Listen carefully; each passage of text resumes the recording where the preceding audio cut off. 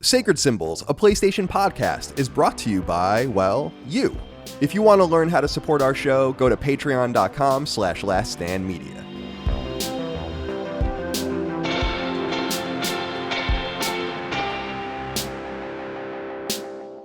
Greetings and salutations. Welcome back to Sacred Symbols, a PlayStation podcast. This is episode number 397. My name is Colin Moriarty. I'm joined as always by my son, Chris Raygun. Chris, it's good to see you today, my friend. How are you? Oh man, I'm all right. I don't know though. I think allergies are starting to set in. Like it's starting to get to that point where things are blooming.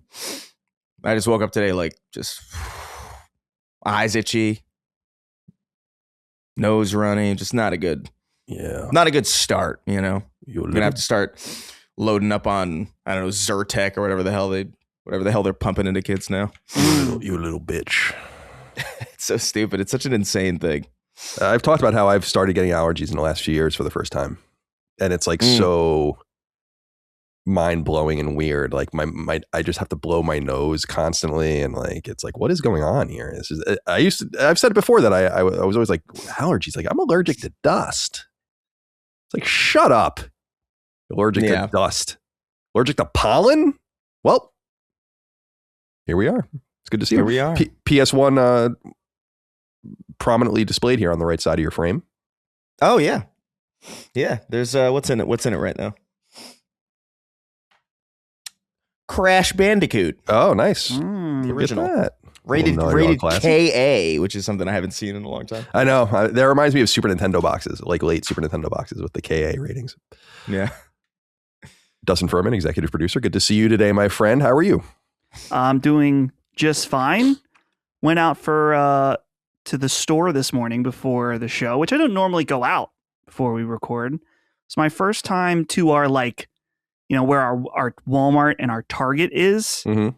And I was amazed the mounds of snow that are just insanely high. I haven't seen anything like it in years around here. I was like, man, that's going to be here till like May, probably.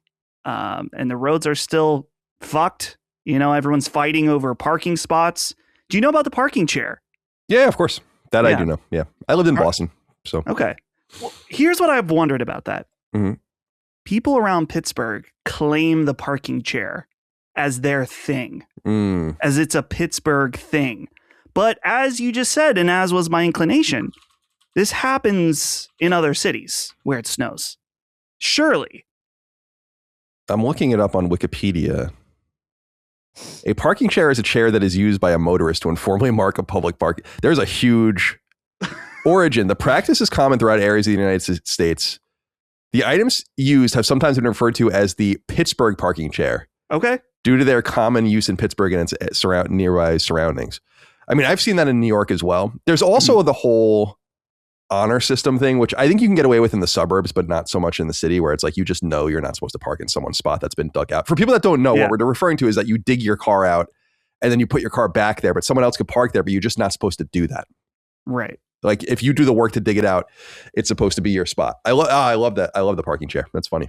Dude, well, I feel like they haven't been very prevalent the last few years because we just haven't gotten that much snow. And when I took Holly to her appointment on Tuesday, we were in the parking garage and I looked out because there's like, you know, some apartments and stuff, and all lined the street was parking chairs. And I was like, oh, it's good to see it in its natural environment here in well, it wasn't downtown Pittsburgh, but here in the heart of Pittsburgh, the parking chairs are out. Alive and well. Full force. It's interesting. I never heard it called the Pittsburgh parking chair. It's funny. I was wondering that in some cities and some municipalities in Boston, they would have these things that like these dumpsters that they would dump the snow in. It would melt the snow. I saw that this year. Like I saw it on Twitter, them doing that in New York City. Mm-hmm. Yeah. Like, man, we need that here. We need, because there's just nowhere for it to go. Yeah, it's a problem. The winters seem to be getting more severe, which is awesome. I love winter. This is what, let's see, 0, 1, 2, 3, 4, 5. So this is like my seventh. This is like the 6th and 7th calendar year, I guess, depending on how you look at it, because I came here in 2019, technically. And there have been 3 years or so where it didn't snow at all. Yeah. And then, or like a dusting or whatever. Dude, I had a meeting recently And I was talking to them about it was below freezing for 8 days. Wow. Yeah. Like it didn't end. It ended up snowing and then all turning to ice. It wasn't even frozen rain or anything like that. It never got warm again. So it is the snow we got. It snowed here. Let me see. Let me look at it snowed here January 24th. We're recording on February 5th. It is still everywhere. It has only been above freezing the last 2 days. And people couldn't even, like, you couldn't, they plowed our street 1 week after the storm. Yeah. Shout out to VDOT. Doing a great, they don't know what the fuck to do down here with all this. They have no idea. Dumping, and now the streets are all dirty. That's what I hate about the winter is the dirtiness. Yeah. I hate it. And it reminds me of being doing groundskeeping and landscaping at Northeastern when I went there. People know that I worked on the landscaping crew or whatever, and I used to have to the snow pile. It always reminds me of that because I've told the stories about how I was the lowest ranking guy on the staff. I was like the student, and they were all, and so they would send me and do things. I would have to climb the snow piles and pick garbage out of them. Oh, and then like the next day, a little more melted, and you have to go pick more garbage out of them and stuff like that. It's fucking ridiculous. You'd find money. Oh. I found a $20 bill multiple times when I was a landscaper. $10 bills. So they often get blown in the corner of a building or something when you're like going through the flower beds. You gotta keep an eye out. It's like those, you ever see those videos of people cleaning the movie theaters and they find all sorts of shit? Mm. That looks very satisfying to do that. Like I totally get it. But the I bet semen, it looks, The I bet it semen, looks yeah, satisfying. yeah. Like do you ever see they use a blower sometimes? Like a leaf blower. Yeah, that makes perfect sense to me. Yeah. You know? People are so disgusting and I mean, I don't go to the movies at all anymore, but like they just leave their shit behind. They spill things. It's like, why? Yeah, people are there. That's what their job is. Yeah, they want to have a job. You don't finish your drink. You know, you just dump it all on the ground. You know, what's the big deal? It's the fucking worst. You gotta wait. You're like when you're walking out. So you know how they're like standing there waiting because they know the stupid cinephiles are sitting there watching the credits, and they're like, "Just let me do my fucking job." That's where you stand in front of them and dump it out, and then say thanks and walk out. Thank you for your service. Thank you for your service. Well, it's good to see you guys. It's good to be here. What's the temperature right now? 34 degrees, marginally above.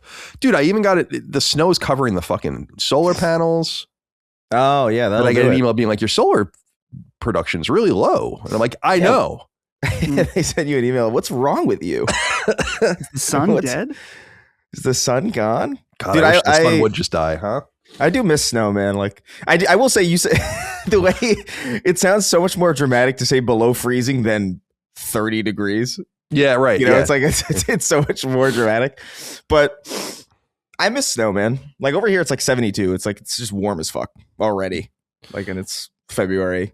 You know, the winter barely exists. It did snow here. We had like a dusting, like I think a year or two, maybe 3 maximum, 3 years ago, and it was fucking weird. That was like really upsetting. Yeah, that like is upsetting. Of snow in Burbank, California is like, that's too much. I don't know about. I've been to like Tahoe and it snows up there. That's about in California. Sure. That's about the mountains. Yeah, it snows really bad up there actually, which I didn't really quite know until I started going up there back in the day. All right. Well, it's good to be here convening again for episode 397 of Sacred Symbols. We have much to talk about today. For the uninitiated, you can get us 3 days early and ad-free over on Patreon, patreon.com/laststandmedia. Supporting us over there is the reason we're able to do this, and we couldn't do it without you. Early ad-free access to every episode of the show in our network, including Sacred Symbols, the ability to submit inquiries to all of the shows in our network, including Sacred Symbols, Discord access if you want to deal with those fucking people. Dustin, I know you're into it.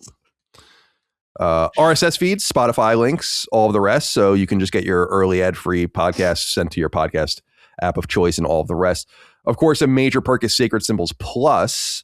I was supposed to do something with Hogue. He canceled on me. So I have to figure out what we're going to do for Sacred Symbols Plus this week, but we'll have something, I'm sure. The Game Shop episode with your friend Evan Miranda is now live for everyone, but that's on Patreon as well. And that was a great conversation. I really, really enjoyed that conversation. How did I do? I asked good questions, I thought. Yeah. It was particularly good in my book because you did ask very different questions than I did. So the 2 episodes are complementary to one another instead of being the same thing. They are. Yeah. Well, that's why I wanted to listen to the original episode first. I usually don't listen to anything we do.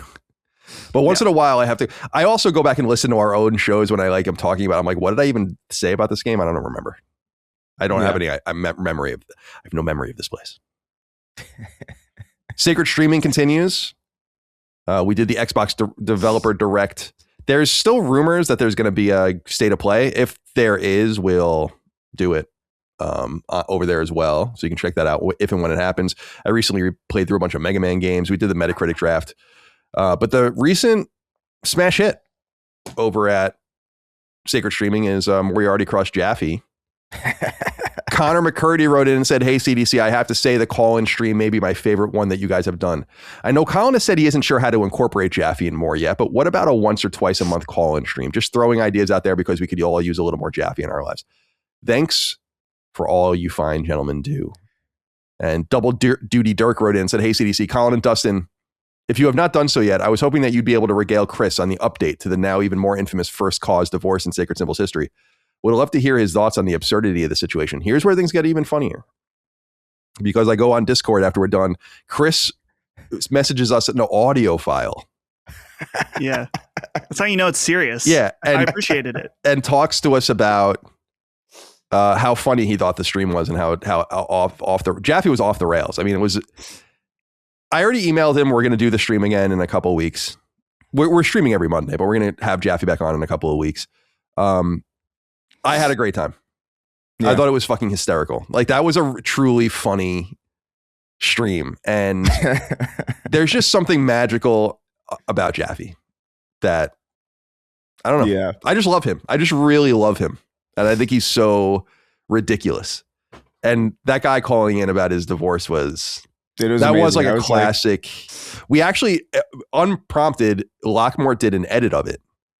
And Dustin messaged me. He's like, should we really be posting? And I'm like, yeah, like, this guy is like, I don't know. I don't want it to be like that, like where we're like just destroying this dude, you know? Sure. He was earnestly calling. He's a fan, you know? So like we decided, very rare, not to publish the cut down of it. I think it's in the Discord. Like, I think Locke posted it in so if you really want to see it, it's in our Discord. But yeah, right. I texted you because I was like, it's a complicated situation where it's like, I think he deserved the beatdown that he got, particularly from Jaffe in some ways. But it's like, I don't know, like you start to feel a little bad about it. I don't know. It's conflicting. What are your thoughts, Chris? I was cracking up, man. Like because I saw Jaffe was on. I was like, oh, I got to see this. I'm curious what it is. And I was expecting like more like, you know, standard stuff, which was still fine. Like I'm into it. But I was just eating pizza. I was watching, and it just, the speed at which it went so wrong is what really got me, man. And I don't normally like send like audio texts or anything like that, but like I was just like, I needed it to be clear how big the smile on my face was as I was telling you how funny I thought it was.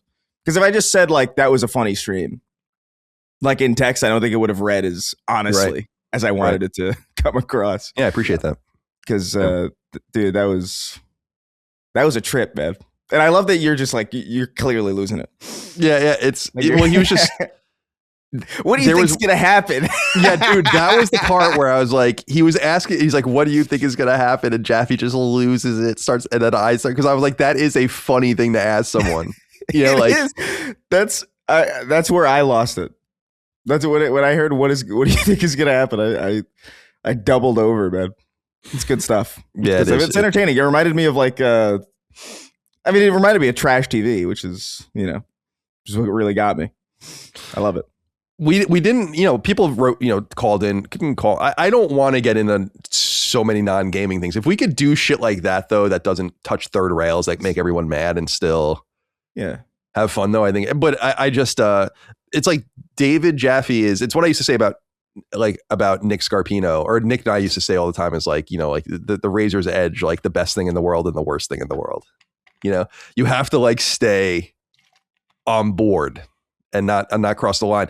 But the thing I was saying is, I said this to Dustin, is like, people always talk about how like belligerent Jaffe is, or like how he goes overboard and says things. And I'm like, honestly, like, I'm not sure on any show we've ever done where I feel like, why did you say that?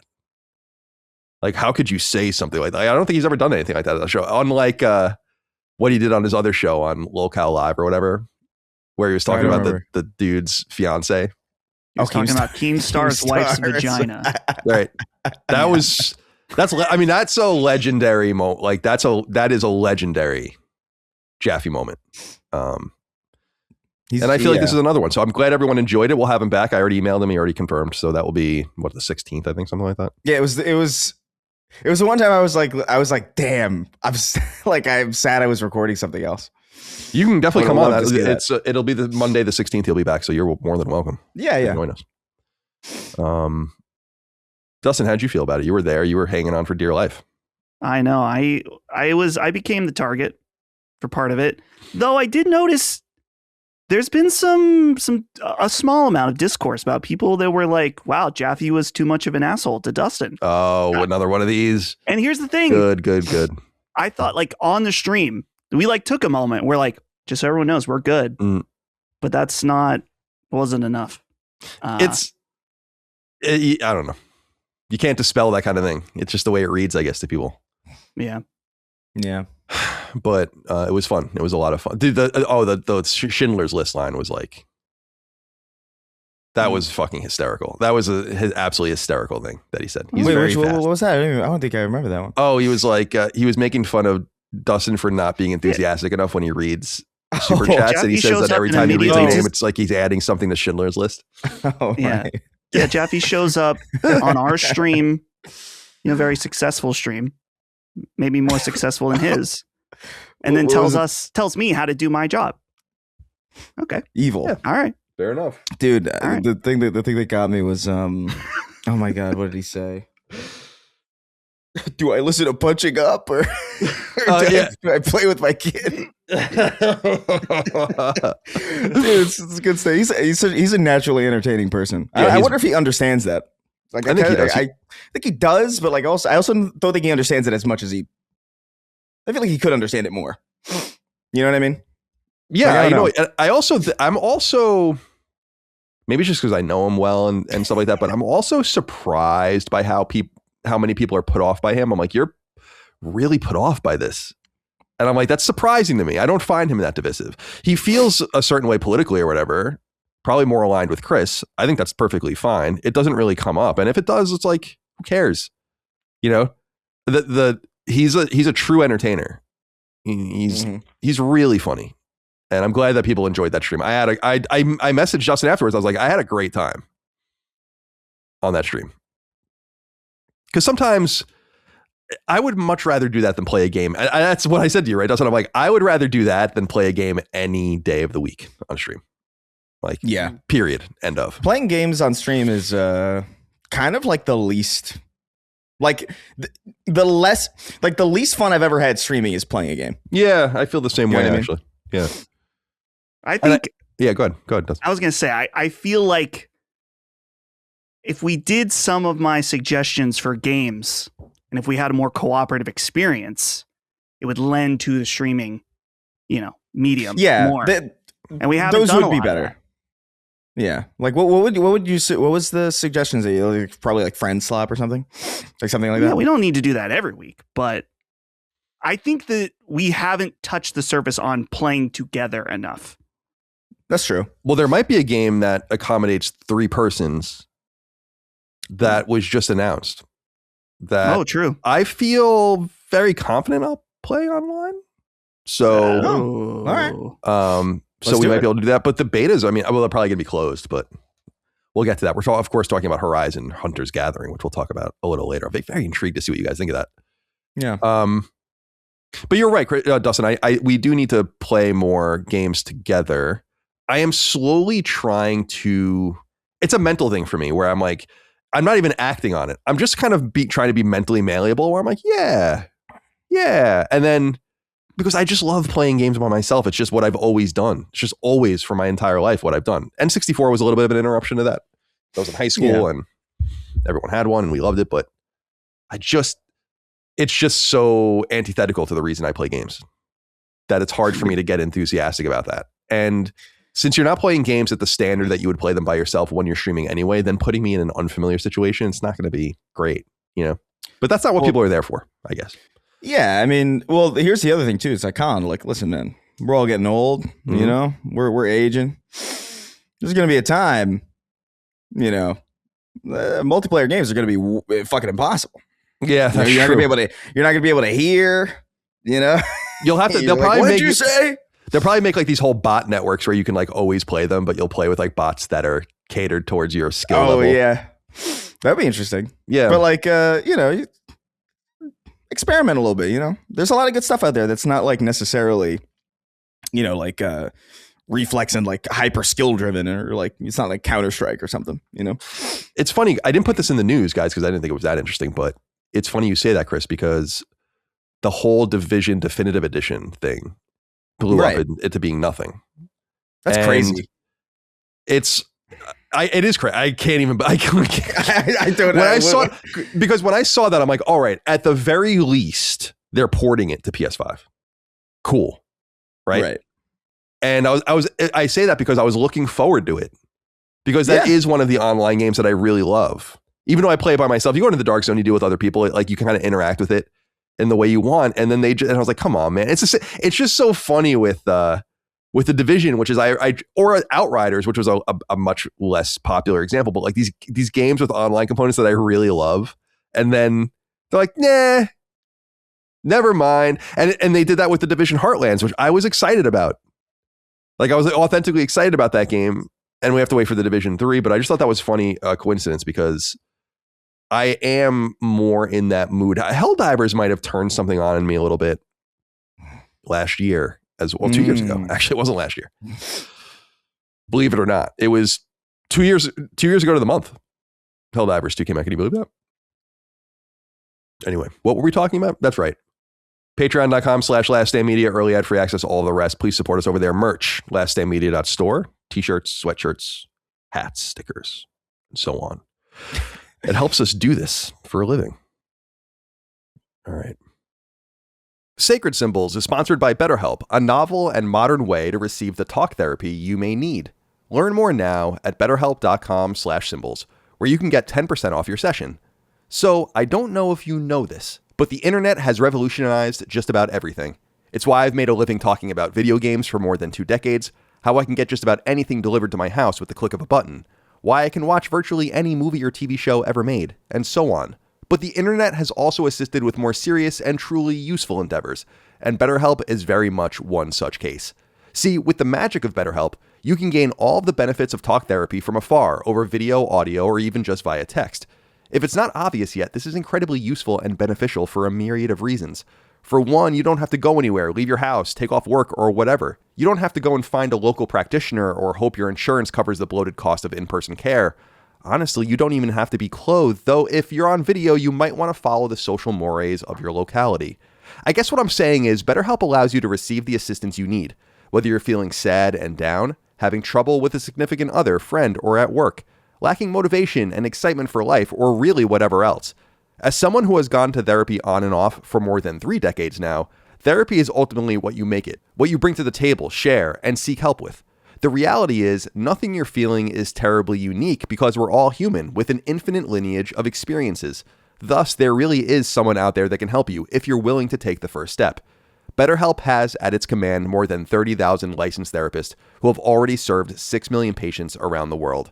And with a 4.9 out of 5-star rating based on 1.7 million client reviews, well, it appears BetterHelp is very much hitting the mark. Will you allow yourself to fall into the waiting arms of BetterHelp? Sign up now and get 10% off at betterhelp.com/symbols. That's BetterHelp.com/SYMBOLS. Again, for remote therapy that's waiting to help you right now, head to betterhelp.com/symbols today. Sacred Symbols is sponsored by Shopify.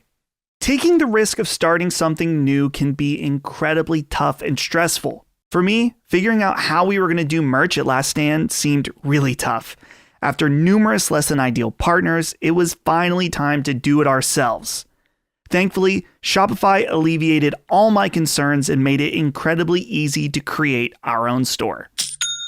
Shopify is the commerce platform behind millions of businesses around the world and 10% of all e-commerce in the US. From names you know, like Last Stand, to brands just getting started. Get started with your own design studio. With hundreds of ready-to-use templates, Shopify helps you build a beautiful online store that matches your brand style. And one of the biggest questions is, what if I get stuck? And thankfully, Shopify always is around to share advice with their award-winning 24/7 customer support. Tackle all of those important tasks in one place, from inventory to payments to analytics and more. There's no need to save multiple websites or try to figure out what platform is hosting the tool that you need.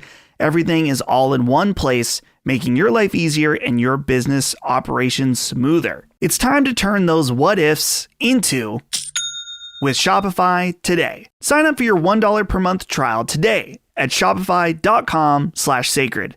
Go to shopify.com/sacred. That's shopify.com/sacred.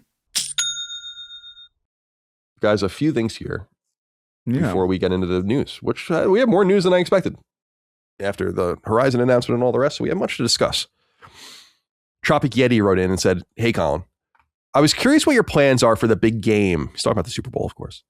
"Will you heed the Dan Hanzus call?" Dan Hanzus is the co-host of one of the podcasts I listen to, "and root against the Patriots, or will you be supportive husband and cheer for them instead? I'll pitch a tent directly next to the 49ers electrical substation and listen." Do you guys know about that? I heard about that. Do you know about this, Chris? No, I The don't. 49ers electrical substation. This is a good shit. This is a good story. What is that? The Niners have a practice facility, the 49, the San Francisco 49ers, that's next to an electrical substation. And they've been experiencing an unusual number of serious injuries over the last few years. And people have connected that it's the electromagnetic whatever going on at that place that's injuring the players, apparently, to the point where even the players are starting to be like, yo, we got to look into like moving this place and not playing here. Which That's I think is awesome. Yeah, it's really interesting. The big game, the Super Bowl. I was curious, what are you guys doing for the Super Bowl? As neither of you are sports fans, really, but it's a cultural event that non-sports people regularly partake in. So, sure. Dustin, what are you doing? Yeah, I've had years where I've not watched it at all and just stayed at home. But this year, my mom was kind of interested in watching it just because she's into the cultural event aspect of it. So she invited us over. And we're getting frozen pizzas and snacks. Cool. Probably have a few beers. I'm always down for that. Frozen pizza. You're not bold enough to try to order pizza. No. Yeah, not doing that. No, I always wonder like how bad it really is, because like is everyone scared? Didn't you say you did that once, that you ordered pizza and it was totally fine? Yeah, that sounds familiar. It might have been like a couple of years ago, like Papa John's or something. Yeah, the PJs, dude. Papa came through. What's the frozen pizza of choice? My personal favorite is a new recent discovery. It's like some Detroit style pizza that's frozen. I can't remember the brand. Or is that what it is? No, it's called like is it Motor City Pizza? Oh, I've never heard of that. Motor City Pizza. Yeah, if you guys ever see this stuff, it's actually pretty damn good. But since my parents are buying, I assume that it will be Aldi frozen pizza, which is pretty good. They have some that's like not just, it's more like a Sam's Club frozen pizza where they make it there and they package it up.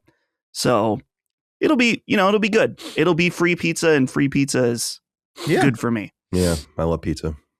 Yeah. What are you doing, Chris? I don't know. I think I've heard rumblings of like 2 different things that are happening, but I'm kind of just like, I don't know. I kind of don't want to do anything, but we'll see. I'll make a snap decision on the day, I guess, of like which one's more convenient to get to. Probably. But yeah, I mean, I've done the Super Bowl party thing before, where the game's on in the background, but it's not really like it's kind of there, and then the commercials pop up, or the halftime shows up, and everybody kind of pays attention. Although the commercials, I feel like, are not that big of a deal anymore. No, like because they even publish them sometimes before the Super Bowl now. Yeah, so it's like, all right, the internet changed all of that. Right, video on the internet. Really, it wasn't even the internet; it was video. Like high speed internet changed that. I remember that when it was not as exciting anymore. But yeah, I've got some tentative plans, but I kind of opened myself up to the possibility of, like, you know what I mean? Like, I don't have to go. which is nice. Freedom. Yeah, it is going to be a good game, I think. Seahawks, Patriots. Tropic was asking if I was going to root for the Patriots because my wife's a Patriots fan. I'm definitely not rooting for the Patriots. But I was telling Micah, it's like she knows a much more mature Colin, because I really hate the Patriots, like, a lot. And I've really had to turn that off just to be nice, and not to be such a sore loser. Because it's not even like it's a competition or anything. I just hate them because they always beat us. Like, I hate them. But my wife's a big fan, and it's like, yeah, it's time to, like, so I just try to be neutral. I congratulate her on wins. I'm like, oh, it was a nice play, that kind of thing. But I'm not like getting crazy with it. And in my heart, I want the Seahawks to win, of course. Of course, just don't let her hear that. She knows. She knows. And by the way, I do think the Seahawks will win the game, but I don't think it's going to be. So a lot of people think the Seahawks are the obvious favorite. I'm not so sure about that.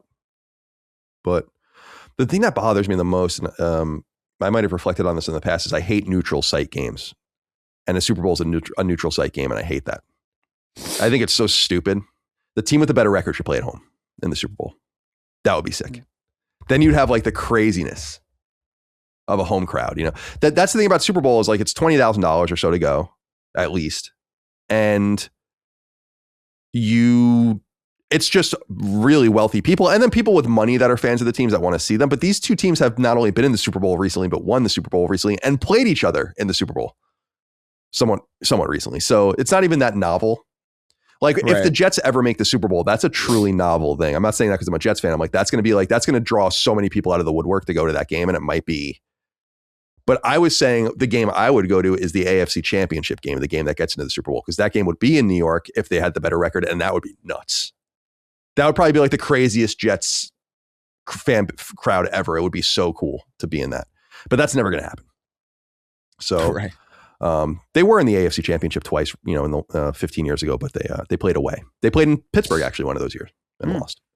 I saw that the NFL draft is going to be in Pittsburgh. Yeah, they're starting to move it around the last few years because it used to be in the same places over and over again, which is cool to give each fan base a little bit of a taste. Yeah. So Brandon, friend of the show, Brandon Duncan. His job is right in that area. And because he works at a place that runs like a data center and servers, they're discussing having people stay there for multiple days at a time because getting in and out of that area is going to be so fucked in Pittsburgh. So they're just going to have him like live Camped at out. work. Yeah.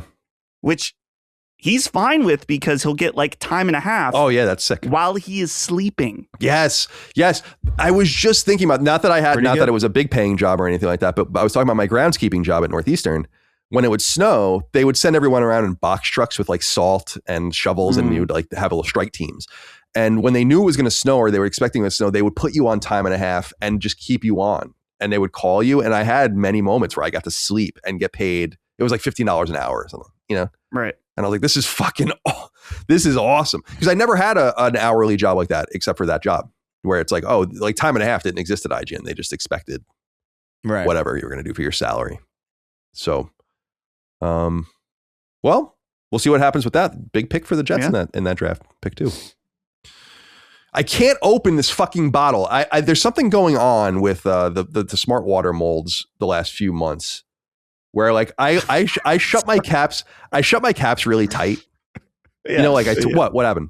I'm just laughing at the smart water molds. Yeah, well, the bottle mold. I think they changed something about it or maybe it was the cap. Because I just like, there we go. I got. It's like I don't know. I don't know if it's like a fidgety thing where I just keep twisting the bottle in my hand and it just so tight. But it's never like, because some people like they'll have a 2 liter and then they'll just twist it the cap a little bit. Oh, and then you'll go and pick it up and it's like, what did you do? Can't you shut the fucking bottle? Come on, man. Yeah. I feel like I'll tighten, like I wouldn't even think about what I'm doing, but I'll like accidentally tighten something to the point where like I fucked it up for myself.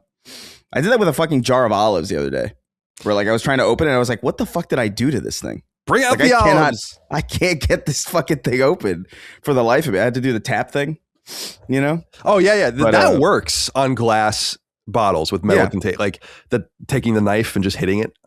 It does work. Straight up. I don't understand why that works, but it does. I don't know, like on jelly or something. Like I think it just kind of unsticks things or like just tweaks things a little bit because you're talking about like a fraction of a millimeter. It just needs to like pop. But that does work totally. And what's funny is that like if you have it do it with a jar of pickles or something, and it's like the metal jar or the metal top, it like leaves dents in it, and then like over time you just have like this dented this dented thing. Oh, Micah just texted me. Do you need a new bottle of water before I leave? No, I'm good, thank you. Oh, you're right there. I thought you were downstairs. Like screaming. All right. R.I.P. Marcus wrote in and said, howdy, boys. I'd like to respond to Mr. Faldudo's write-in last week concerning how people select and about how, you select entries and if new names influence your decision. Thanks to Chris, I am one of the people who change their names often. I've had probably 20 things read by you, Colin, and close to 100 across the other shows, although never on Duke. The only name I ever did to intentionally catch your attention was Lost Prophets Memorial Daycare Center. Other than that, I've just let my name be whatever random bullshit I wanted to hear Chris say. Do you feel betrayed? Or would you agree with my view that I must be a decent question asker? Take care. Both. Yeah. Both things. I mean, in one way, you did betray me. On the other hand, you are a good question. Obviously. Because when we get an exit survey every once in a while where it's like, I submitted 5 questions, I never got selected. I'm like, your questions must have been horrible at that point. Horrible. Yeah. So you are obviously a talented question asker, but you're also grabbing my eye and my bias towards new names, and you took advantage of that. You knew what you were doing. You did it anyway. And it really is Snark Tank's fault, which is fun. It is. 100%. You know? So what are you going to do? Just wanted to acknowledge that it was, it is what it is. I try to get to everyone. Be patient with me. I am special needs. I often think about like how many like normal shows are ruined by like our toxic audience. Yeah. Like I think about that. Like if there's like somebody's just like writing into I don't know, like a finance podcast or something, and Cum Lord wrote in. Oh, yeah. And I'm just like, curious. Now, Lost Prophets Memorial Day Care Center is a good name. I've been using that DJ component on Spotify. Do you guys use that ever? Where it like introduces you to I started stuff? using it again recently just because I remembered how funny it was when I started using it, and it's less funny now. I don't know what happened to it. Well, the guy's voice is kind of like, he's like, hey, I heard you like Stone Temple Pilots or whatever. And then he's like, so I'll start you off with something cool or whatever. I'm like, all right. Yeah, it's like a vaguely black affect. Right. That they have him, which is very odd because it's like, who is this based on somebody, or is this based on a person, or did you just like create a black AI? Like, it's very odd. But like he goes like, he's like, I heard you like Stone Temple Pilots. Yeah. Here's some cool stuff to bring you into the afternoon. Yeah, and right. Like, that's exactly right. It's like Sabrina Carpenter or something that has nothing to do with it. She's so short. It's crazy. What? Sabrina Carpenter. Oh, I think about the AI. Oh no, the AI doesn't exist. Yeah, no, Sabrina Carpenter. Like, yeah, she strikes me as like damn near 4'11", right? Yeah, like I think that's like what it is, something like that, like a little munchkin. But I bring up the DJ thing because it played Lost Prophets a couple times. Oh no! What if the AI acknowledged like, well, R.I.P. Bozo? But yeah, anyway. R.I.P. Yeah, it's funny because I think Shinobi versus Dragon Ninja came on, and then later on, like Another Day Start Something, which is a great song, and I was like, these songs are fucking awesome. It's too bad that it's the singer. Yeah, it's the least problem. Replaceable. It's the least replaceable part of the. It is. I mean, no disrespect to every other member of the band, but I mean, like, let's be real. It's just like it was too bad it wasn't like the bass player or something where you can be like, all right, well. Yeah, I mean, they're all important on some level, but like, I mean, that identifiable nature, I was like, that's a shame. Yeah, because when you're singing along to it or humming, it's like, oh, I'm singing the child rapist's fucking lyrics. Right. All right. You know, and that's a bummer. And next up, we're giving you sex criminal vibes. Yeah. Here's Lost Profits. It's like it really does feel like that's how the AI does it. Here's a couple bands whose lead singers are dead. It did recommend me a band I never heard of, which is I was reading about them and they're an older band. They still exist, but a band called Architects. It's like a metal band from Britain. Oh yeah. Like, I vaguely know that. Yeah. Never heard of them. Architects ain't bad. All right. What else? Oh, wrong window. Derek Beek wrote in finally and said, last week Colin was talking about once football stops, he struggles to find things to do during what was once football time. May I recommend watching Colin-slop movies? Over the past few years, there's been so many movies I consider Colin-slop, like Oppenheimer, Civil War, Nosferatu, Eddington, Dune, and many more. I think movies offer the best narrative experiences you can have in easily digestible packages. I have thought about it. There are a lot of things like just cultural touchstone films that I've just not seen the last. I mean, there was a time when I didn't miss any cultural touchstone films, but probably in the last 20 years, I haven't seen that many movies. And in the last 5 years, I've not seen almost anything. Now, I'm familiar with all of these films except for, what is Eddington? That's the latest Ari Aster movie. Yeah. I've not seen it yet, and I'd like to, but these other ones he mentions, he's right on the money.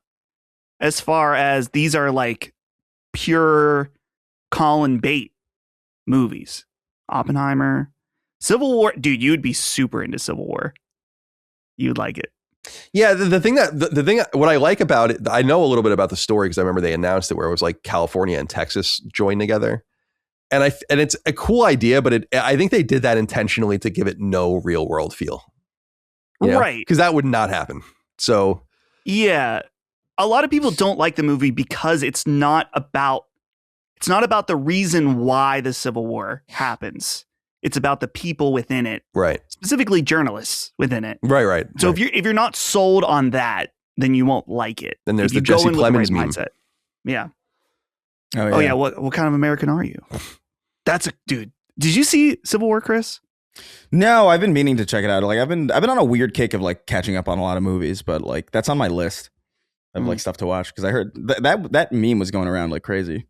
But I've been trying to get better about movies because I keep remembering, like lately I've been better about my letterbox where I'm just like, oh yeah, I have this. I should like use it because it's a good just record of like stuff that I've seen. Because sometimes I'll forget that I've seen.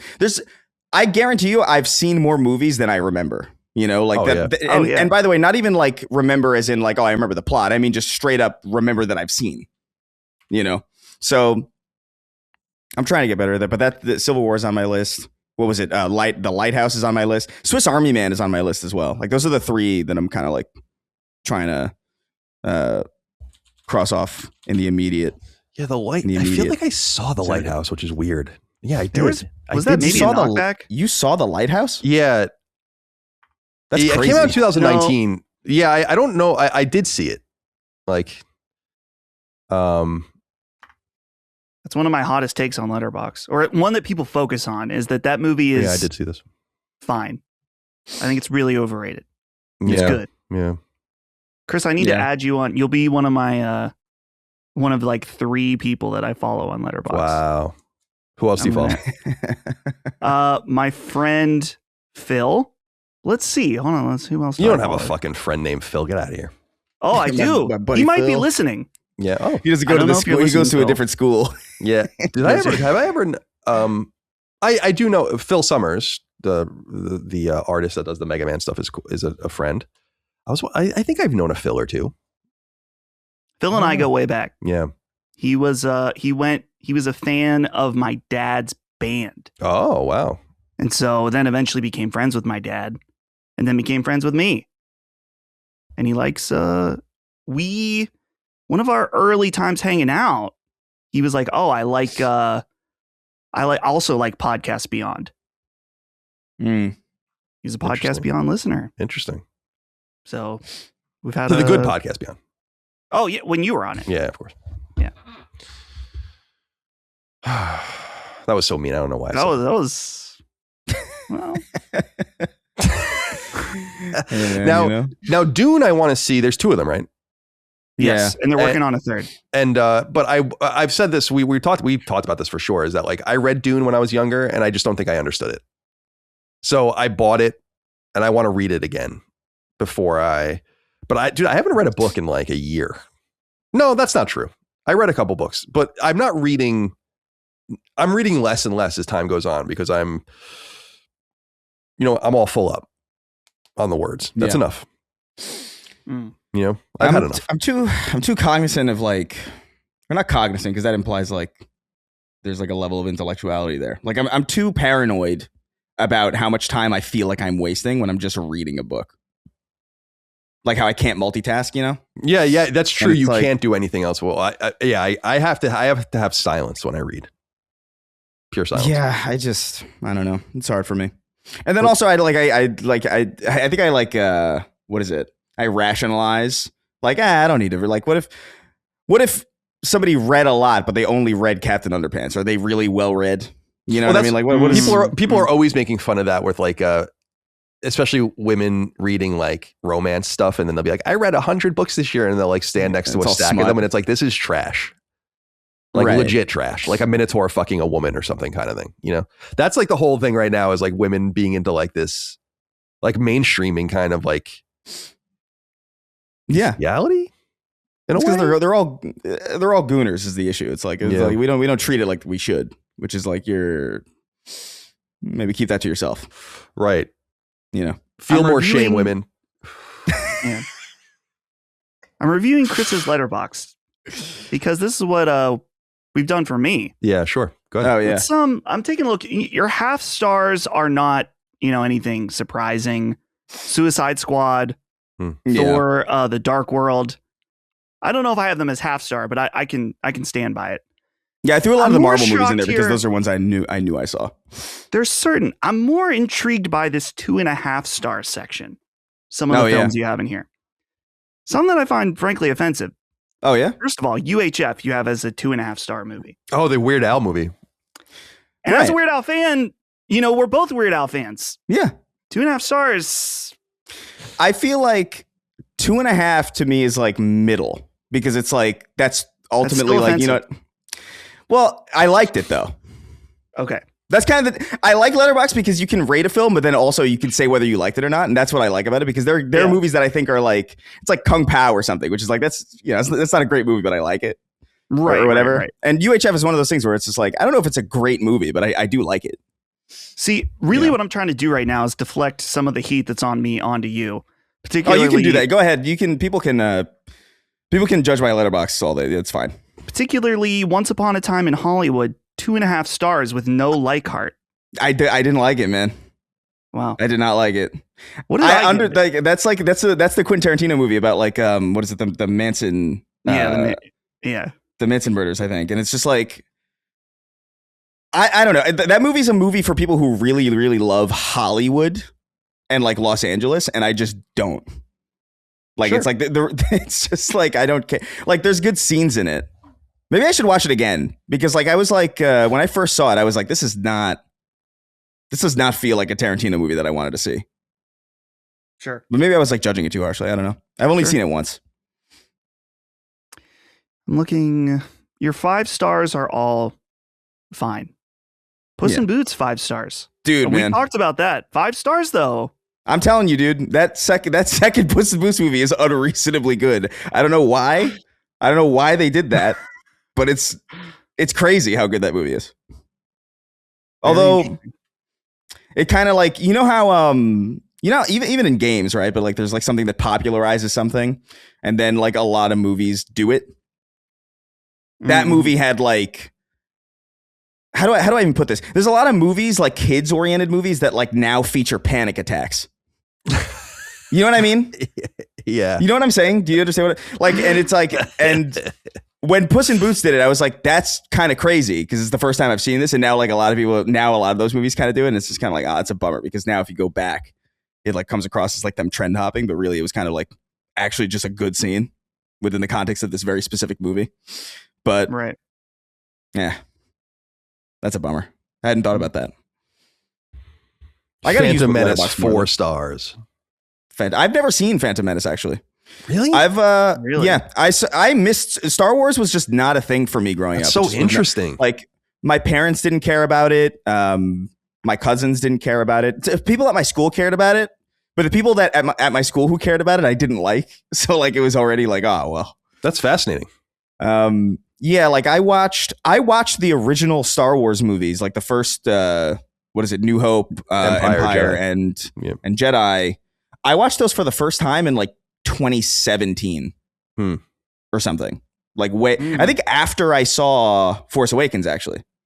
Or maybe before or something like that. That's like so interesting. It was something around that time because I think the Force Awakens was big. People were excited about it, and so I was like, I should probably know a little bit about this big thing that's happening. God, you should have just kept not watching them at that point. You've come so far. You know, it would have been funny if you just never watched it. Well, I liked New Hope. Oh yeah, New Hope's awesome. And I liked Empire quite a bit. I hate Jedi. Oh really? I think they're all three of them are great. Personally. I can't stand Jedi. Feels like because the Jedi is when you start to feel like they're doing like the toy thing. Like there's here's the Ewoks, and it begins to feel like He-Man or like those old like 80s commercials that they just, or not 80s commercials, but the 80s like action TV shows that they just made purely for toys. And it's like that was I didn't know. I hate is probably a strong word. I don't really feel strongly about any Star Wars movie, to be honest with you. But Jedi I just didn't like, and because I didn't like that, I was like, well, I'm not going to watch Phantom Menace or the other three. I did see Force Awakens and a little bit of Last Jedi, but like, Last Jedi sucks. I fucking hate that movie. I can't even believe there's like always this attempted revision of it, and I'm like, nope. You know what's a bummer about The Last Jedi? Yeah. The real sad thing about The Last Jedi is that of the three movies, it is the best one. No, I think Force Awakens is the best one. It's directed better. Yeah. It looks better. And the thing about like Force Awakens is better, but Force Awakens is also a rehash. You know what I mean? Yeah, it is. It's very safe. Same movie very again. safe. So like, I don't even know if you could count it really, because it's like copying your own homework. But like of those, the last one's terrible from what I heard. Oh, dude! So I didn't even it's like I don't know what it's the whole. They didn't have a plan. Unbelievable that like the worst case scenario was actually true, which is that they had no plan. Yep. It's like what you would like you what?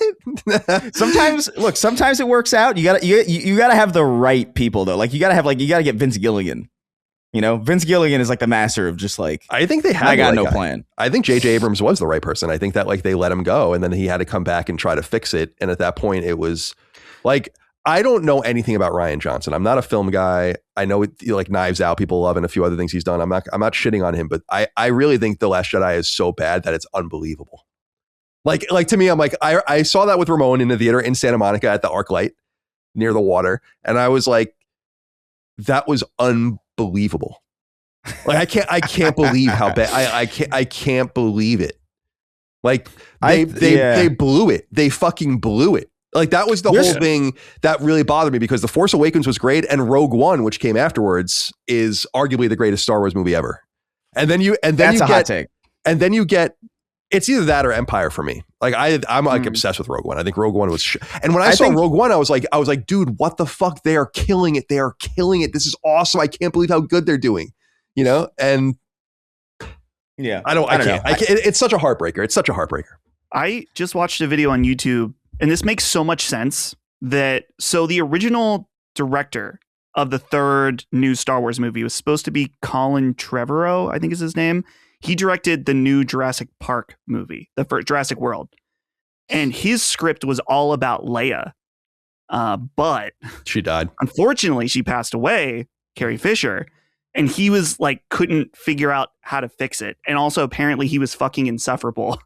So they fired him and brought in JJ, who not only needed to somehow fix that script, but also fix the mistakes of the previous movie, because they were like, everyone fucking hated Last Jedi. So it's like, I'm not defending his decision because it's horrible, but it was like, dude, you brought back Palpatine and you brought him back in the title crawl. It's bad stuff, man. That movie's the like Dead Speak, or was it the Dead? I'm trying to remember the first. It was line something crazy. Like, yeah, it was something like, I know what you mean. Like, I don't know, man. I think because because Rian Johnson's a good director. Like those Knives Out movies are really fun, like genuinely, and he's a good director. I don't know if he wrote. I don't know if he's like. I don't pay attention to him enough to know if he like wrote all of them or like whatever. But like to me, like that movie, The Last Jedi makes a lot of decisions where I'm like, that's a crazy decision. This is gonna have to be justified at some point, right? And it's like, I think you can do that. I think you can make like really controversial decisions and then like have it pay off in a way. But like you can't do this thing where like you set something up and then you like subvert, and then you set something up and then subvert, because that's that entire trilogy of movies is like, oh, we're going this way. People didn't like, and never mind. Oh, people didn't like that. Oh, never mind. You know what I mean? It's constant course correction with no actual chance to pay something off. It's like the first season of Seinfeld is like the worst one. You know what I mean? Right. Like it pays off at a certain point, because then like things, you know, there's callbacks to it. There's characters that come back, and it's just like you didn't let things marinate. I like the idea of like a shitbag Luke personally, but like I think they did it shitty. I don't think they should have killed him. It's funny because I said this when Dagan and I would talk about this, and we've done episodes about it over on Knockback and stuff, but I wanted them to make Luke bad. That was like the whole thing I knew they wouldn't do it. And I don't think even Mark Hamill would have been on board for it or whatever, but like there would have been an interesting thing to make him the bad guy in some way. Like he becomes corrupted. And I also, Dagan and I, and some people love it, some people hate it, but Dagan and I did like our fictional, like how we would have done our own trilogies. And my whole thing was about like a religious cult, and like that uses the Force as like like leans into the religiosity of the Force, and creates like this cult of personality around Luke and Sounds stuff like that. The Acolyte. What'd you say? It sounds like the Acolyte. Yeah. Oh, the Acolyte. Oh, is that? Oh, yeah. The Acolyte's apparently like that. Yeah. But it's like a feminist. I like cult. It's a cool the religiosity of the Force is awesome. That's what episode 1 fucked that all up for a lot of people, and I thought that was disappointing, because that was what was cool about it. Midichlorians like, or whatever. Right, like Vader walking into the Death Star like conference room when Tarkin's in there and just strangling that one dude. Like that to me is so scary, because everyone's like, what the fuck? You know, like this idea of this literal supernaturalism, as opposed to something that is deterministic, which is what they made it. And that sucks. So like recapturing that, like that is such a bad decision that I can't believe it. That like that's what he did, and everyone was like, it goes back into the whole like everyone, no one would tell him no. So it's like, and it's like, dude, that's a horrible idea. Well, dude, you know what disappointed me about like Force Awakens, even though it was a fun time at the movie, is that like it started off with the Stormtrooper. Like that was like the first thing that you saw was like the Stormtroopers coming in, and that he catches the laser, and they're like, it's cool. And I remember thinking like, oh, is this going to be about like a Stormtrooper that like, you know, defects or something? Yeah. It's like this is awesome. That's what and then they just come about. And then they completely abandoned it. Yeah, they just focus on this like a Luke copy, and it's just like, what the fuck? That's such a cool idea. The turncoat Stormtrooper is awesome. Yeah, it's awesome. A turncoat Stormtrooper who's like who learns over time that he's like kind of vaguely Force sensitive. That's sick. But then like no, agreed. 100%. Like, what a bummer. Yeah, they focused on the wrong character. Yeah, in my opinion. I'm Ray. It's a Helena joke. She's like, I'm Ray. Oh, dude, I love. They fly now. Dude, have you guys seen like, I don't even know if they're fake, but I don't care. There are videos of the reaction to the end of the final of Rise of Skywalker, which spoilers. I mean, this has already been, I'll write the timestamp. The timestamp. This has spoilers in it, which he's like, I'm Ray Skywalker. And people are like, oh, come on. Like audibly disgusted. Yeah. Come on, man. Would have been cool if she said. Would have been cool if she said Palpatine, actually. It would have the movie would have sucked. Dude, if she could have like redeemed the Palpatine name. Right. That would be a lot more interesting. But it wouldn't have saved the movie. It wouldn't have made the movie better, but like name. I can't do this. We're spending a long time on that. Who cares? Star Wars can't take it anymore. Yeah. Fuck them. It was fun while it lasted. And then I get so sad. It's not Disney, it's not Star Wars, but seeing what Paramount's doing to Star Trek, like just ruining it more and more for people. It's so funny, man. You gotta let things die, man. Just let things. It's fine. It's fine. It's just funny how like these. This is what Dagan and I were saying when we like did our rewrites of Star Wars. I mean, not that like that they were the greatest things in the world, but it's like you could just find random people to make better movies than this. like obviously you would need the technical skill to make the film, but like the people that are writing it, the people that are like directing it, like this should happen and this should look like this and whatever. Like literally random people could have made better decisions. Yeah. Like that's what's so funny about it. And it's like, well, okay, George, you shouldn't have, I was so happy when George Lucas sold. And I wish that ever happened. Dude, I love it when he's like, I sold it to white slavers. Yeah. It's amazing, dude. Yeah, he's awesome. All right. He's eating right now. He's at Panda Express. He's at the food court right now. Mm-hmm. Let's get into the news, my friends. This was announced this morning, and we referred to it earlier in the show, and we'll get into it. I'm very curious to see what you guys think. Sony announced Horizon Hunter's Gathering, Guerrilla's new co-op action game. There's a press release over on the PlayStation blog. Excuse me. There we go. I couldn't find like a real press release for it. So this might be the only release they did, along with a 10-minute video. But Arjan Bach, who's the game director of Guerrilla, and we'll talk about him in a minute, he says, today marks a monumental step for Guerrilla as a studio, as we announce our new chapter in the Horizon universe, Horizon Hunter's Gathering.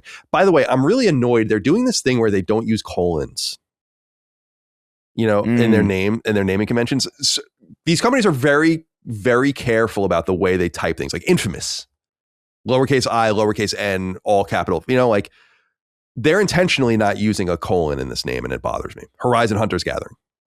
It doesn't read right.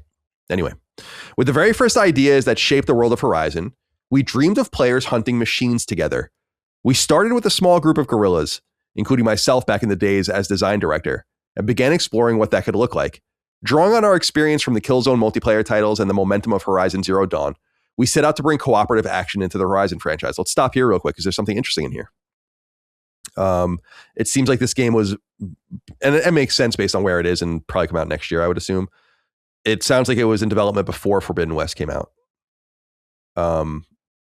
Based on the way they talk about it here, the momentum of Horizon Zero Dawn. He continues, since then, the team and the game have grown tremendously. Throughout its development, we've done extensive testing, patching, and feedback iteration. One of my favorite moments was our first in-studio playtest with the entire team. A special milestone where the vision and hard work from every discipline finally came together in a playable form. It's always nerve-wracking to share early builds, but moments like that test, as well as today's announcement, make it worthwhile. Horizon Hunter's Gathering, written without a colon again, because it looks so fucking stupid. Is it?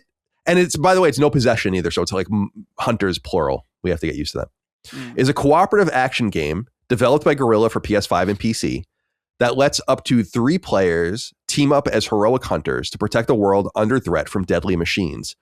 Combat is tactical, reactive, and deeply skill-based, building on the tactical precision of the Horizon games while embracing the dynamics of team play. The foundation of Horizon Hunter's Gathering centers around challenging and replayable hunts. Today, we're revealing 2 game modes: Machine Incursion, a high-intensity mission where waves of machines pour out from underground gateways, led by a formidable boss, and Cauldron Descent, a longer multi-stage trial in which ever-changing rooms push hunters to their limits, from brutal machine encounters to hidden doors that promise power and rewards for teams prepared to open them. Both modes will be available in our upcoming closed beta test through the PlayStation Beta program on PS5 and PC. We're excited for players to get hands-on and help shape the game with their feedback. In Horizon Hunter's Gathering, you choose from a roster of uniquely skilled hunters, each with distinct melee or ranged playstyles and weapons, and select hunter roles further embedded with a roguelite perk system to craft the build that best suits your style and your team. These hunters have their own motivations and personal struggles, which come together in new stories we want to tell in the world of Horizon. The game has a narrative campaign, which will introduce new mysteries, characters, and threats, but we're keeping it under wraps for now. What we can say is that Hunter's Gathering is fully canon, and its story doesn't stop at launch. As you hunt dangerous machines in the wild, you'll travel through a range of environments that bring missions and stories to life. Each location offers its own atmosphere, challenges, and opportunities for your team to explore and master together. Between missions, you'll return to Hunter's Gathering, a vibrant social hub where players can connect, prepare, and celebrate victories together. Here you can customize your hunters, visit vendors, upgrade gear, and team up for your next adventure. So you can sign up for the beta now. If you go to the PlayStation blog and click on the announce link, you'll see a link down in the story near the end where you can sign up for the beta program and then get maybe ingested into the system to try the game for PS5 and or PC. Cross progression and cross-play will be available between the PS5 and PC versions. And I like here that they specifically say to avoid the Helldivers drama.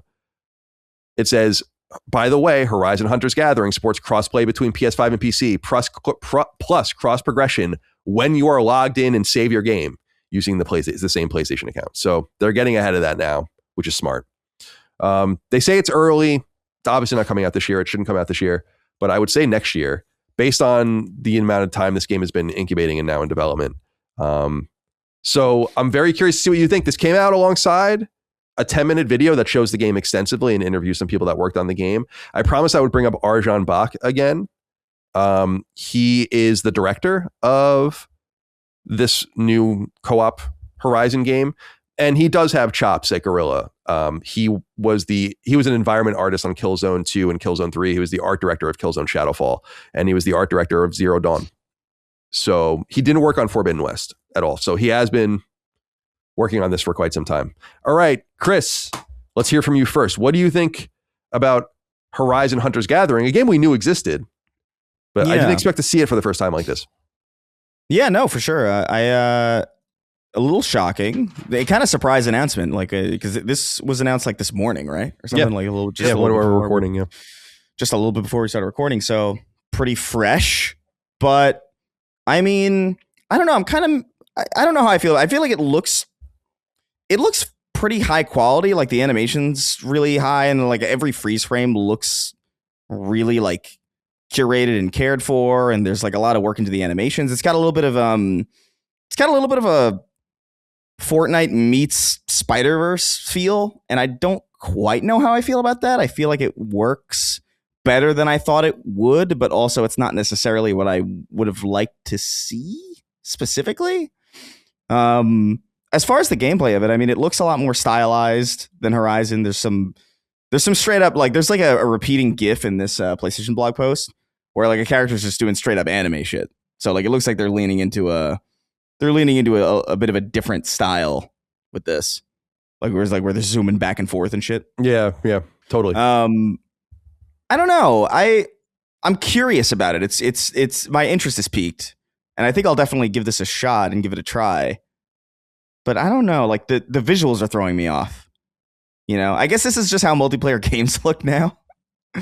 But like, I don't know. I mean, Colin, you're big on the look of Horizon. Like you've said multiple times that you think it's like one of the most beautiful games, if not the most beautiful game that you've ever played. So like, when you see this, like, how do you feel about it? That it looks this way. I think it looks awesome. Like, I personally think it's fun and whimsical.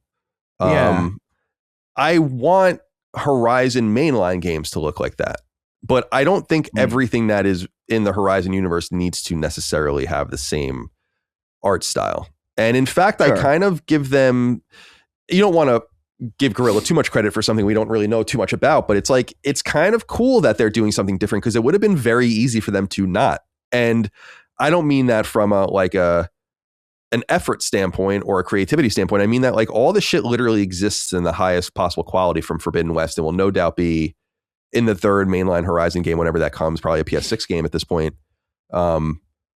So that they didn't dispatch this team and then say like, all right, well, here are all the assets we have.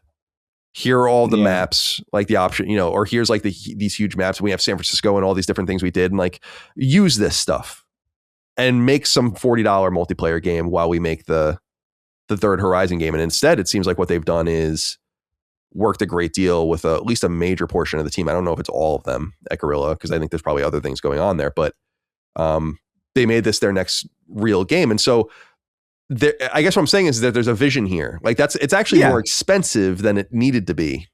And they would have gotten a probably more positive reveal bump if they actually had just made it look like the original Horizon. But I'm kind of stoked it doesn't. I like them doing different things. I just don't think all of them work. Like, I don't think the VR game was very good. I didn't even beat it. The Lego Horizon was really a fart in the wind. I mean, like it wasn't, it was ostensibly a Lego game, but not really. I mean, and like when that Lego Batman game comes out in a few months, like that's going to be a real Lego game. And I understand that that's not what Horizon was going to get, but it's like, it was kind of a waste. So I think people are a little gun shy, and I do think they're overexposing Horizon. I think those are also just two different things, but this specific game I think looks sick. Actually, I love it. I think it looks. What'd you say, Chris? I'm sorry. Oh, sorry, I cut you. I do like the way it's shaded. Like there's particularly like some scenes where there's like grass, and there's like they're doing like I think in the beginning of this this repeating GIF here, the first one. I don't know exactly if this is like in the trailer or like where it is, but like the grass looks really cool. Like I like the way it looks. I just like I'm kind of surprised to see it look like this, I guess. And I guess the big question is going to be like how does it play and how sticky is it, and you know how deep is it going to be.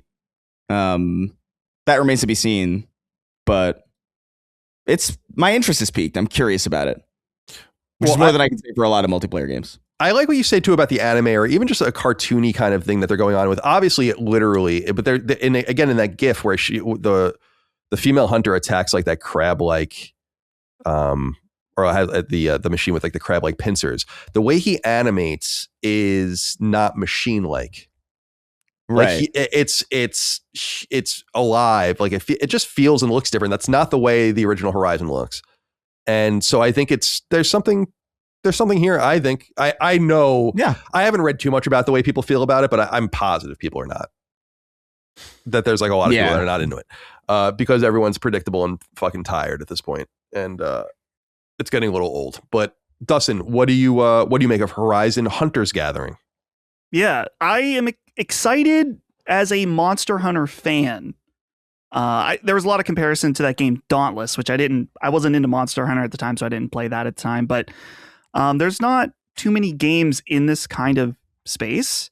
And so what really intrigued me is that they were talking about their mission types, how there's ones that are going to be very clearly Monster Hunter, like you're in the world, you got to go find the thing that you're hunting, and then you and your teammates go and take out that specific monster. But there's also sounds like some kind of wave encounter. And also in part of the longer extended 10-minute video, they talked about something that kind of at least reminded me of a raid where you're in those more like the cauldron, the place where they make all the machines, the vault.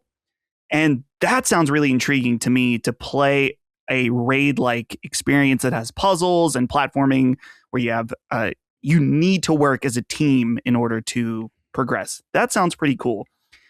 In terms of the art style, I think the only gripe I have with it is I don't really like the way the characters themselves look.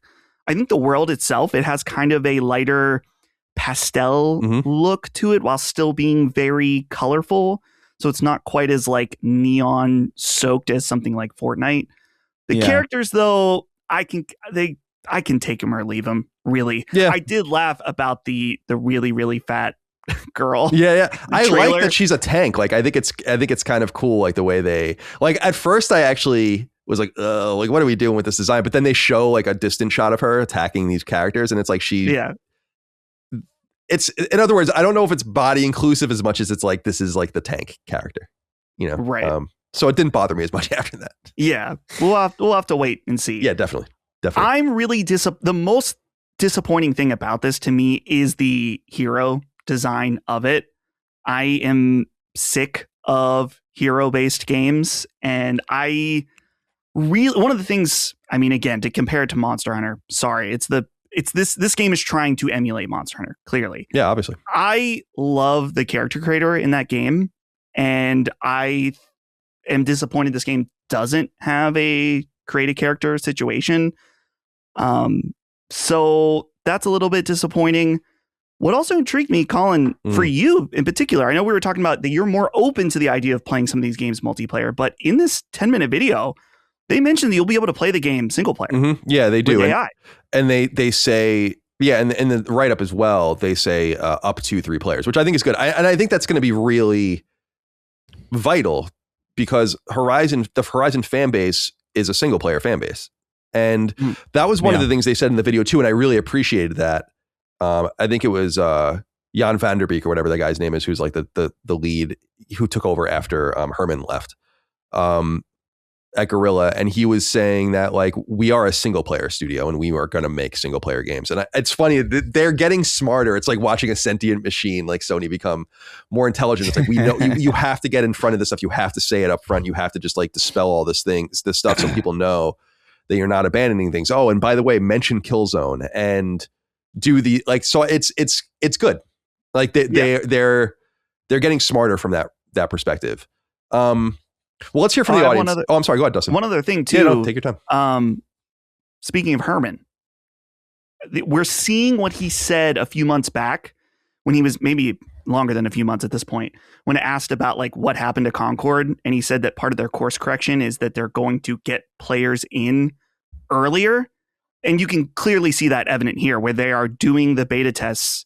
And as you said, it seems like this game probably won't even come out this year, but people will be playing it this year. Yeah. And I think that's a super smart decision. Get people in, see what they like, what they don't like, and you don't have to just like bet everything on initial launch of the game without having anyone played it like Concord. So I think that's a good move. And I'm expecting that will be the case for other PlayStation Live service games.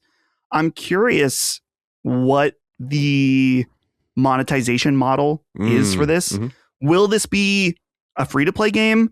Will it have a, I don't know, $40 price tag plus microtransactions? I mean, surely they're going to have microtransactions. That's what they like to do. It seems like that's going to be the thing they do, yeah, is the $40 plus microtransactions. That's what Marathon is, right? And that's what Concord was. That's what Helldivers was. Fair Games will be that.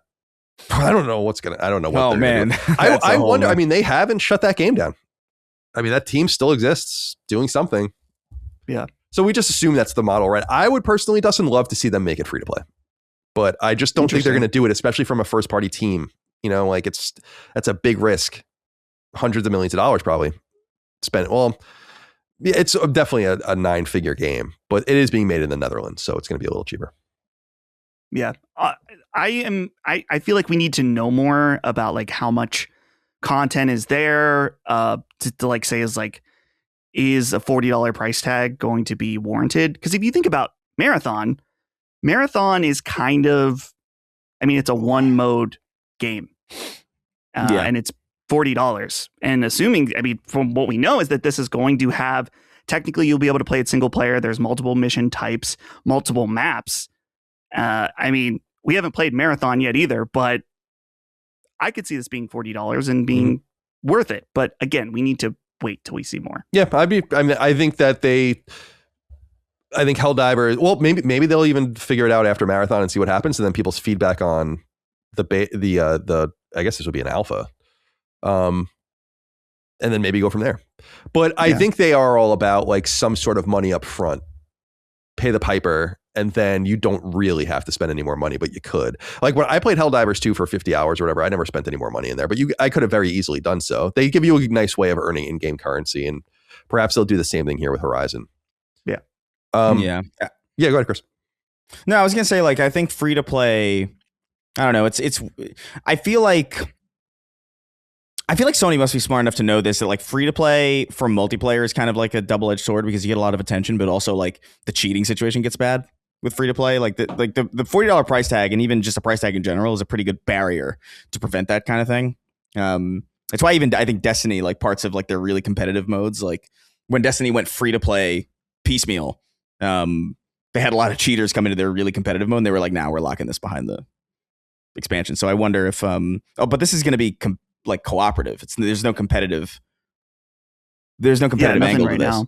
So like, I don't know. It could go either way. This looks like a premium product though to me. Like I would expect $40 minimum. You probably even get away with $60, maybe, depending on how much content there is. But 40 is a safe bet. There's something very attractive about that $40 price point. It's a good price point.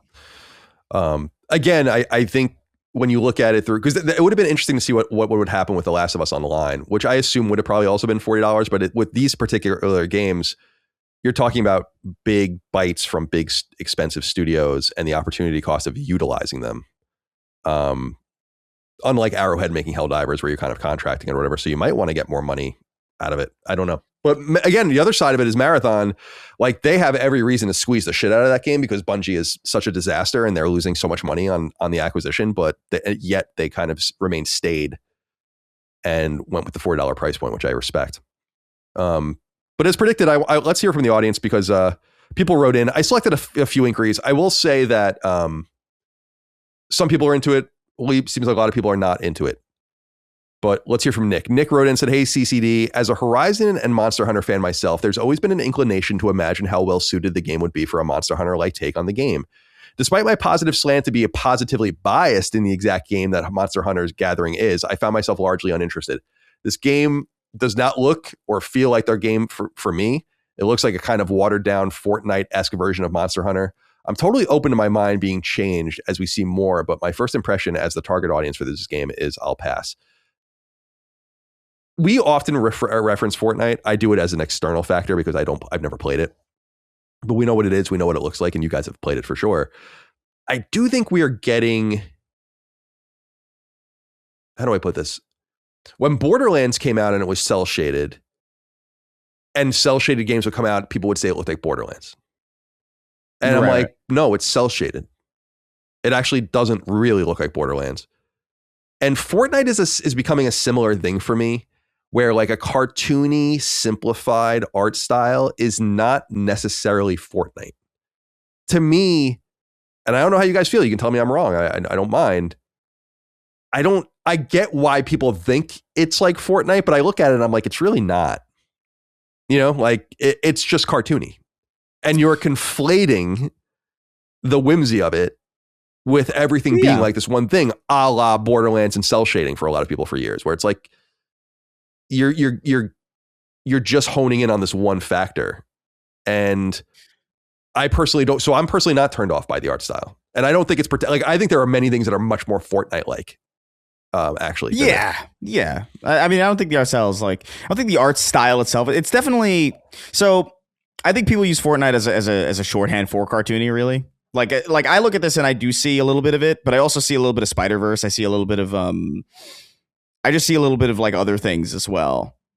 But I don't know. It's hard to argue necessarily just because Fortnite is the biggest thing. And it is like, it's not quite like Borderlands. Borderlands is big, right? But like Fortnite is like kind of like Borderlands. Fortnite is like it is a it's so all encompassing, and it is a lot of people's reference point. So a lot of people are going to. It's like whenever somebody's like back into like, oh, it's a Doom clone. You know what I mean? It's a first person shooter. Like we have terms for this, but I don't blame people for like maybe having knee jerk reactions to it, because like especially when you see an IP that has a distinct style or that has like a particular look to it, and then you see it kind of refracted through a prism of like a different art style like this, it is going to come across as like a Fortnite-ification. You know, like it is going to come across as like, we want to appeal to a lot of people, so we're gonna tone down the visuals a little bit. We're gonna make it a little bit more expressive. The other side of that is because Horizon is so realistic looking and so detail oriented, we get to cut down on potentially system strain. You know, for a multiplayer game, it's like it's probably easier to run a game that's a little bit more stylized because there's less detail to account for, and it's not as big of a deal if things don't, draw distance doesn't apply in the same way, and there's a lot of different tricks to that. But I don't know. I think we are approaching a point where Fortnite is kind of becoming the word slop in some way, where it's just like, oh, it looks like Fortnite, or oh, that's slop, and it's like, is it? I don't know, maybe a little bit, but not overwhelmingly, in my opinion. Like it kind of looks like Puss in Boots, like that movie, actually. Yeah, which is like Spider-Verse. It looks more like Spider-Verse to me. I posted in our chat here, our friend Sandy posted a direct comparison of Aloy in Fortnite versus Aloy in this game, and actually Aloy looks a lot more cartoony in this game than in Fortnite. Definitely. She definitely looks. I like the way she looks. The comparison. I liked seeing her just for a moment. I wonder what role she'll play in the game, if any. She's a little midget, just like she was in the VR game. It was so weird. It's like, what are you, like 3'2"? Hunter's Gathering. Well, I'm excited. So I guess we'll all try. I mean, I'm definitely going to play it when it comes out. Yeah. We have heard from others, though. I want to get another inquiry in here before we move on. Sweet Jones wrote in and said, is Horizon at risk of losing its identity? PlayStation has become very Disney-like with this series, The first one sells well, and in an effort to milk it, sees themselves running it into the ground. The latest attempt being a Fortnite-looking canon multiplayer game. Seems like a wasted opportunity to me, considering Zero Dawn was one of the most original concepts at release. Since Forbidden West, I've been increasingly disappointed with the direction of the series. Kind of wishing we were getting the Chinese ripoff, especially since the Korean MMO isn't coming to PS5. I still am flummoxed by the whole MMO thing, but it makes more sense even now about why they want to keep them separate to not flood the zone. Although I think you should just what I assume will happen with the MMO is that if it does well enough on PC, they probably will bring it to PS5. But it might be a wait and see approach, and this game's success because it's first party, being made by one of their biggest teams, is just much more important. Yeah. I will say this, Sweet Jones, is like, I agree that they're doing too much with Horizon. I agree. And I don't think that this is too much, though. It's too bad that the VR game and the Lego game exist. Because if you just removed those, and again, like, but on the other side, does it really matter that they exist? If almost none of you played either of those games. You have to have a PSVR 2 to play the Horizon VR game. Most of you don't have one, which is fine. There's really no reason to have a PSVR 2. And then no one played. I'm the only person in the world that might have played Lego Horizon in the entire world. So these games exist, but if it's like a forest in the tree, or a tree in the forest, like, you're not even there to hear it. It doesn't matter. And that's kind of what I think people need to focus on more. It's like, yeah, an overexposure thing hurts the brand generally, but I actually think it's not been overexposed for normal audiences that really actually only have access to Horizon 1 and 2. And you do have access to Lego Horizon as well. But so yeah, I think they're getting a little aggressive with it. But I also think people seriously underestimate the popularity of the franchise. I think people conflate this overwhelming hate for everything on the internet with it translating to real life. And I just think that that's not necessarily true. Zero Dawn was a huge success, but Forbidden West was as well. And I just think people think if something's not for them or they're tired of it, everyone's tired of it. I don't know that that's necessarily true. In other words, speak your piece like we just did about Star Wars. But I still understand that it's not for me anymore. And I'm not exposed to really any of it because I don't have Disney Plus and I'm not going to be able to watch it or whatever. So I get it. I get what people's consternation is about this. But at the same time, I don't know that it really matters. And because it's fairly clear to me that we're not getting Horizon 3 anytime soon,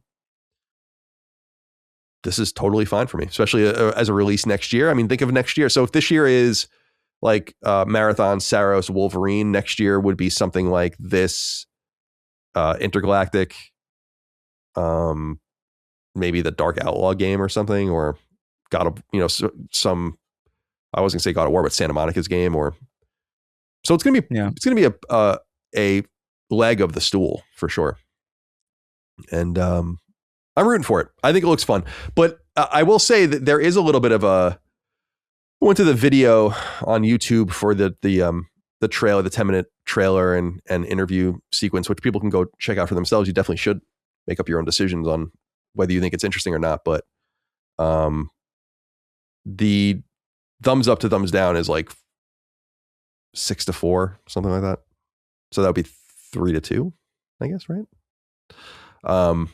So not as bad as you would, not great, but still more people liking it than not, which is a little bit of a victory in this day and age, I think, where it's very easy to thumbs things down, write things off.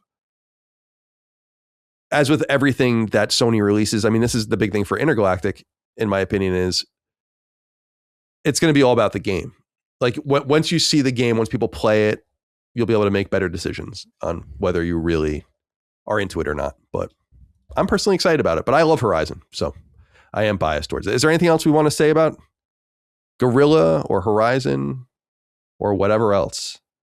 I guess in some way it is a little bit of a shame that this studio has just been wrapped up into this one franchise, but that's the way it's going for a lot of the Sony first parties as the games take longer to make. They've basically been all in on Horizon when you consider, so Shadowfall comes out 2013, like, so around 2013 till now, 13 years. So I would like to see something else from them at some point. And I don't know that that's going to happen anytime soon. I'm intrigued by this point that Sweet Jones made, and I saw a lot of other people that says seems like a wasted opportunity. I guess the thought behind that is just that if Guerrilla is making this game, then it's taking longer for them to make Horizon 3.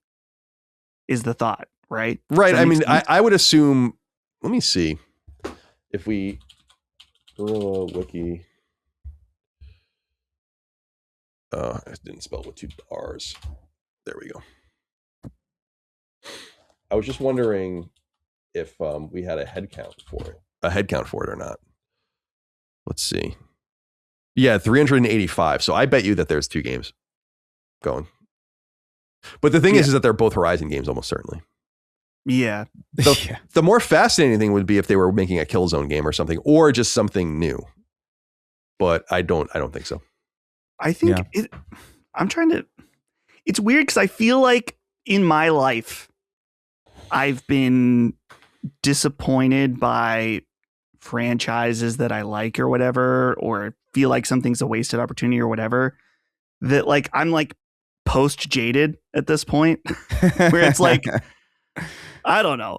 I see this and I'm like, well, this looks like it might be kind of cool. And I guess if you're disappointed that you're getting Horizon 3 later than what it might have been if they hadn't made this, I guess.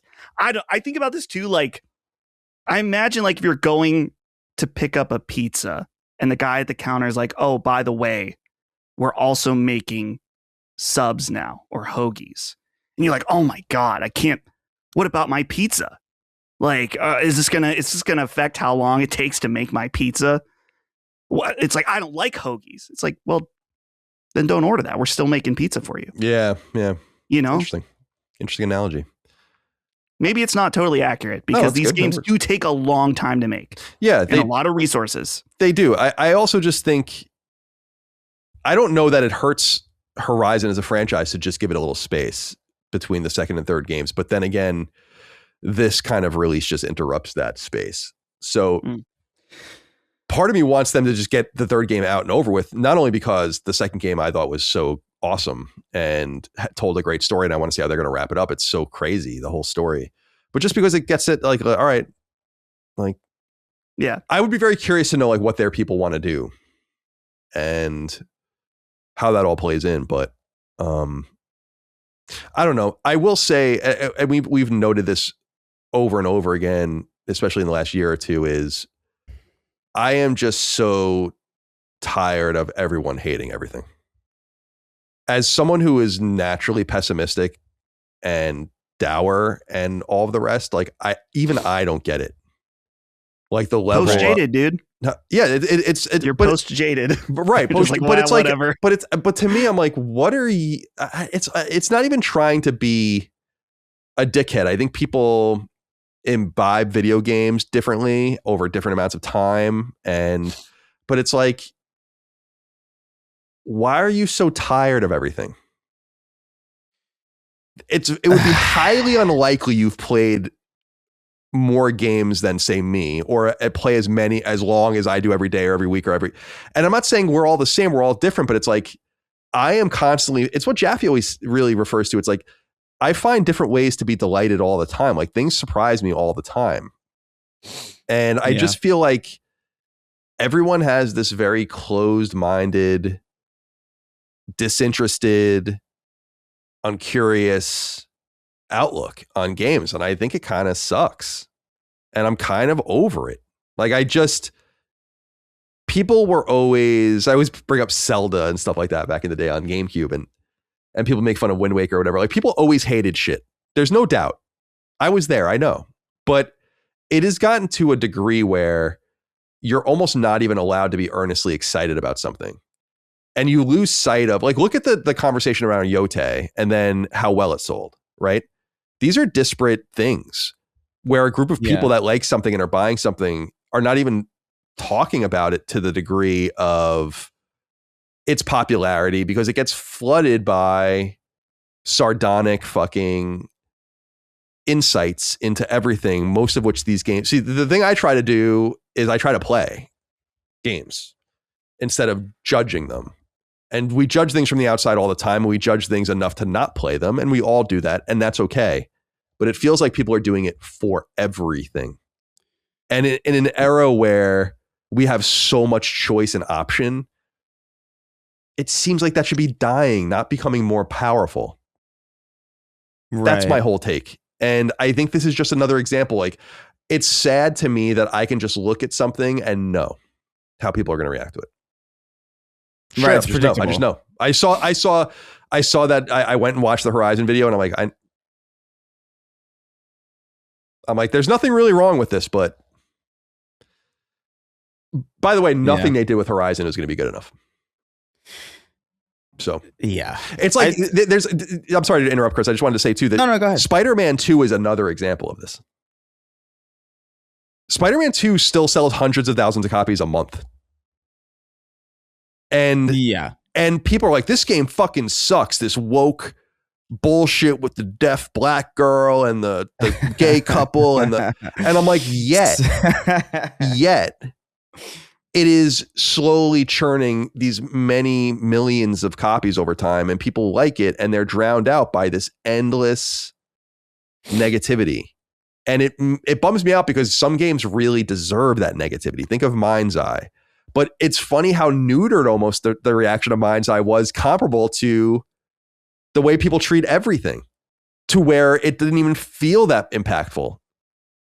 And I don't know. I don't get it. So Chris, I don't know if you remember what you were going to say, but I wanted to just throw that out there. I mean, it's weird. I feel like there's no, because there's criticism. I think a lot of times people hear us have this conversation. They're like, well, oh, they're just like on corpo defense or whatever, or like, you know, like it's how can you listen to this podcast and think that? I know, but like, I'm not saying it makes sense. Yeah. I'm saying people think it, and it's like, you know, oh, you're not allowed to criticize anything. It's like, no, there's room for educated critique. I think educated critique is great. I think I have a lot of criticisms of Spider-Man 2.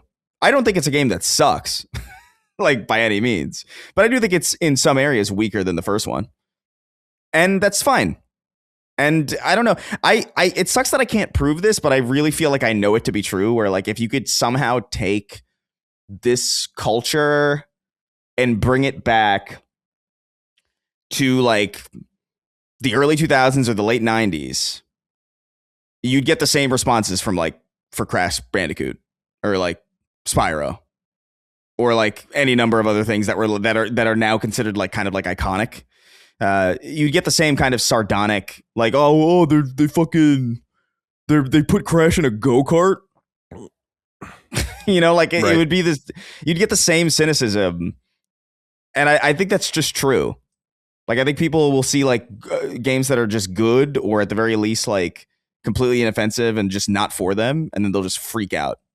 And I just kind of don't get it. And it makes paying attention to the space really exhausting. Yeah, I agree. I know we talked extensively about High Guard, and that game's obviously dying on the vine, but I still feel like what happened in that game was unnatural. Was not purely economic in nature, but something. Well, do you know what the proof of that is? Yeah, go ahead. There's like, you know, there's a streamer. Like I can't remember. It's like a controversial guy, I think, actually. But like there was like a guy who's like, yeah, I'd actually like High Guard. I would play it more often if my Twitch chat didn't complain about it. Oh, was that so? Tim? I guess I'm gonna. Was it Tim the Tatman? Yeah, I think it might have been. Yeah, so he was streaming. It was like, yeah, I like it. I'd play it more, but like my chat hates when I do. So I guess we'll play something else. And I'm like, that's kind of crazy. Domino's hits when you don't have some bitch in your ear telling you how bad it is. Yeah. I mean, High Guard's got problems. Yeah. But for sure. But that's totally and that level of audience capture is to be expected, I guess. Sure, yeah. But to me, I don't know. Like, I think there are more and more interesting stories about like what is really going on here. Like, what is all of this? This distortion field around everything.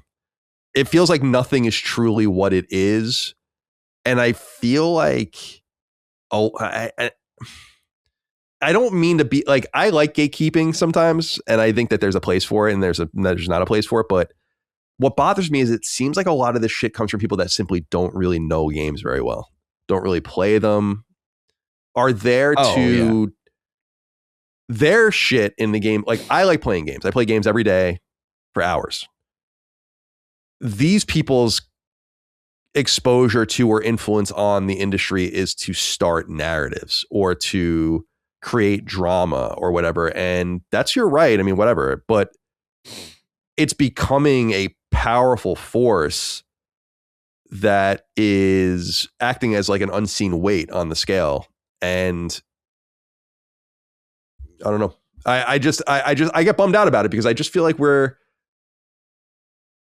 I don't think things always deserve the benefit of the doubt. I always make fun of previewing games and how much I hated doing it because you have to kind of be like, well, it's not done. Every preview would end with like, this isn't the completed package, so anything can happen. It's like, yeah, we know that. But like you could still try to see things for what they are and stop being so jaded in a world of great choice, like unmitigated choice and infinite backlogs. It's just confusing to me. And I just feel like I'm saying the same thing over and over. So whatever. Yeah. You say we know that, but I mean, do we broadly know that? You remember when the GTA leak happened and everybody was like, I can't believe how shit this looks. And it's like, there's a lot of us who just don't know what the fuck, know anything about this. And what's worse is that like, there's a lot of people who don't know anything about the games industry or how games are made or anything about it, but then that also are tourists to the thing that they complain about. I saw that a lot this this week with like the Fallout show or whatever. Oh yeah. Where, like a lot of people dunking on, like there are these like famous, or not famous, but like a notable kind of I don't know what you would even call it, like a take farm damn near, where they're just complain about like, oh, this is I can't believe they made them this, and it's like everybody who played the game is like in the comments like it was like this. This was like this throughout all of New Vegas, actually. And it's just like, oh, none of these, I don't know. The thing that I lament is that none of it feels genuine. I like an earnest hate, man. Like that, they used to be all in the forum. Those used to be all in the forums, though. You know what I mean? Mm-hmm. Like the dedicated, like, I remember like the Halo 2 forums back in the day. Like people hated Halo 2, which is hilarious. But like it was always isolated to like these like hyper specific. But now like it's just kind of like front facing, and all of it's like muddled in with everything. And now it gets algorithmically boosted because people are engaging with it at a higher level than they would normal stuff. So it's like it's all, I don't know, it's all synthetic. Well, and I think what makes it hard too is that sometimes the criticism is, or the pessimism is valid, right? Like you do get games like Concord that it's like a broken clock situation. I was throwing down with the members of the Last Stand Discord earlier this morning, and I found on Reddit a post about Marvel Rivals when it got announced. Yep. Feels like I'm taking crazy pills because this looks absolutely miserable. Goes to show how badly people want an Overwatch clone, I guess.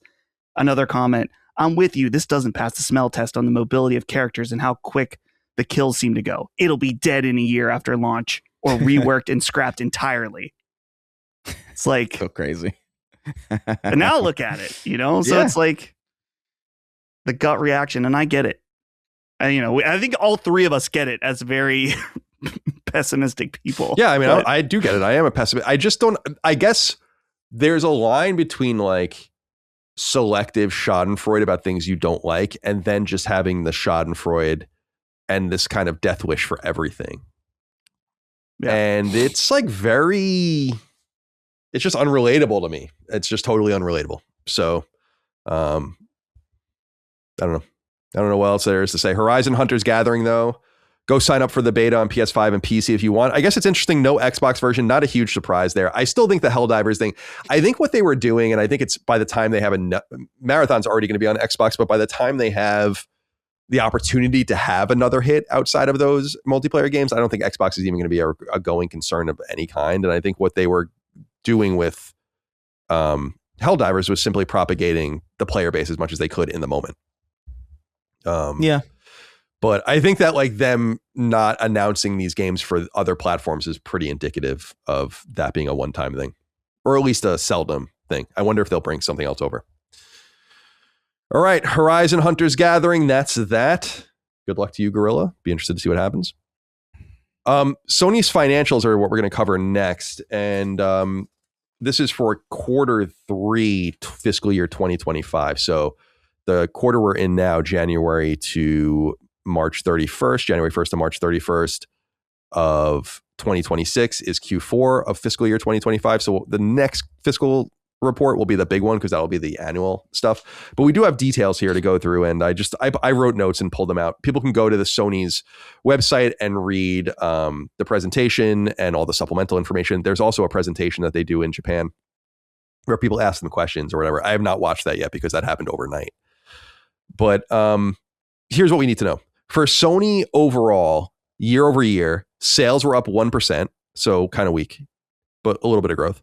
But operating income, profit, up 22% for the entire company. So things are going very, very well for Sony. Volume not higher, but operating income higher. For PlayStation specifically, the games and services, the games and network services section of Sony, the biggest part of it, which is PlayStation. Year over year, sales are flat, a little down. Operating income is up 15% or so, which is good. So they're in decent shape. One of the things I realized when reading the reports is that they have these slides for tariff effects, and that it seems like the tariff effects haven't been as bad as they thought they were going to be, and revised quarter over quarter downward about the effect going into quarter four. So that's good news, especially if you're in the United States. Year over year, PS5 sold fewer units in its sixth holiday season. Isn't that crazy? So 2020, 2021, 2022, 2023, 2024. That's 6 holiday seasons with PS5. It feels like time is just flying. I remember when I remember when we were doing the show, Chris, and PS5 was like not even announced. It's just very weird.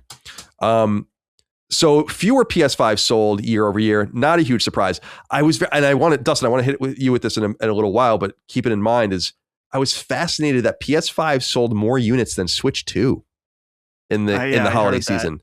I don't know. This is the 6th year again for PlayStation 5, the first holiday for Switch. I wonder what that means for Nintendo. Although Nintendo stock took a beating, I think, too, because of that. Sony might have as well. Numbers are getting better for Sony for a few different reasons. Foreign exchange is improving, which is good for them. They're obviously doing business in US dollars primarily, translating into a weaker yen. Things are doing better because of network services and first-party games. Ghost of Yotei, according to the CFO of Sony, actually has sold faster than Tsushima. Not a huge surprise yet. You're telling me this for the first time. That's especially impressive considering they sold it into about 90 million PS5s, while Ghost of Tsushima came out to probably something like 105 million PS4s. So pretty nice. And they're revising upwards for the next quarter, which is also a good sign. They beat their expectations for Wall Street and for Tokyo Street. Third-party sales are expected to be very strong next quarter. Not a huge surprise. Games are going to start coming out. And we're in this quarter now, so we're looking at games like Resident Evil and so on and so forth. December 2025's monthly active users were a record for PlayStation. 132 million people were active on PlayStation platforms in December. This is up year over year from 129 million units. Or 129 million people. It's important to note that the MAU numbers vacillate by quarter greatly. People are less engaged in certain quarters just traditionally than in other quarters. So it's always important to do quarter or year over year comparisons by quarter. And in that reference, they're up 3 million monthly active users, which is good. It is a little concerning though, because it suggests that it's people churning PS4 into PS5. They only have 3 million new people, in other words, year over year. PS5, through December 31st, so more than a month ago, 92.2 million units shipped. I was trying to think about how many consoles are probably in the channel at any given time, and you have to assume it's something like a couple million. So it's likely they've surpassed 92.2 million units sold to consumers at this point. In quarter 3, calendar year quarter 4, so October, November, December, holiday season, Sony sold 8 million PS5s. It's down from 9.5 million last year. Not a huge surprise there. And game sales are booming. I did these quarterly breakdowns, year over year, quarterly breakdowns. Quarter one last year, Sony sold 53.6 million units, and this year fiscal year sold 65.9 million units. Quarter two, 77.7 million units to 80.3 million units. And then this last quarter, quarter three, 95.9 million units to 97.2 million units. So game sales are increasing, even though the inertia of these free-to-play games is growing as well. But that's a good sign. People are buying games still at a higher clip than ever. And Dustin, bad news, year over year digital trends from 74% to 76%. So people getting a little more digital than usual. That's about it. Dustin, do you have any thoughts on any of the numbers? Anything you want to go over?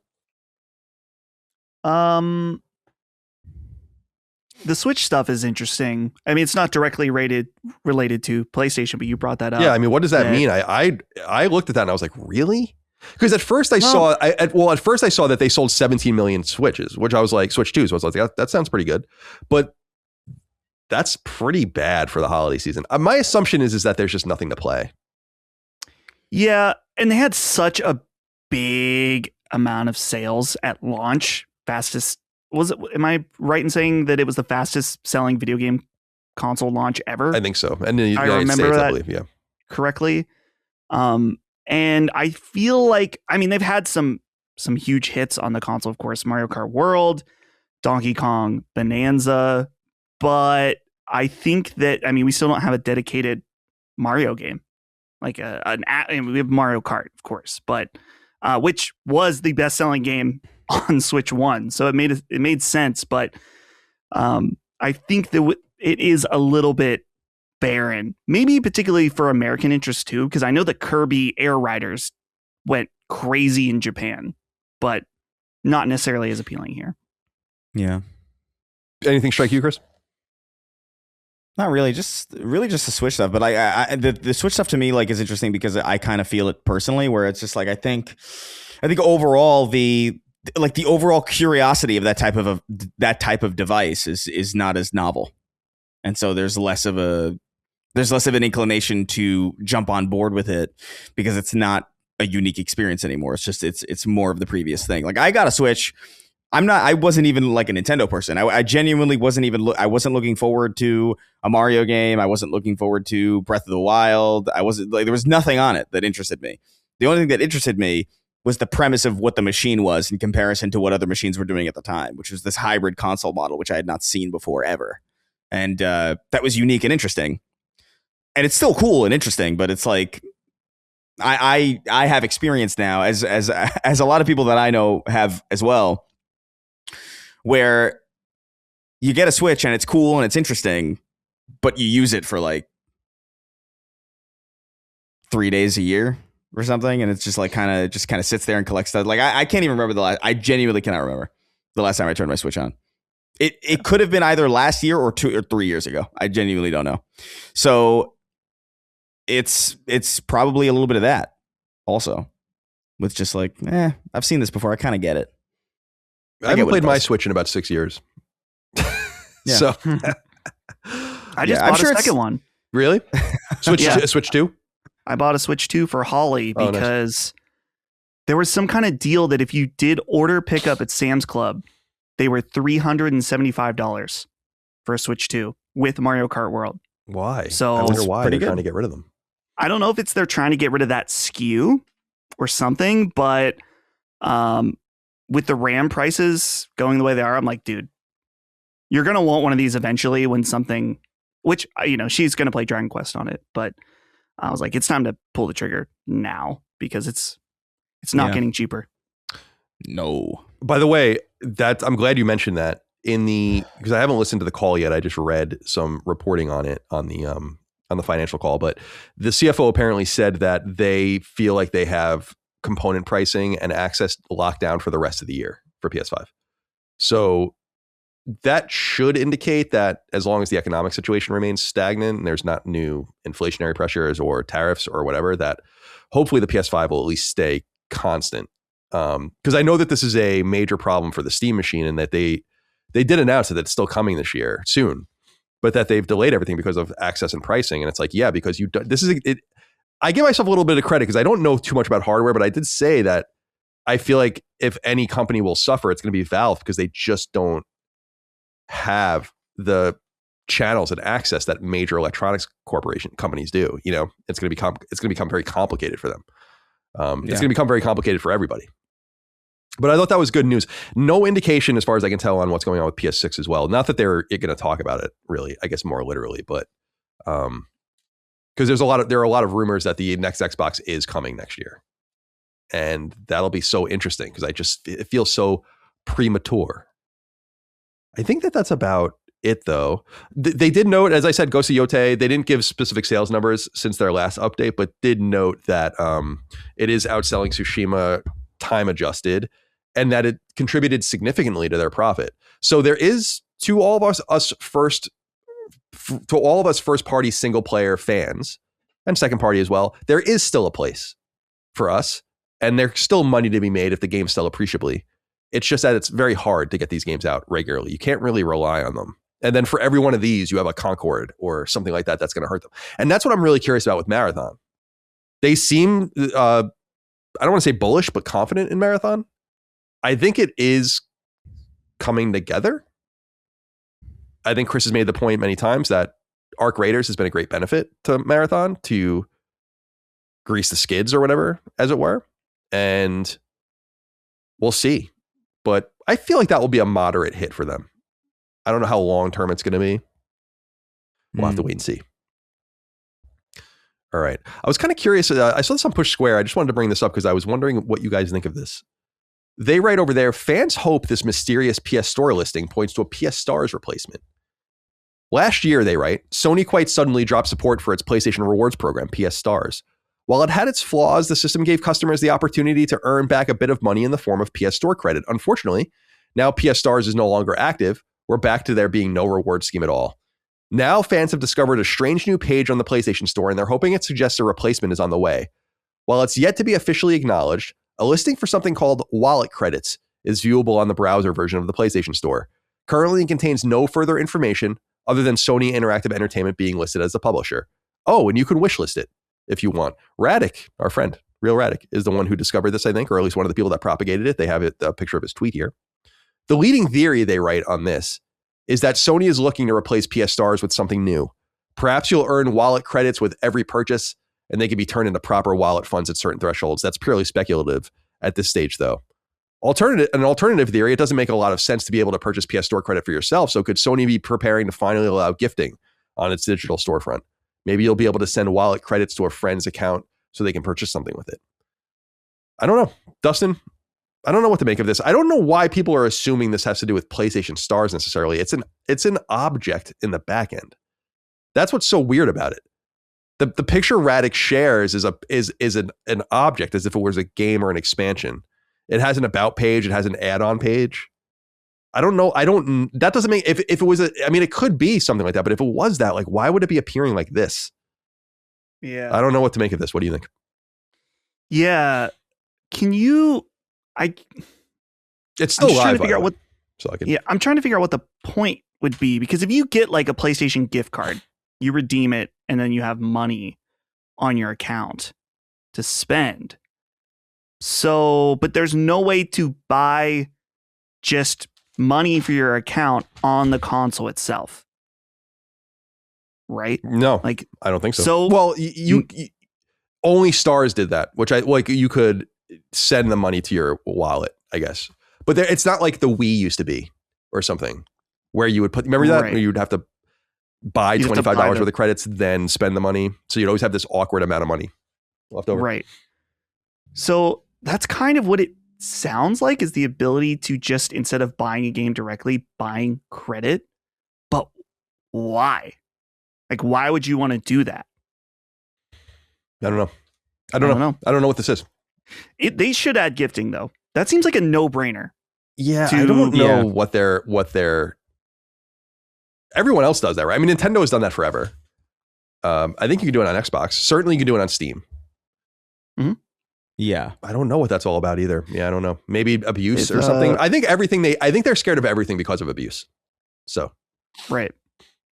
Yeah, I'm reopening my friends list. You have to gift me a a copy of Balan Wonderworld in order to join. I'll take any other credits. Dude, we got to figure out how to abuse the system once it happens. Maybe that's it.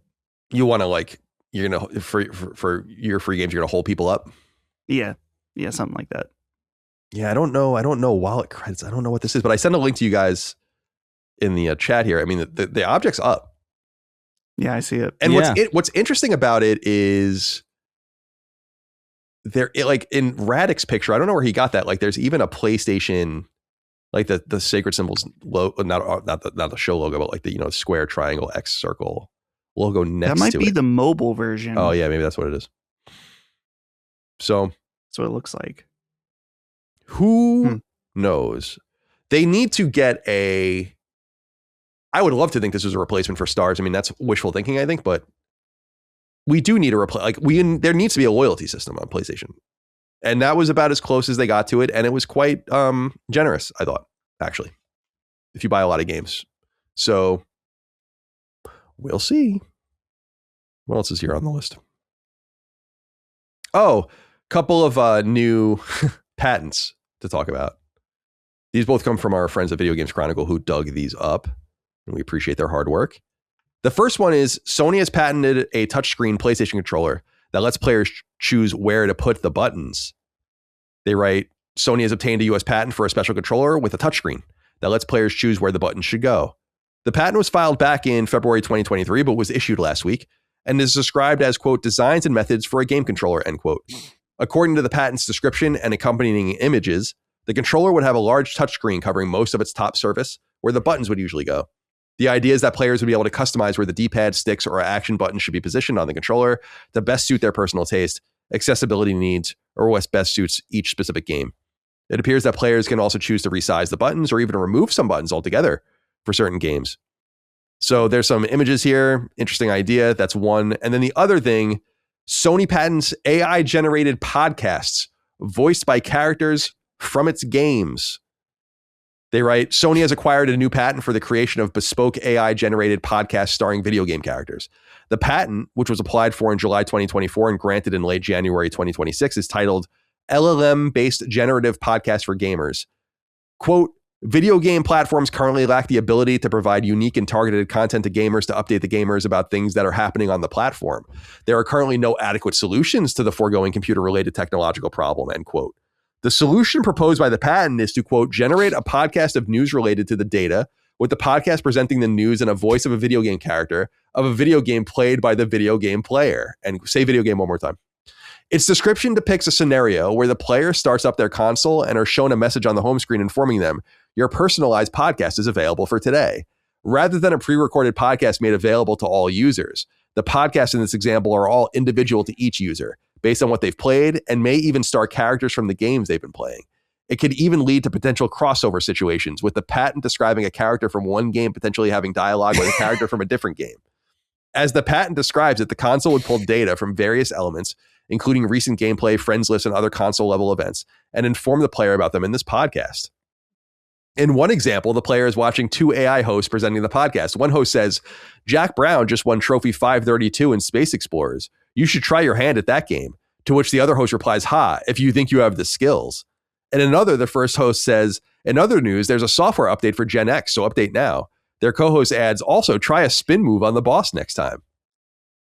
Chris?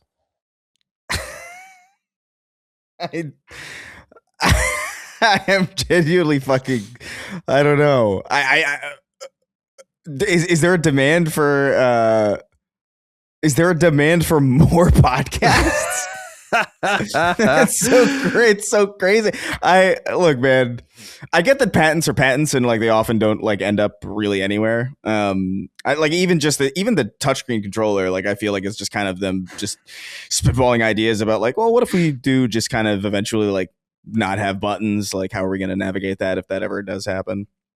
Patent this for safety or whatever. It's an idea. Why not? Right.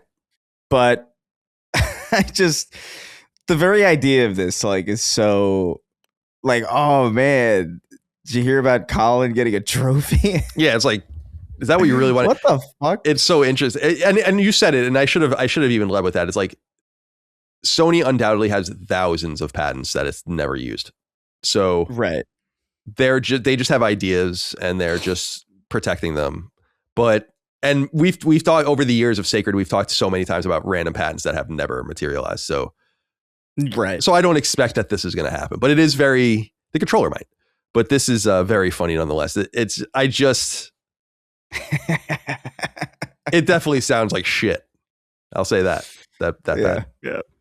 I'm just thinking of the meme because Chris brought up like, do we need more podcasts? Like, there's the meme of like 3 white guys are like, hey, we can start a podcast. It's like Kratos. He's like, boy, I have an idea. We could start a channel.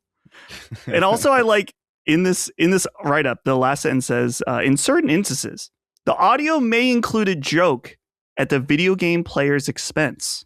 Oh, cool. Yeah. So again, like, is this Kratos like, I see you're playing Persona 5. Are you a pedophile? Yeah. You know, like, are you gay, boy? Yeah. Get Sly and Bentley in there. Like, have you seen the Epstein files, Sly? Like, oh, cool. This is abysmal dog shit. But like, this is very funny. It's a very funny thing that this exists, but like, I can't imagine the podcast thing ever happening. Just because like, it's just so inherently cringe that like you're better off just like avoiding it altogether. I guess it's good to have a patent in case you ever want to intentionally shoot yourself in the foot, I guess, but like, and legally do it. But I can't imagine an AI generated podcast ever going well. The meme already is that there's too many podcasts. So the idea that like, oh, you know what we need? An infinite supply that's generated on the fly forever. Like no, nah, brother. Agreed. I also just can't help but think of the licensing issues. Because they're talking about it being an LLM, so it's training, right. And what is Master Chief going to talk to Kratos? It reminds me of the all the problems they have with Smash Brothers and shit like that. You know, and like we can't have any images of Kratos getting beaten up by Mario. It's simply not possible. That's the kind of shit, and I'm not saying that specifically happened, but that's the kind of shit that happens where it's like these are how people justify their jobs. It's like my job is to make sure that there's no marketing in which Aloy is shooting Master Chief with a fucking bow and arrow. And that's never happening on my watch. And that's their entire job. And then everyone wonders why there's 10,000 layoffs every fucking 2 days at Microsoft or one of these other big companies. The patent for the controller sounds kind of cool.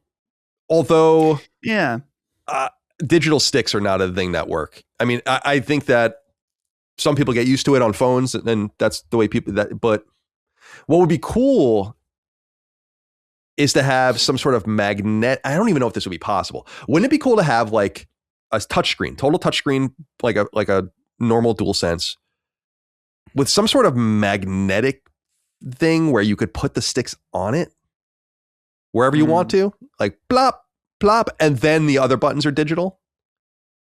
Right? I think I know what you're saying. You know what I mean? That would, wow. That'd be something like crazy. that kind of exists on phones where you can put something, it's almost like a 3DS stick that can plop on top. So you have a physical stick on a phone. Love the word plop. You know, plop it on there. But what I thought about this, because I had the same thought as you, Colin, where it's like, dude, touchscreens, no thank you. But maybe, is that an unk take? Because, you know, like my little cousin, he primarily plays games on his phone. Because he has no taste. I know that. I know. I agree. I don't even know. I don't know that boy. But there's a whole generation of kids that are used to playing games, full 3D games, on a touchscreen. Yeah, you're right. I mean, you're absolutely right. And it's also like, there have been major success stories on phone of 3D action. So it's not like Infinity Blade is one of those games people loved back in the day.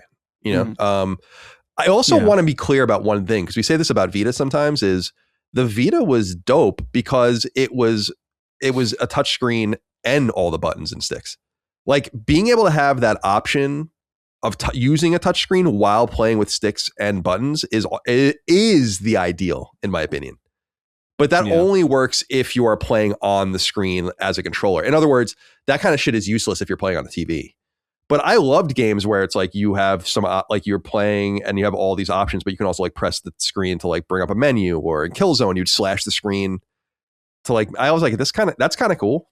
So I don't want to make it seem like I'm totally against touch controls. I just think they need to be augmented by. I'll believe it when I see it. Fair enough. It's the type of thing, you know what I mean? Because we all felt that way about like iPhone, you know? I remember specifically being like, I want my buttons. And then eventually we just got used to it. But granted, we're staring at the buttons. If we have, like you mentioned, with like it's one thing on a phone where you're already staring at the screen. You kind of like you kind of know where the buttons are because you're already looking at it. If you're looking away, like you kind of need that tactile, like non-visual representation of like where the buttons are to really play effectively. If they can solve that somehow, like that'd be pretty impressive. I'll always remember, and I've certainly said this in a previous episode, but that it was Parappa the Rapper in 8th grade that taught me where the face buttons were. Like that, where it's like, you got to learn what the fuck triangle X. You knew triangle and X, but circle and square, I would often get confused when I was a kid. And then eventually you learn where all the buttons go. And so the idea of even moving them after all of this time is like, are you kidding? Like, are you fucking kidding me? Also, that controller sounds like it's going to be about $800. So yeah, prepare yourself for that as well. But Dustin, you might be right. Maybe that is a little bit of an older person's take. I hate it. But I just couldn't imagine playing a game. Like, I can't imagine. Like Resident Evil 4, Chris always brings up, like, it's impressive that it runs on a phone. It is. But imagine playing it. Like, what? No matter like how nice your phone is or how big your phone is, it's like, what? Your fingers are all over the fucking screen. It's like it's really ridiculous when you think about it. You gotta bust out David Lynch for that. Right. That famous rant that he's like, if you think you've experienced Resident Evil 4 on a phone, that's sad. It's fucking depraved. Yeah, that rant is one of my favorite things. And then they talk to him about how long Dragon Quest 7 is, and then he takes his headphones off. He's like, "Who the fuck cares about how long it is?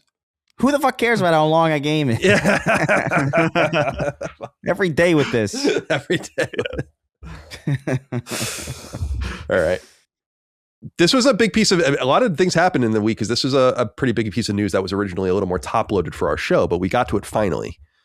IGN and Variety being the kind of more of a filmic publication, IGN, obviously my alma mater, both wrote stories that are interesting in relation to Grand Theft Auto 6. Take-Two, the owner of Rockstar, had their Q3 financial results for fiscal year 2025. And they basically confirm, and this is where things get a little exciting, they basically confirm Grand Theft Auto 6 is coming, or at least that they feel very confident that it'll be coming November 19, 2026, which is the most recent release date. And there's a lot of skepticism, reasonably so, until you get to that date, until you get the message like 6 weeks out, like we've gone gold.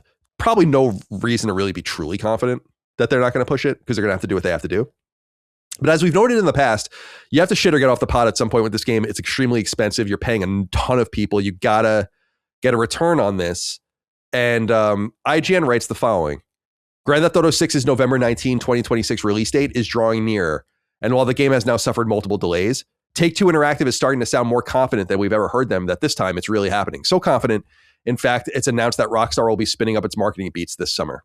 This comes from Take-Two's Q3 2026 earnings results, which were just released. In those earnings, Take-Two reaffirms that GTA 6 is indeed still planned for November 19, 2026. That on its own would be exciting news after two separate delays, but even better is a sentence at the bottom of the release sent to IGN, quote, "Our execution throughout fiscal 2026 has been extraordinary, and we are highly confident as we approach fiscal 2027, which promises to be groundbreaking for Take-Two and the entire entertainment industry, led by November 19th release of Grand Theft Auto 6, with Rockstar's launch marketing set to begin this summer." That's sounding pretty, and that's end quote. IGN continues, that's sounding pretty confident. Speaking to Take-Two, CEO Strauss Zelnick earlier today, she asked Strauss Zelnick earlier today how he felt about the release date this time, to which he replied, quote, "I feel good about it, very good about it." And then she writes, "Now, we've all asked Zelnick this before, and he said he felt really good about the fall 2025 release date that was originally announced ahead of two delays. So I asked him if this time was different in some way, and he said, quote, "Of course, because anytime you're getting closer to marketing beats, you're obviously in a place where your confidence level is as high as it can be." So I think that's that. Variety, meanwhile, reports that there is basically no truth to the rumor, according to Strauss-Zelnick, that there will be no physical copies of Grand Theft Auto 6 at launch to avoid spoilers and leaks. So that closes the loop on that for us as well. Where are we on this? Dustin, is it happening? I think it's happening. I thought that before this, even just because it feels like compared to previous Rockstar games, I think about the delays of Red Dead Redemption 2. I'm not sure the exact number, but it feels like it's gotten the same exact amount of delays, maybe give or take one or two. I don't know. But it just seems like at this point, based on how long this game has been in development and their messaging around when it was delayed, because I think they were saying like they really wanted to polish it up. Like the game is probably done and been done for a while, and they are just really, really polishing it to a T. And there's also the whole element of like making sure Grand Theft Auto Online is ready. Probably not at launch, but shortly after. The physical copy thing makes sense to me. I think that with this game being as big as it is, and for so many people that love Grand Theft Auto, that I think that even though there's certain people that would normally buy this game digitally that are going to want to go to a store and they want to own a physical copy of it just because it's so important to them. Maybe not a huge amount, but it just seems, it would seem insane to not have a retail presence for this game at launch. So I understand the spoiler aspect of it, but I don't know, maybe they'll do a thing where, and I know this negates the idea of a physical copy, but maybe you can get a physical copy, but it needs to be, updated in order to actually play it at launch, like where you have to go online or something. Yeah, people are going to so there are love ways that. there are ways that they could still achieve people not being able to play it until it comes out, but people won't like that either. So yeah, people would lose their minds if they did that, I think. But obviously it'll be updated many times, but you know what I mean? There'll be some sort of base version of it. Maybe what they'll do is just keep, I don't know, man. Like they are Rockstar. They have a lot of money. You could just do this really close to the vest, but things always walk away. Like things walk off. You don't think there's going to be any sort of that people working at these various factories aren't going to know that they're printing Grand Theft Auto 6? Mm-hmm. And that there'd be massive demand for a few of those to walk off the assembly line, and that you're making millions of them. It's going to be very, and it's just the discs. You don't need the case. So like literally these discs are just going to be made hundreds of thousands a day or whatever. It's just, I don't know. It's going to be I wonder if, and again, using Rockstar's influence, I just simply wonder if Sony and Microsoft on their side could just say like, these games simply will not boot, until a certain time, or like you could put something on the disc to pass a timestamp sort of thing or whatever. I wonder like what the possibility would be, or if maybe we're just overthinking it and it doesn't really matter. But I just know, like, you have to understand that like if anyone gets their hands on that game a few weeks early, they're going to fucking ruin it. And I don't, so I think it's totally reasonable to expect that they're going to do something about that. And not having physical versions is the only way to stop it. So that's what I'm disappointed in. Just prepare yourself. Come late October, early November, that game's going to be everywhere. Yeah. So now they're going to hunt and copyright strike and go after these people, no doubt. But that's not going to matter at that point. It'll be there, and they'll just put it places where they can't get to it. So, Chris, Grand Theft Auto 6, November 2026, after 2 other delays. Strauss-Zelnick seeming pretty confident, and I think they by the way, they're incorporating the assumption that it's launching into their financial guidance. So it just seems like things are clarifying. What do you think?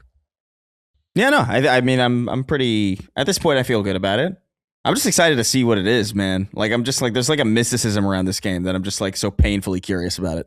So, I'm looking forward to it. I'm feeling pretty good about the fact that we're going to be able to play it this year, which is kind of wild. That's a long, man, what was it, 2013? Yeah, long, winding road. Holy hell, man. That'll be something. It's so funny because like I'm still so taken aback by the screenshots that they use, because like even in the little preview window for when you click the link here in Google Docs, it shows that main character lady at the pool with like a martini. Mm-hmm.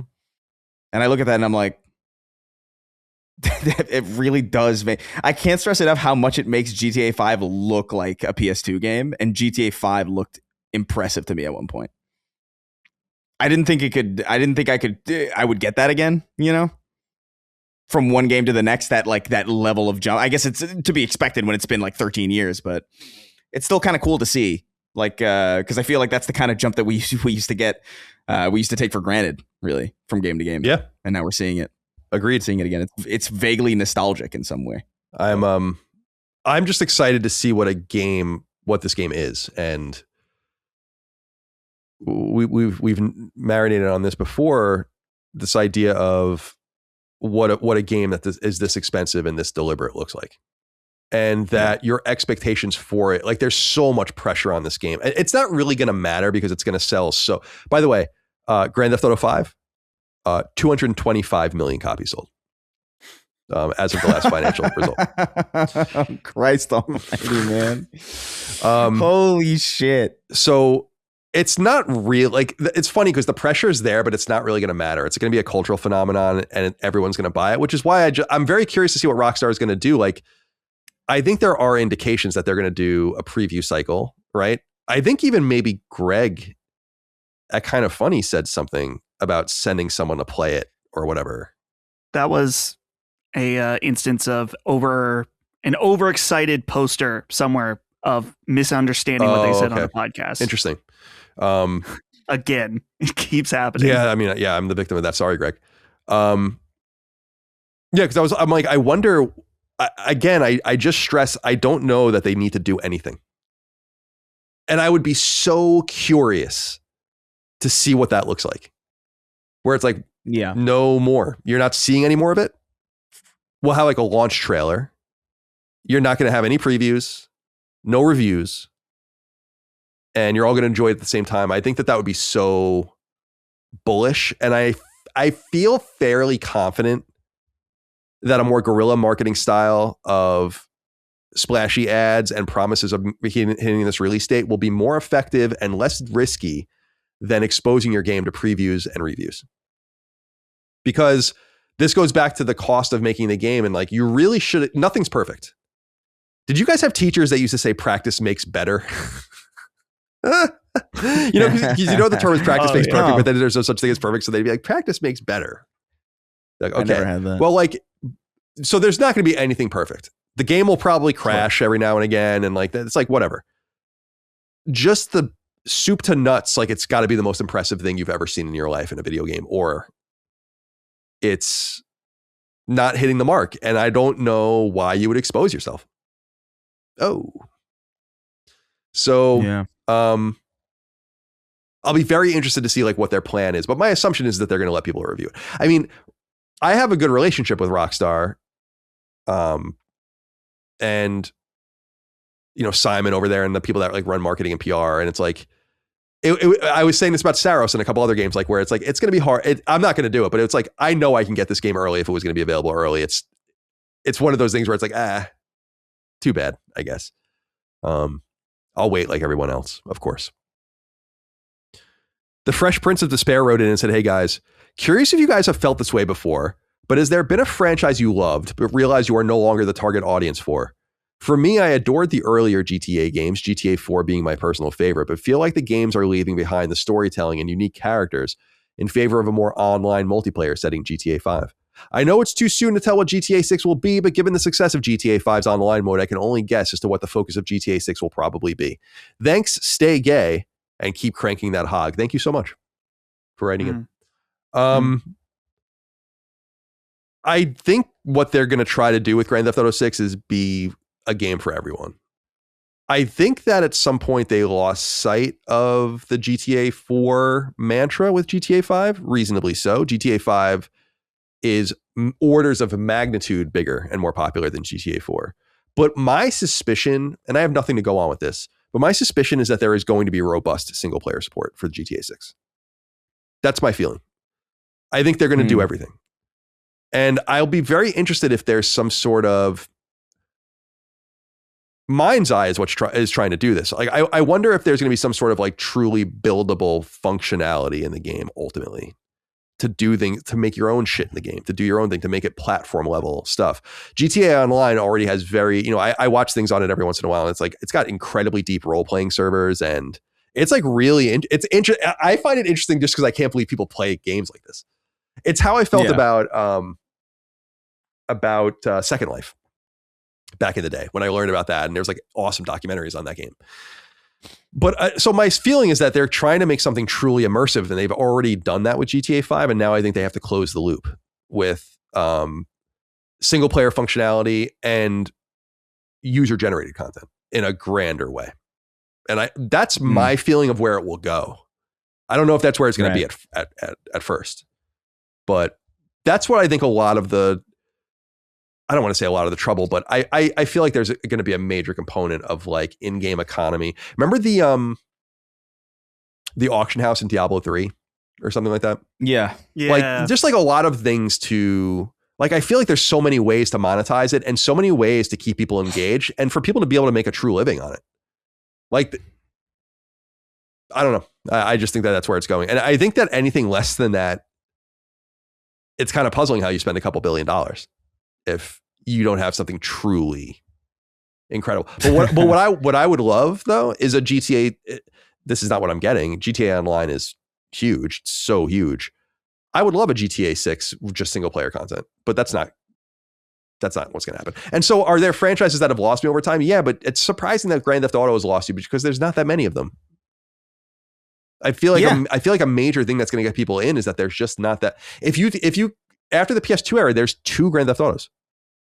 It's really interesting when you think about that. 2 in 18 years. By the time it comes out, it'll be close to 19 years since GTA 4. So I don't feel like there's enough to lose you over that time. That's my opinion. I agree.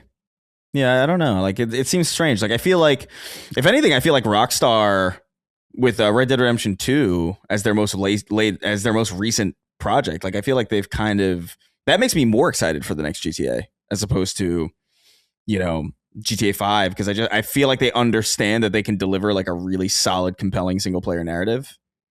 I feel like they understand that that's worth doing. As far as like whether or not you're going to, like, I don't know, like you're a little bit more bullish on the, do you think that there's going to be single player support in the sense of like they're going to add, like there's going to be like Lost in the Damned? Yeah, I feel like I feel like they know that they should have done that to begin with, and I think they just got lost in the sauce with GTA Online. And I feel like it's wish casting, but it's my hope that they look at it and say like, we could do both. Like, why didn't we do both? I would love that. Yeah, me too. I mean, me too. I'm a little bit doubtful of it, but like I would love that. I think they're just gonna deliver you a really great, really well written single player game with a lot of lived in feeling to it. And I think the multiplayer component is going to lean into that, like the role playing thing. Like it wouldn't surprise me if like you could like record, like you pulled out your phone in Grand Theft Auto like in the game and like recorded shit and uploaded it to a fake social networking site in the game. Right. Like it wouldn't surprise me if you could like scroll on your phone in Grand Theft Auto Online. Yeah, that would be cool. Like that wouldn't surprise me at all. Or even like some of the multiplayer feed, even some of the stuff that's like recorded in multiplayer like ends up in your single player feed or whatever. Like stuff like that. Like I feel like it's gonna. They would be dumb not to lean into that aspect of it. I mean, it is like a massive thing that's kept that game alive and going for so long. And it might not be the prime thing, but it's not insignificant. And anything that they can build to kind of sell that fantasy of like, just being able to live in this place is probably worth doing. And like you said, you would imagine that they would be doing that with all the money they've poured into it. Like, I don't know what else you would be doing really, if not pushing the envelope in those really weird meta directions. Cause like how many pixels could you possibly squeeze onto the ass of a stripper? Like they gotta be doing something more than just fidelity. Yeah. Dustin's going to find out the answer to that question. Let us know. Mm-hmm. Yeah, you're right. I mean, we'll see what happens with this. I'm so excited to see. I feel so bad for anyone that's releasing a game around it, or even thinking about releasing a game around it. And that's the kind of the shitty part, is that I assume now that it's becoming more clarified that what we're going to end up finding is like games will come out in October. I think Wolverine will probably come out mid-October or something like that. But then everything's going to stop coming out. You'll get the sports games, Call of Duty, a couple other things, but you'd be fucking nuts. No matter what your game is and like what pocket you think your game fits in. Like, oh, we're releasing like a really traditional Japanese role-playing game. It's like, doesn't matter. Don't release it. There's going to be no oxygen. You won't even be able to light a fucking match. There's going to be so little oxygen, so be mindful out there. I think everyone already knows, and I'm sure they're making their plans now in earnest. Again, September, October, I think is going to be very crowded. We'll see what happens. Okay. This rumor was just published this morning from when we're recording this, and it comes from Push Square. They write rumor with a U because they're British. Starfield PS5 release date is set for 7th April. Again, the date because they're British. They write, it's basically a case of when, not if, Starfield is ported to PS5. And according to Polish retail leaker Grazdari, the when is April 7, 2026. A new report from the leaker claims Starfield will get its PS5 version on that date with the standard and premium edition on offer. The elephant in the room is the same source that now incorrectly claimed Rockstar wouldn't have a physical version of GTA 6 on release day. However, their claims in relation to Microsoft have been accurate in the past. They correctly corroborated a Microsoft Flight Simulator 2025 port to PS5 and supposedly shared early information surrounding the physical edition of Oblivion Remastered.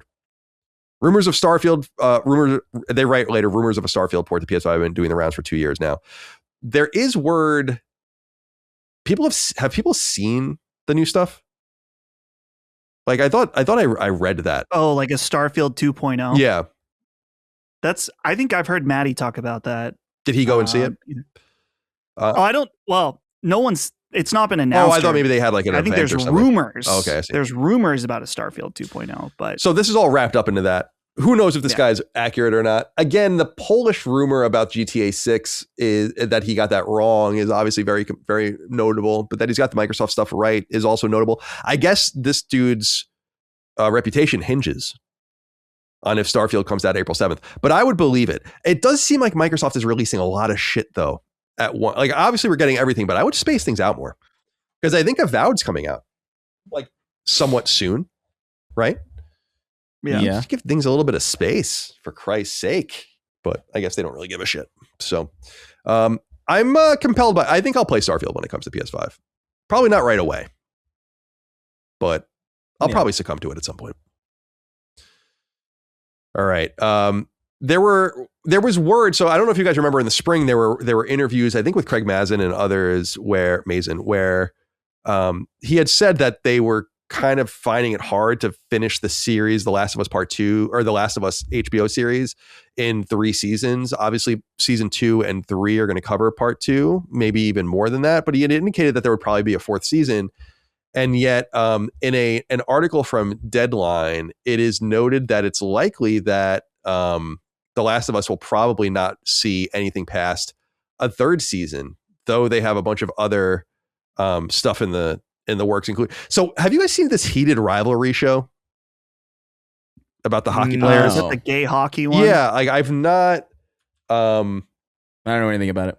I was listening to a Tim Dillon thing yesterday where he was making fun of it or whatever. And then I asked Mike, I'm like, what is this show? And she was like, oh, it's about like, it's like a really sexually gratuitous show about like gay hockey players or something. I'm like, oh, that's interesting. This article literally says the hockey gay romance took America by storm. So accurate description according to Deadline. So I'm trying to find, sorry, my computer is acting up here. Here we go. So Deadline asks HBO executive, since we're talking about endings, I'm going to ask about Hacks and The Last of Us. I don't know anything about Hacks. Upcoming season also being final. Is this something you can confirm? So he's asking, is The Last of Us's upcoming season the final season? And the executive answers, it certainly seems that way. But on decisions like that, we will defer to the showrunners, so you can ask them. Well, the showrunner said that they were doing more than 3 seasons, so I don't know what to make of that. But I wonder if they're kind of reanalyzing The Last of Us as a long-term product for HBO. Obviously, both seasons did extraordinarily well. But I feel like the second season definitely missed comparable to the first. And I wonder if they're just seeing softer returns and there's just no need to invest in this further. Plus, there's really no subject matter, material after we get Abby's side of the story, with the exception of I was wondering if they would do the Santa Barbara part of the Last of Us Part 2 as the 4th season, which I think would have been kind of cool. And maybe even give buy Neil a little time to see maybe if they get the game out by that point, because by that point it would be 2029 maybe or something. But I don't know. I don't really care anymore. It's kind of a bummer. Yeah. The more I've thought about The Last of Us Part 2 or The Last of Us Season 2 on HBO, the more I'm like, yeah, I don't know, man. I don't know. Yeah. It's too bad. It's too bad because I really liked the first season a lot. And there are a lot of parts of the second season I like too. But again, just Bella Ramsey, yeah. I don't know. I don't know what they were thinking with that, ultimately. Yeah. I was fine with it at first, but the longer time has gone on, I'm like, yeah, I don't know. Yeah. No, it's not working for me. Can't do it, man. Sorry, man. I thought you guys would find this interesting. Over at Reddit, someone is still using their Netflix streaming on PS3, and they got a notice when they put it on as of a few days ago, saying, unfortunately, Netflix will no longer be available on this device after March 2nd, 2026. Visit netflix.com/compatible devices to see a list of supported devices. I couldn't even believe it was still working on PS3. This is surprising. Now, Dustin, I was curious if you had any insight into this, because some people are saying that, and I don't know if I'm just missing something because I went and tried to find information about this, that they're saying that this is happening specifically because the PS3 circumvents like some copyright controls or whatever that allow people to dump things from Netflix and at least 1080p or whatever from PS3 to digital media. And that might be the reason why they're nipping this in the bud. But to me, I was like, I don't see any evidence that that's what they're saying. And maybe that's the way they feel, but also it's just old. Like they have the numbers, like how many people are watching the fucking PS3 Netflix app anymore? It's probably in the hundreds of thousands, but at some point it's like you get a fucking smart TV or something if you need to use a console. So I wonder what the true reason is, but I suspect it's just like it's old. Yeah. The copyright thing doesn't make sense to me, just because, as you know, Colin, that the PlayStation 3 is notoriously locked with its HDCP, which is like a thing that makes it so you can't use an Elgato on a PS3 unless you got to use a splitter that gets it out. So that doesn't make sense to me. I was looking though, Netflix on the Wii. Okay, so it's been shut down, but as of 2019. So wow, it had a good run. They must have. Yeah. So I wonder, Nintendo probably has to pay some sort of licensing fee, you would assume, and they might not have wanted to do that. It's why they didn't put a fucking DVD player on the GameCube. So, yeah, which is the best. I love that. Wasn't there some kind of they didn't want to pay fucking 50 cents per unit or something? What'd you say? There was some kind of fuckery with Netflix where something about, like, did they have an exclusive deal with Microsoft? And so they were able to get around that by sending people discs? Yes, that's what happened. I was going to bring that up, is that, like, for people that Xbox 360 had an exclusive to Netflix as a downloadable app. So to use Netflix on Wii forever, but for PS3 in the beginning, you had to put a disc in your drive and it would run the Netflix app off of the disc. And then eventually, I think in 2011 maybe or something like that, you didn't have to use the disc anymore. And I think on Wii, you always had to have the disc in. But yeah, that's exactly right, Dustin. Good memory. That was to circumvent like the exclusivity that Netflix and Microsoft had. And I remember when Netflix finally came to PS3, it was a big deal. At some point, you didn't need the disc on Wii, I think. Oh, okay. Because I remember watching. I watched all of Breaking Bad on Netflix on Wii. That's awesome at 480p when I first saw it, which is very funny. I don't think I ever thought about that. That's how I watched it. But yeah, and I don't remember ever having the Netflix disc. I could be wrong. Yeah, it just came in a normal sleeve like the old DVDs would, what they would rent. And I think it was white. And yeah, you would have to put it in. I remember it so clearly because I lived in an in-law apartment in San Francisco at the time. And all I had to do was watch fucking Netflix. So isn't it weird to think about, like, there was a time where like Netflix was Xbox exclusive? That is so weird. Yeah, it is weird. It's funny. I mean, that's a good deal for them. That was smart. Yeah. That's why it's just so funny. Like I am so incredulous by their like, no, gaming's for everyone. It's just like, shut the fuck up. You had like all sorts of stupid exclusive deals back in the day that fucked everyone over on PlayStation. You know, that's the game. That's the way it goes. But yeah, I'll never forget that PS3 thing. And yeah, RIP in peace. Yeah. Because that was the first, that was the genesis of digital Netflix. It's so funny that like I remember when Netflix started appearing, like you could watch it on a web browser and there was just like some random shit. And it was kind of cool, but it wasn't until House of Cards that it became like a real thing for people. And then they really exploded this whole sitch from there. So I definitely watched a lot of Netflix on my PS3 and we will miss you. Dagan's wife, I haven't been to Dagan's house in years, but she used to watch everything on PS3. I wonder if they were still doing that. Finally, over on the PlayStation Store, via the PlayStation blog, we have January 2026 top downloads for PlayStation Network for PS5 games, PS4 games, etc., for both the North American market and for the European market. So we'll stick with the North American market since we are primarily an American podcast. Arc Raiders was the most downloaded game of January 2026 on PlayStation Store. It was EA Sports Football Club, by the way, in Europe. Not a huge surprise. GTA 5 was 2 in the US. NBA 2K26, 3. Minecraft 4. Madden 5. Black Ops 7, 6. Kind of interesting watching this fall off. Comparable, of course. Battlefield 6, though, below it. Somewhere like, what is that, 11? And a few other games. Interestingly, Fallout 4. One of the most downloaded games. Oh, the anniversary edition came out, right? And of course the show, and everyone's excited about Fallout right now. I was happy to see NHL 26 holding on at 16, which is great. And Ghost of Yote at 19. In Clair Obscur, by the way, based on probably its hype in December. People may be getting it for Christmas. The Game Awards, all the awards, pops back up at 17. PS4 games, nothing too surprising. Red Dead Redemption 2 remains the biggest game there. And Star Wars Battlefront 2 is still kind of percolating. You know, there was that kind of move to try to get them to bring Battlefront back. That's obviously not going to happen. But Bloodborne, number 19, by the way. PSVR 2 games. The discontinued Beat Saber was the number 1 game on PSVR 2.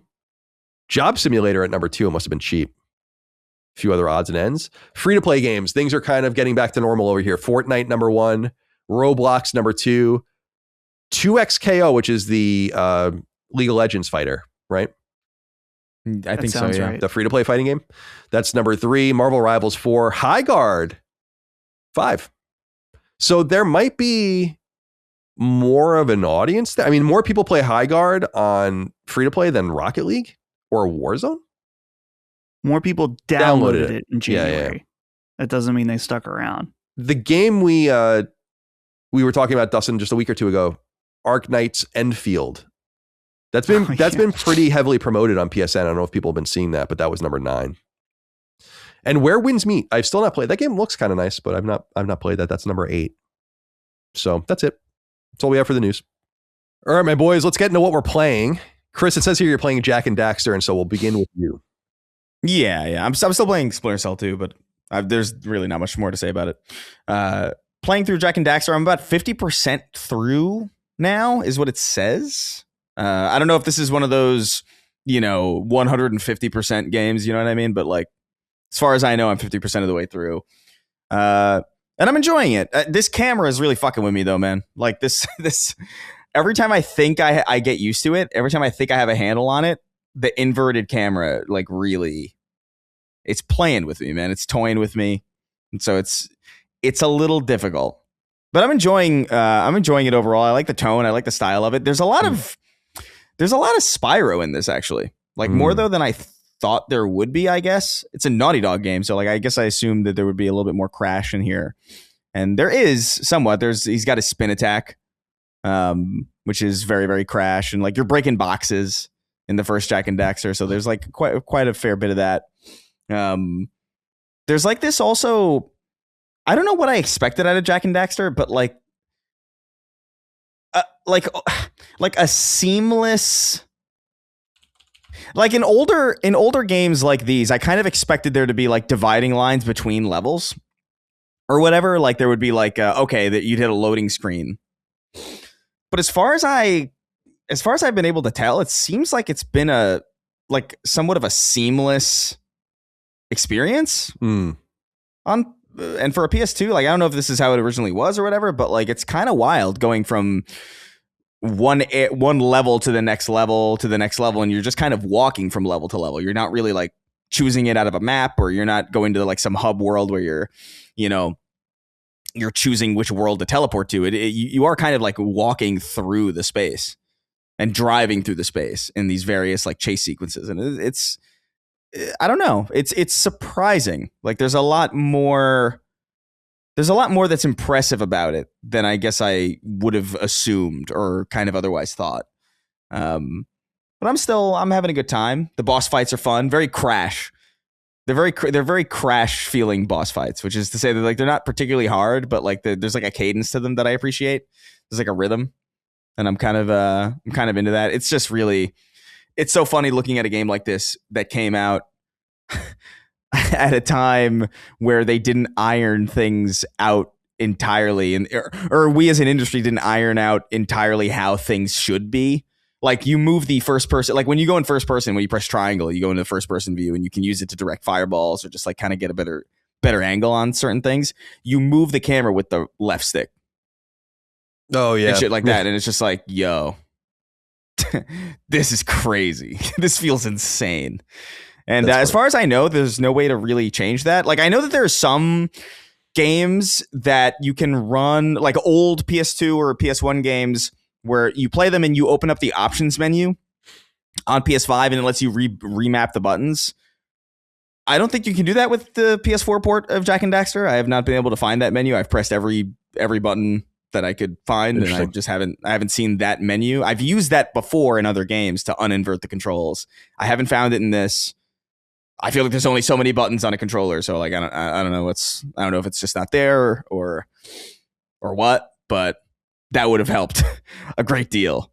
But I'm enjoying it. I dig the characters. I dig the soundtrack. Still, there's like, you can feel a lot of Crash in it at this point. I've heard that the later on, or the further you get from Jak 1, the more unrecognizable it kind of becomes. It becomes like a very, very, it shifts pretty dramatically in gameplay and tone. So I'm actually very curious about that.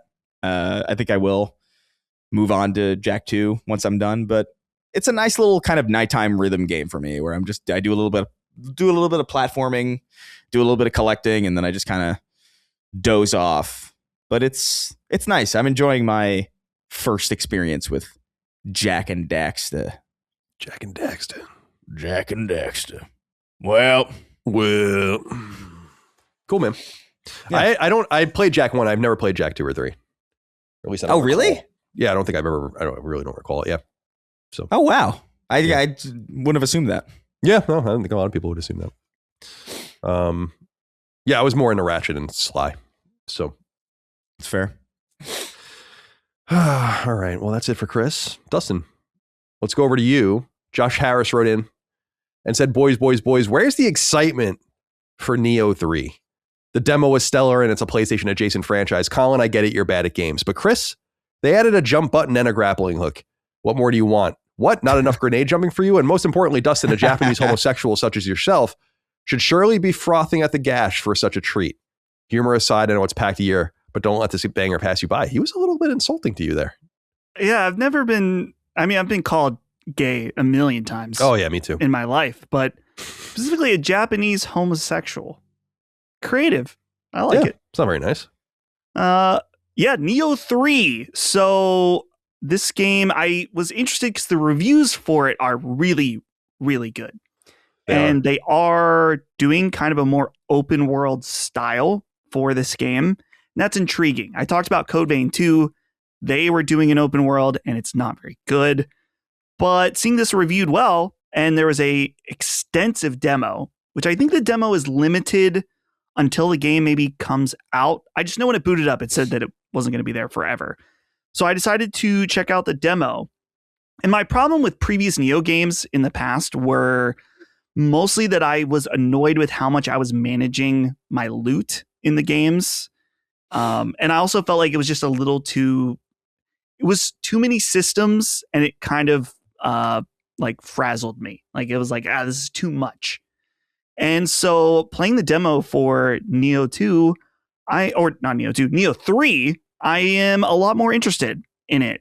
I really like that the one, I think, big change, one of the new factors in the combat is that you can switch between a samurai mode and a ninja mode on the fly by hitting your R2 button. And so each one has their own weapon and their own special abilities, and they play totally different. And so swapping between those during combat is pretty interesting.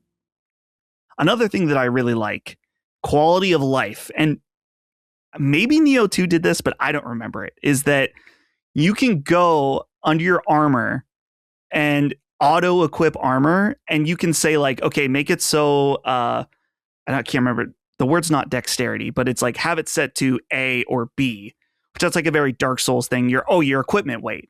So it's like if you have a really high equipment rate, then you won't be able to roll properly. But anyway, it basically automatically does all the armor stuff for you. So that's pretty sick.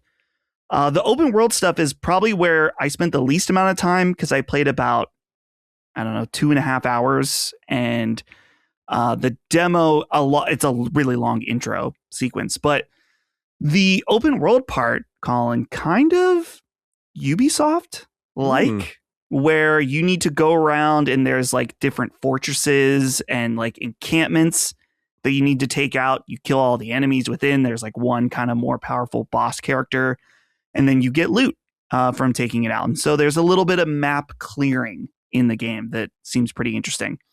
I'm very interested in it, but I'm going to wait because I just went out and bought Dragon Quest VII, and that's going to consume my life until Resident Evil comes out, most likely.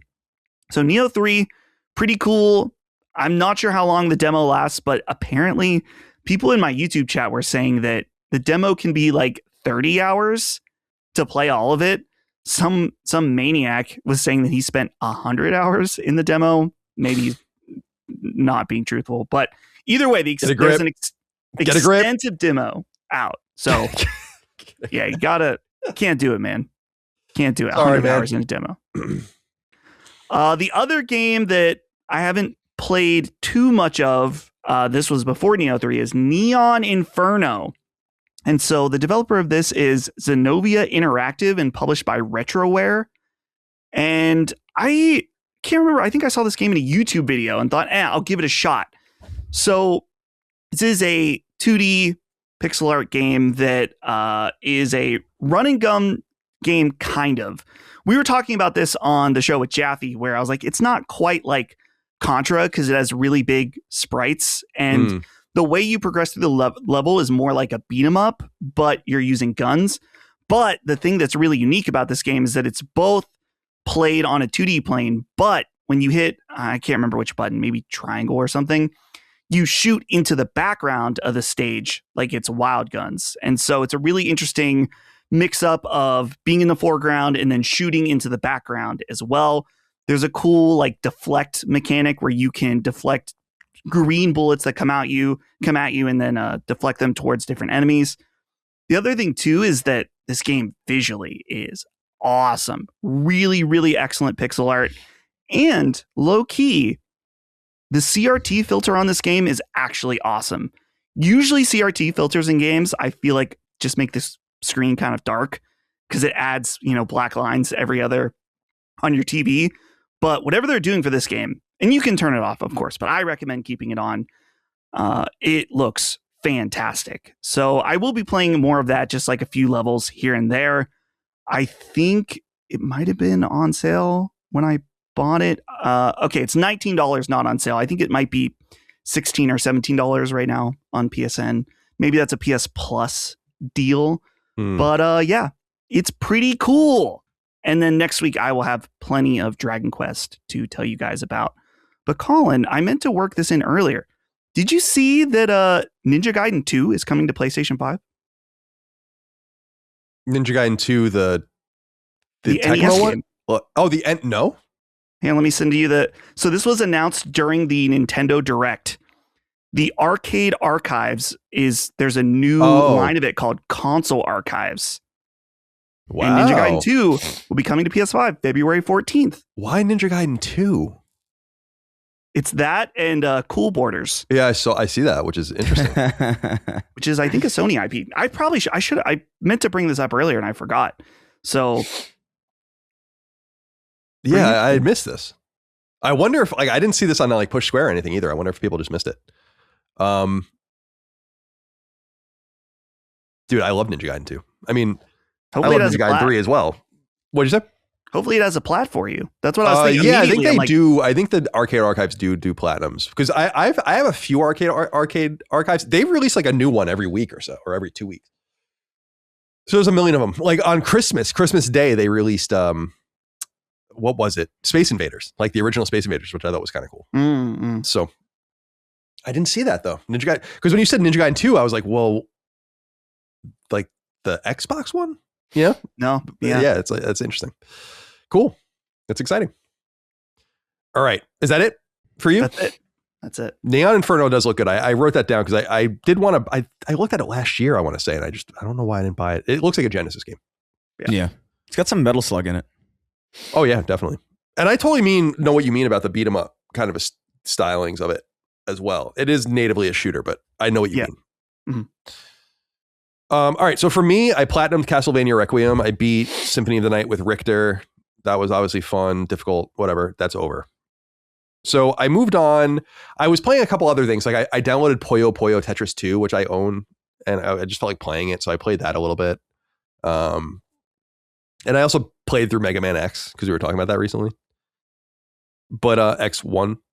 But I was like, where am I going to go? What am I going to do? And I love me some boomer shooters, as you guys know. So last year at some point, it might have even been 2 years ago, I bought the Turok trilogy, 1, 2, and 3, because I think they were really cheap.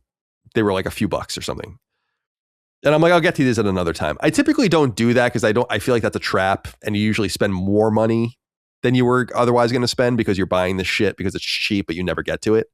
So this could have easily fallen into that trap. But I was looking around, and actually, and I might have noted this last week, is that I've been looking at Borderlands 4, but it was on sale forever, and I never bought it. And then now it's back to $70, and just principally, I'm like, I can't do it, because I know I could have gotten it for 50 or whatever.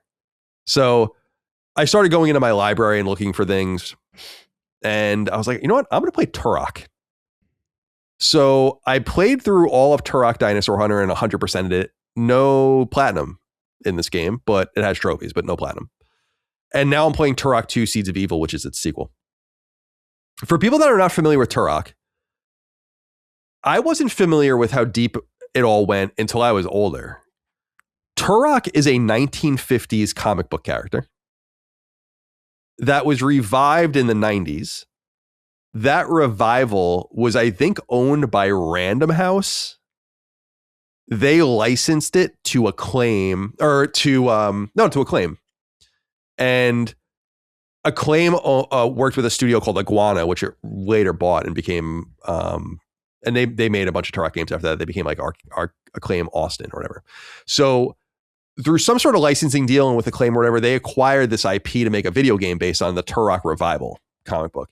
And really, Turok, it's one of those examples where Turok is biggest in games.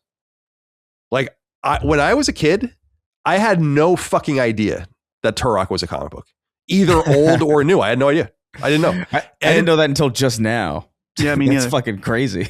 And it became like Turok was highly relevant to, so Turok 1 came out when I was in 7th grade. And that's when it was, I think, I don't know, Dustin, you might know this better than me. I think it was like the 9th N64 game or something like that in order of release. It was a very early N64 game. It was supposed to be, I think, available at launch, and it was delayed. It finally came out that March. And I wasn't really a shooter person. I love the N64. I didn't own Turok until later. I didn't give a shit about it. In fact, we were talking earlier about like games that I was like, oh, this is like, I didn't know how to articulate it at that time, but it's like this bro shooter bullshit. Like I was playing like Wild Arms and shit at this point, Castlevania, Symphony of the Night, and whatever. And I don't really remember Turok 2. There's actually 4 Turok games on N64 because there's that multiplayer game Rage Wars, I think it was called. But there's like a Turok trilogy of 1, 2, and 3. And then Turok continued on. You guys might have played it on PS2 and Xbox and stuff. But then, and then there was a PS3, Xbox 360 version. But the series has been gone ever since then. And I think Embracer is bringing Turok back, right? Because we saw a Turok trailer, I think, last year. Anyway, that's the whole rigmarole of what it was. And it was just not a very relevant IP to me. And so I played through Turok 1, and like I said, 100% it is. So I found all the secrets, beat all the stages, whatever. This game is really funny because what I remember about this game more than anything from being a kid is how weird the controls were. Because it was a first-person shooter on a console with a controller with a single stick. And what I remember is that I think you moved with the stick and you used the C buttons to like turn. And because of the inexactness of the locomotion in the game, you literally just kind of shoot in a direction and it works. Like you can kind of be like within an inch of an enemy on the screen and it'll just hit them. Like whatever the weapon is. And what's funny about Turok Dinosaur Hunter, and I don't think I really realized this at the time, because this was one of those games I bought on eBay and stuff like that, like when games were really cheap in the 90s, in the late 90s, there isn't a fucking lick of story in this game. Like I have no idea what was going on in the game whatsoever. I'm sure it was in the instruction manual and whatnot, but I was playing this game and I'm like, what the fuck is going on in this game? Like, what is happening in this game? It's crazy. You're fighting these dudes, you're fighting these guys with like axes and spears, and you're fighting dinosaurs, and you're fighting dinosaurs that have guns. Some of them are holding the guns, some of them have guns like attached to them. So I beat the game, and then I'm like, I'll move on to Turok 2. So Turok 1 came out March 97. Turok 2, I remember very well. I was in 9th grade when this came out, and it came out early December that year. You can tell they were trying to get it out for Christmas. Wise decision, of course, for that year. And I remember this box art so well because it's the original Turok box art's iconic too, but the close up of just the the dinosaur skin with the Turok logo over it, very iconic. Yeah. I remember that so well. And it sold like crazy. I think it sold a couple million copies like almost immediately. And the N64 wasn't that popular. So a lot of people own this game. And it's funny how much better it is than the original Turok. One of the things, and I was thinking about this when you were talking about Jack, Chris, was one of the things I have to keep doing is going back. And I did this with Turok 1 and I'm doing it with Turok 2 now, is like go on YouTube and look at long plays.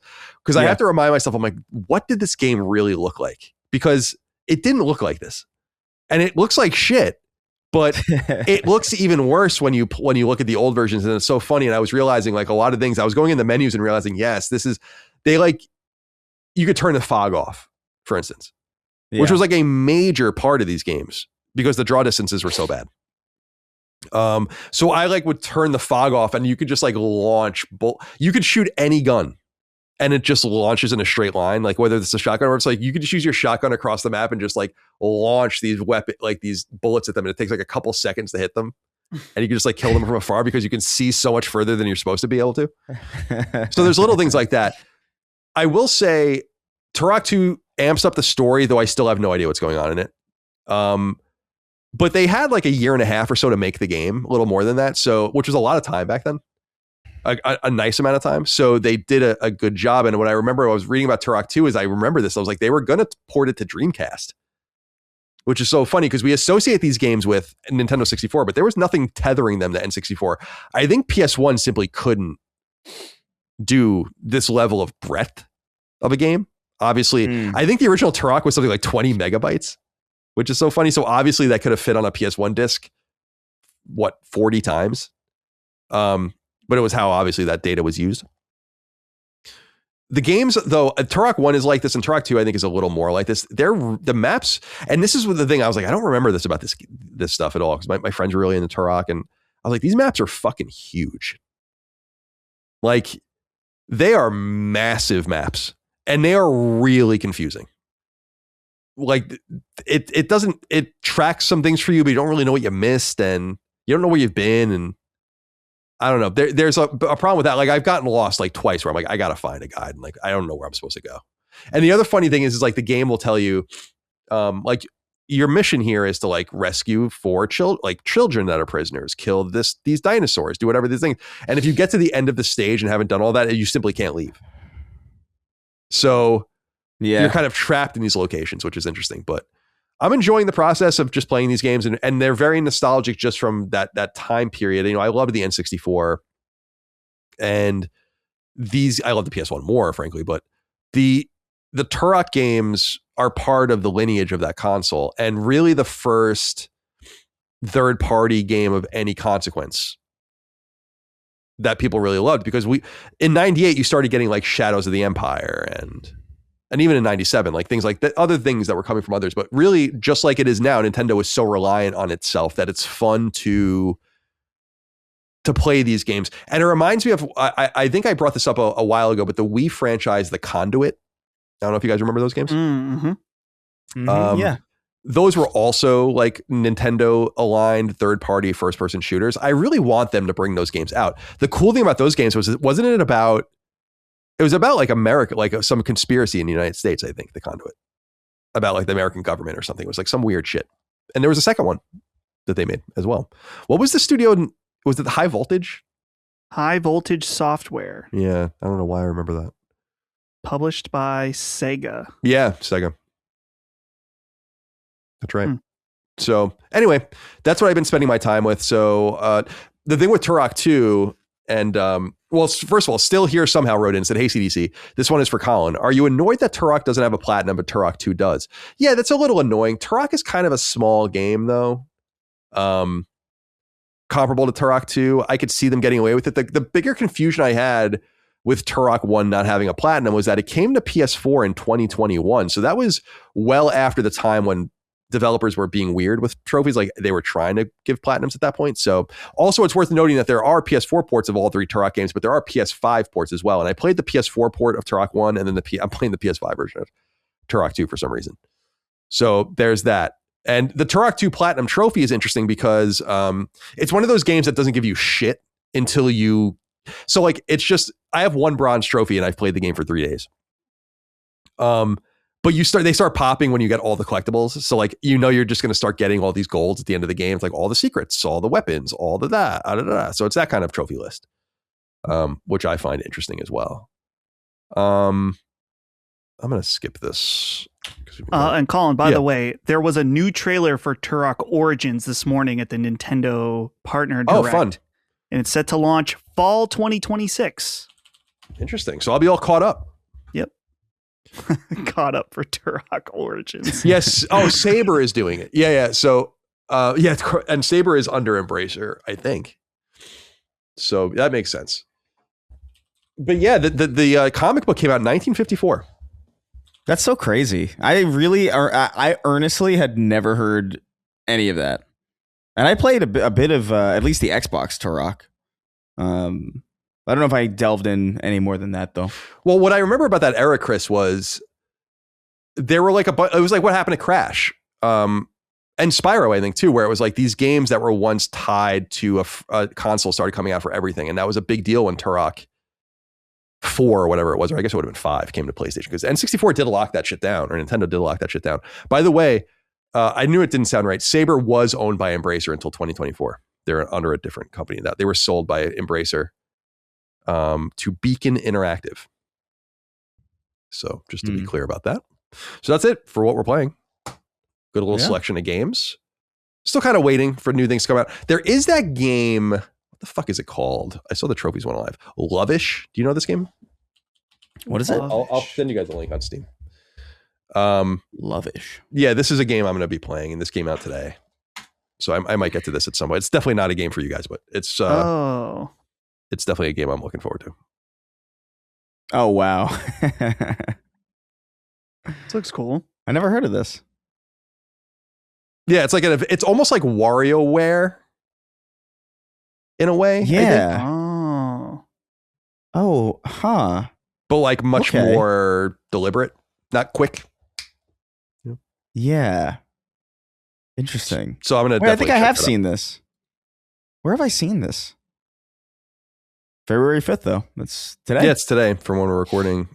And Dangan is publishing it, and they do some good stuff. They're a nice little. They did that game Astalon, which was kind of cool, or published it. They're like a smaller publisher of some of these indie games. The first game I remember they published Crosscode, I think too, which I never got to, but that was an RPG people really liked. But remember that game like Iconoclasts? By chance, that sounds so familiar. That was like the first time I became familiar with that publisher. Okay. Oh yeah, I have seen this. Iconoclasts.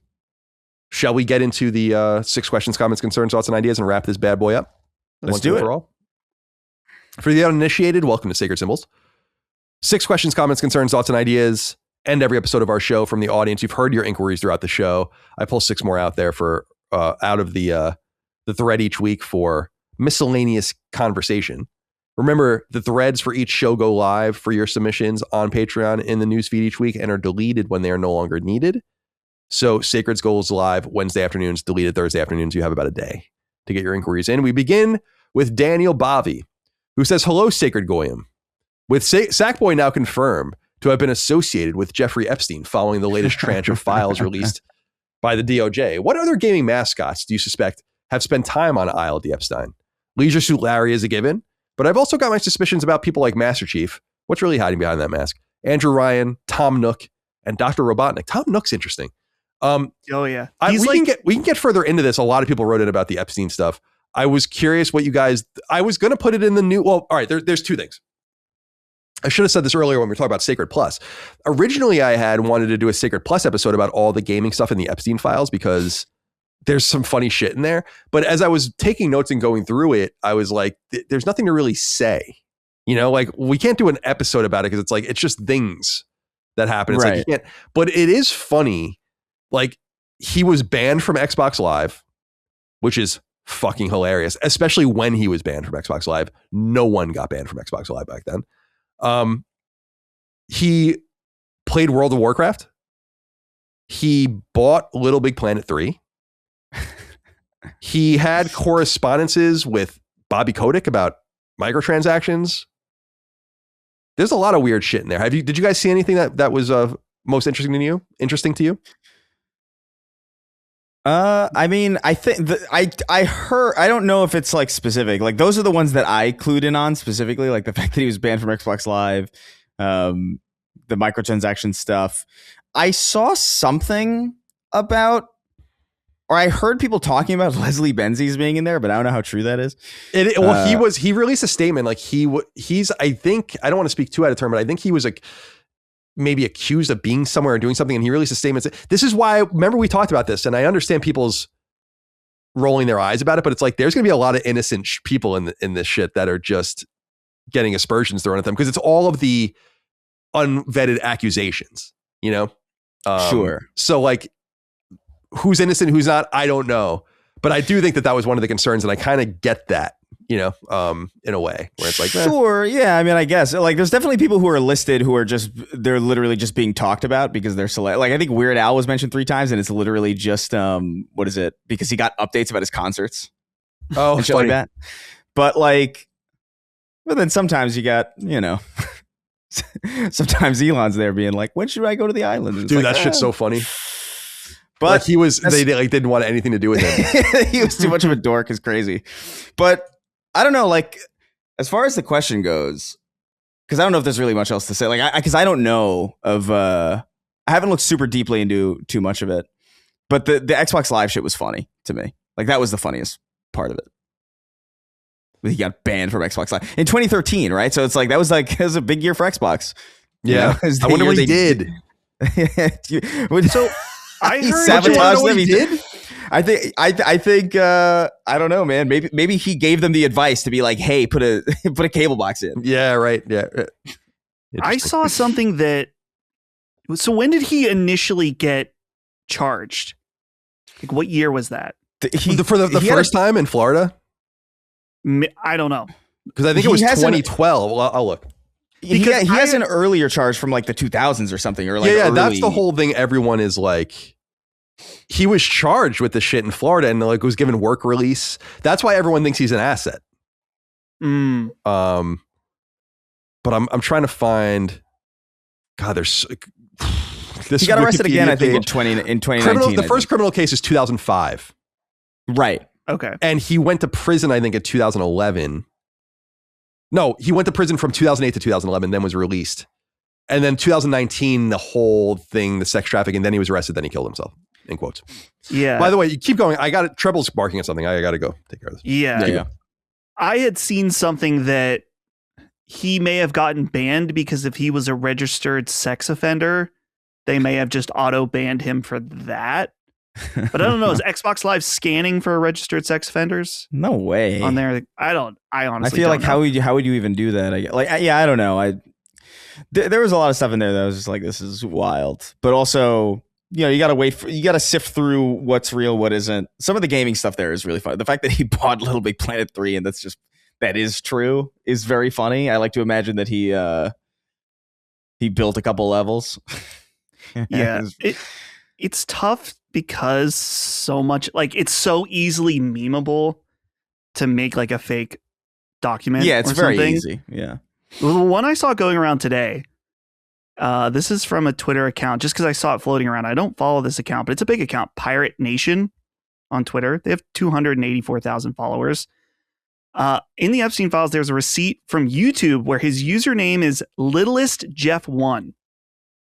And apparently you can find a Fortnite account tied to LittlestJeff1.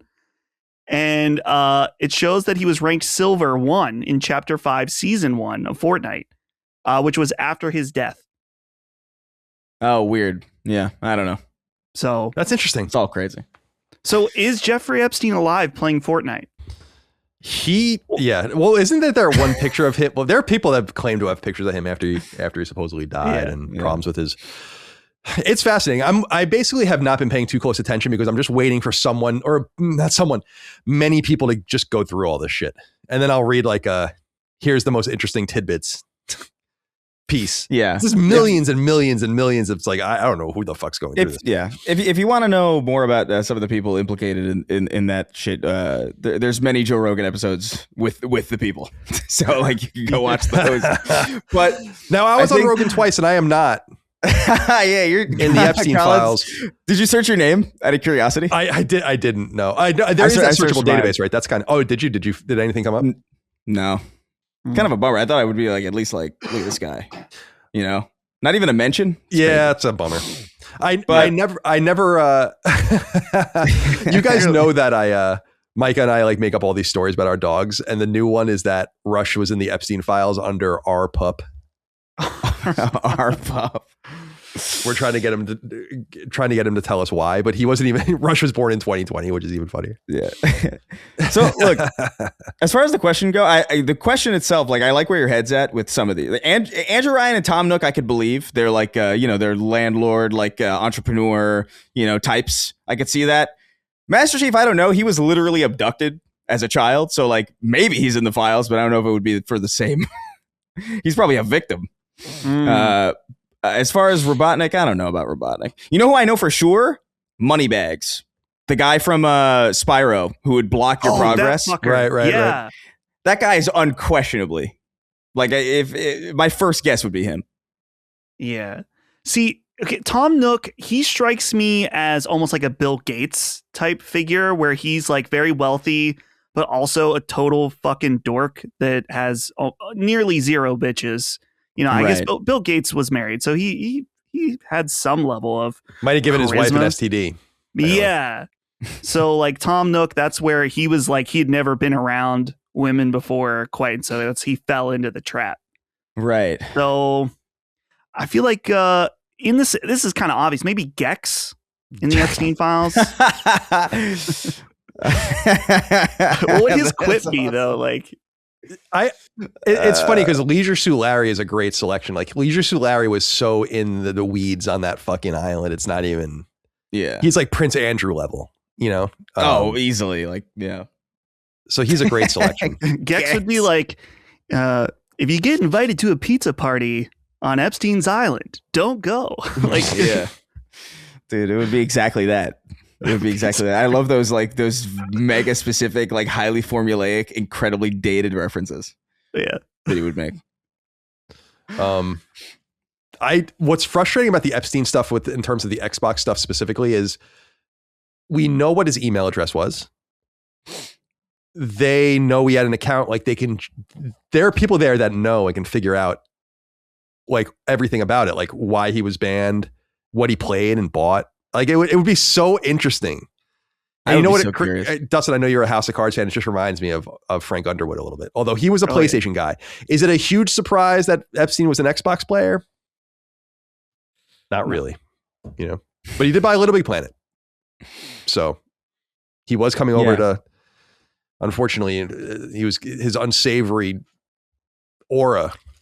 I would assume he would be into whatever the kids were into. Yeah, right. Touche. I don't think he was playing Little Big Planet. Touche. I would love to think he was playing Little Big Planet. I like to think that too. I like to think that he made levels, but I feel like it's more likely that he's like, I don't know, he's got a van or whatever. He's like, look, I got a Little Big Planet. I don't know. I really have no idea. But it's the same thing because we know his email address. Like people at Sony can look at that email address and see who that is and what his account is. Like I would love to know what his PSN was. Sometimes you buy Little Big Planet 3 for nefarious purposes. I wonder how Frank would feel about Horizon. I'm sure he's eager for everyone to go back to Killzone. He should make a video. He should do like a Conan O'Brien Clueless Gamer, but it's Frank Underwood playing games. Yeah. Why it's not? too bad, man, that all went down because that was such a great character. Did you see that he said he was open to playing Jeffrey Epstein in a... That's not a joke, I swear to God. But, he needs work. But yeah. Am I mistaken in that he was exonerated, wasn't he? I don't know all the There's details. A lot of weird. As far as I now, I don't want to tell any tales out of school. Yeah, but my recollection says that it was like a weird. It was almost like a Hillary Clinton-esque kind of thing, where like, oh, the people who accused him happened to suddenly die or something. There was like some weird shit like that. Right. Where and then he got exonerated. I don't know if that's him specifically. I feel like that's him. That's ringing a bell. That's true to me. I see. But it's a wild world out there, guys. It's a wild world. I'll say. All right. Daniel, thank you for writing in. The Drunken Merchant wrote in and said, hey, boys, just a random observation about people discussing games nowadays. I see so many similarities in expression with content creators I follow. They'll see a game trailer and go, there's nothing I can really say. It's not something that interests me, without any speculation, compliments, or critiques about the game in general. They'll feel uncomfortable shitting on a bad game, presumably to not insult developers. They'll have a hard time getting hyped for a game that looks great because they'll wait and see how it turns out. There's nothing wrong with speculating what a game will feel like, and it's fun to talk about what you think how a story will play out. There's nothing wrong with being disappointed with a game you were openly excited for. I feel many just want to stay in their niche and not fantasize about games, just waiting silently until they have an actual product. I know I'm stupid, but am I crazy? Probably. This is an interesting inquiry, I thought, because, and thank you for writing in. I feel like the churn. We were talking about this earlier with Grand Theft Auto and more specifically with Horizon, though, was the specificity with which there are haters today. Like Chris said, unhindered by the forums and all the rest, and just on social media. I personally disagree that. Now, I don't know who the creators are that you're talking about, but I feel like everyone gives their fucking opinion on everything to the nth degree. I do think there are probably people out there that are trying to protect their relationships. I understand that to a degree. And I also think that, like, and we were talking about with previewing earlier, and I tried to keep this in mind when I previewed stuff, was you do kind of have to give them the benefit of the doubt. And therefore, it does kind of negate the need to talk about it because you really don't know. And a lot of things you're seeing and playing and demoing are not even final. Some of the shit doesn't even appear in the final game. That stuff always is my favorite. Like, there's like 4 scenes in this trailer that aren't even in the game, and it's like, yeah, I'm always fascinated. And that happens in film, obviously, too. I mean, that's not a huge thing, but so I don't know exactly where you want to, like, what you were looking for, Drunken Merchant. I don't know if you guys have any threads from this that you want. Dustin, is there anything you want to pull out in this?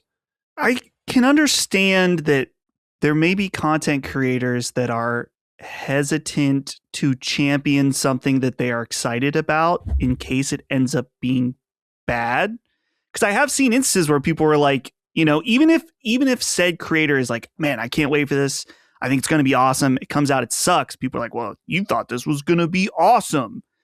And I think some content creators may or may not, everyone's different, but it's like some may be like, yeah, it sucks, it didn't turn out the way I thought it would, but others may just try to ignore it completely. And there's also like, I don't know, there's some weirdness too, like you were saying about like keeping a relationship, good with a publisher or something. But I think too, when you get close to and you're talking about games and really looking at the business, whether you have a relationship with publishers or developers or not, I think you start to get a little bit of a softness where it's like you understand more like how long and how hard people work on these things. And so it's harder for me to immediately shit on something that I have not played, that I can't actually assess its true quality, because it's like, let them actually show it to me. It's interesting because even, I'm sure this has happened to you, Colin, but like there's been a few instances where I have heard of developers that we had a reaction to something on the show that was negative, and they're like, dang it. Like I know of one or two instances of that happening where it's like, oh, they hated it already. It's like, well, sorry, but we're just gonna say it like it is. But at the same time, you want to be fair. Yeah, I think that I have gut reactions all the time. We all do. I try to just kind of reserve my reactions to things that are more germane to what I'm known for, or what I like, and what I would have an opinion on. Just because a thing's a video game doesn't mean I should have an opinion on it. Right. That's like video games are like, do you really give a shit what I have to say about like a MMO or something? Like, what do I know about that? Really? I don't know anything about that. So I think that there's a level of objectivity and fairness that has to be employed, and decency. We were talking about this earlier, even with High Guard and stuff, like just the ability to let things wash out and let the product stand or fall. But we all get sucked into like some levels of hype, and we all get tricked sometimes. I think the one major thing though, Chris, that bothers me about this space and just a lot of spaces is I think people care too much about what other people think and about what other people think about what they think. And right. I will say this with all earnesty and honesty, and I've said this a lot about the bands I like or whatever, if it were commercially and realistically possible that I were the only fan of band X or game Y, I wouldn't give a fuck. That's obviously not possible because you have to spread the field and be viable. But the point is that like, I don't really give a shit. Like, what other people think about my opinion. So Dustin, you were saying earlier, like they don't want to be wrong, or it's like, I'll just champion whatever, like the things I like. And if people make fun of me for things I like all the time, but it shouldn't really matter. So Chris, you have anything you want to add? No, I mean, I agree. I think there's, I don't know. There is a bit of just a culture of like, now it's kind of poisonous to champion something or be excited for something, largely because being excited and earnest about something, like earnestness is weakness in some way, because you're revealing a truth about yourself to an army of anonymous people who really don't care that much ultimately at the end of the day. So you are revealing part of yourself to people who aren't owed that. And who have and by the way, who have generally been proven to be pretty irresponsible with that access. So I think it's partially a self-preservation thing. I think it's partially wise to maybe like kind of keep certain things to yourself. But at the same time, like, I don't know, I've been doing this a long time. At this point, I don't really care. Like I'm excited about Marathon. I am. I've tweeted about it a lot, and I talk about it a lot. That was controversial. That was more controversial a couple months ago than it is now. But like it's the same feeling. I just wish that less about.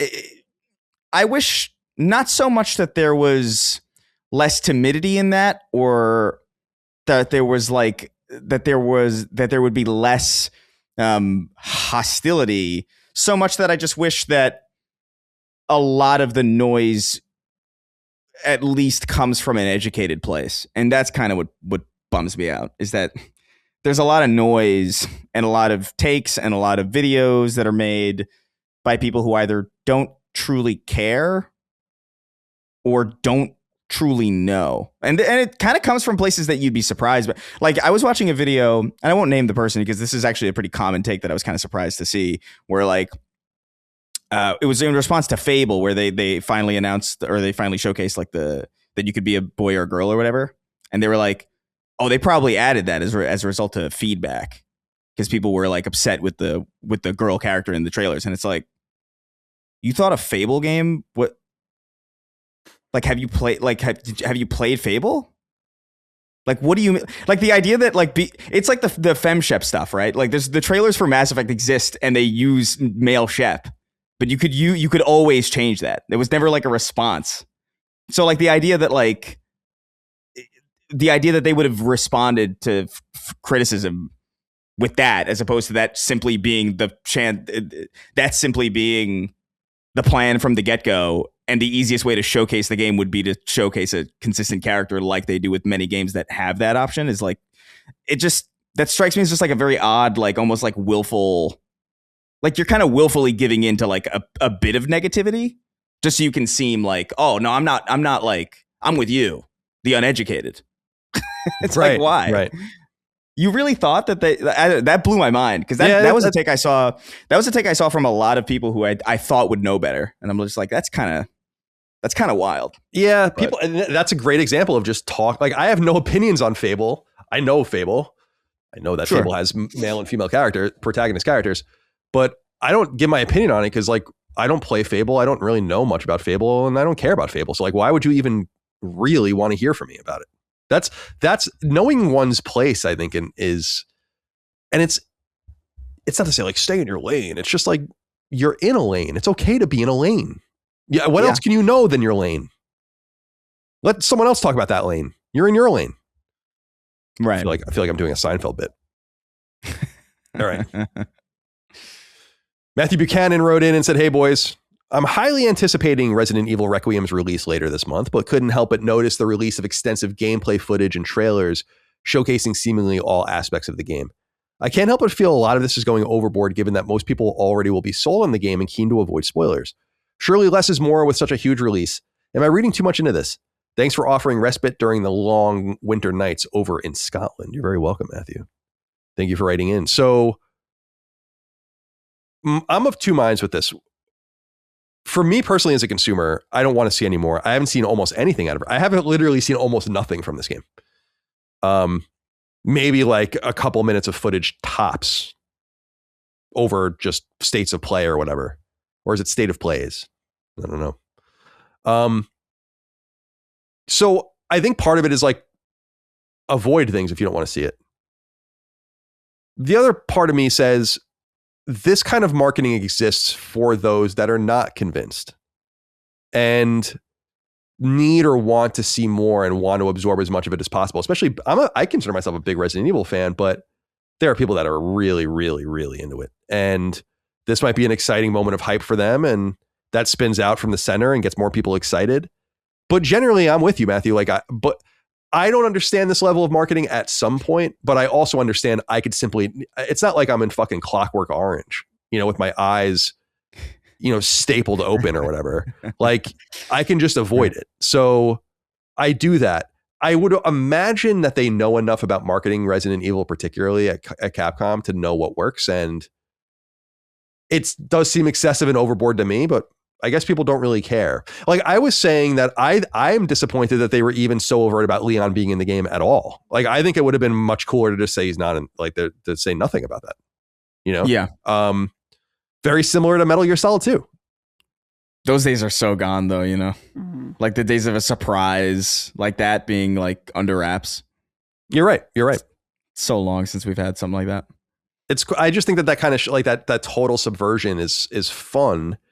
The more you show the game, the more you are removing the element of surprise, but certainly they're not showing you everything. So, and a lot of it is probably repetitive as well, but I'm also really looking forward to Resident Evil Requiem. Chris, have you been tuned into the cycle of footage and trailers? I really have not been paying attention. I've not. There's one kind of meme clip that's been going around of Leon taking his sweet time to save a woman who he clearly could have saved. But it's I think it was like the caption was like something like Leon had 8 business days to save this woman. So I saw that and I thought that was funny. But like I've been kind of tuned out of it. But I do have to say, like, as somebody who's like, I'm convinced about Resident Evil 9, like I'm excited about it. I have some worries about it, but like I think Capcom has done enough to like, earn my trust that it's going to be a great game. I think I've talked a little bit on the show about before, like I worry about whether or not going half and half on like, horror and then action will end up kind of trying to please everybody and end up pleasing nobody. I don't think that's necessarily the danger with Capcom, but it would be the danger if I heard that pitch from any other company. So, I mean, I'm just kind of on board already. Like I didn't need to be sold. But I will say, like, as somebody who was just kind of, I'm looking forward to it, but it wasn't really at the forefront of my mind. The trailers that they've been putting out, because they've been reaching people in my circles who don't necessarily care for media blackout, who just want to consume all that stuff, they're talking about Resident Evil more now. And it is having the effect of getting me more excited, almost like vicariously or like in almost like a meta way that's even beyond, like I don't even have to see the trailer for the trailer to have affected my excitement for it. So like I understand why they do it. Like they're reaching the people who don't care about that kind of stuff. And we can still, as enthusiasts and as people who care, we can choose whether or not we expose ourselves to it or not. We're adults, we have impulse control. I haven't seen anything outside of that clip. So like I genuinely don't know what to expect out of Resident Evil 9. Dustin, anything to add? I saw the initial trailer, of course, and I saw a little bit of gameplay at Summer Game Fest. And after that, I was good. And like I have seen like a small portion, like a 2 seconds of a Leon gameplay clip. But other than that, I have not seen anything with that. And I, like you guys, I don't need to be sold. The thing that I wonder is just that I think people like us may be the minority by a significant factor, where a lot of people, like hardcore Resident Evil fans, might want to know as much as possible because they're so anxious to get the game. And to them, knowing more just adds to the excitement over spoiling it.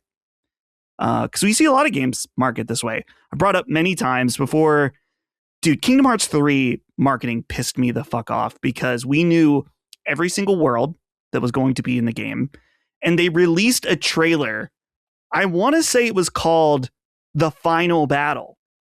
And it was from the final battle of the fucking game. And I knew better not to watch it. But what was funny is that I watched it afterwards and I was like, holy shit. They really just did show you like a large portion of the end of the game. So it's not for me. But I hear people all the time, like people in our Discord or whatever, they're like, oh yeah, did you see this about Resident Evil? I watched this. You're going to be able to do this in the game, in this game. I'm like, dude, why do you? Some people just enjoy things in different ways. Yeah, that's fine.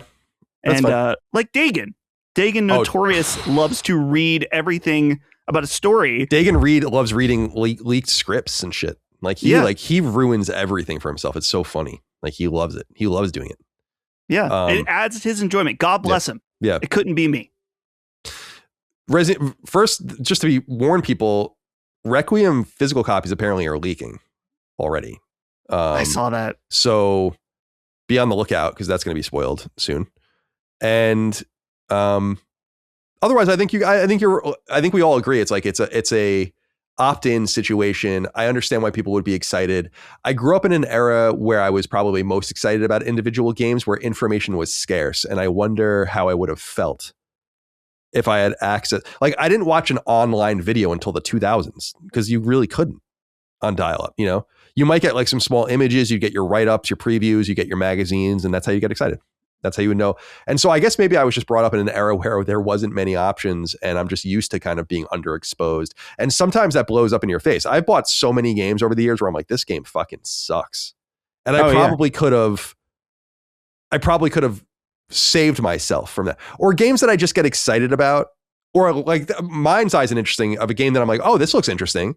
And then I just never pay attention to anything about it again. And everyone's like, have you seen this shit with mine? It's like maybe the worst game ever. And I'm like, oh, I thought it looked interesting. The same thing happened with that what was that game? Rockay City. Where I was like, oh, this looks dope. And then I just never thought about it, never looked at it again. Then it comes out and it's like, it got like a 40 on Metacritic or something. I'm like, oh, all right. So you can get burned. And there's a bunch of games. I talk about how I bought Beyond the Beyond back in the day. I fucking hated that game. Saga Frontier, hated that game. Dagan and I talk about buying Deadly Towers on NES. Fucking game sucks. Like one of the worst games ever. So like being unaware or underexposed can blow up in your face.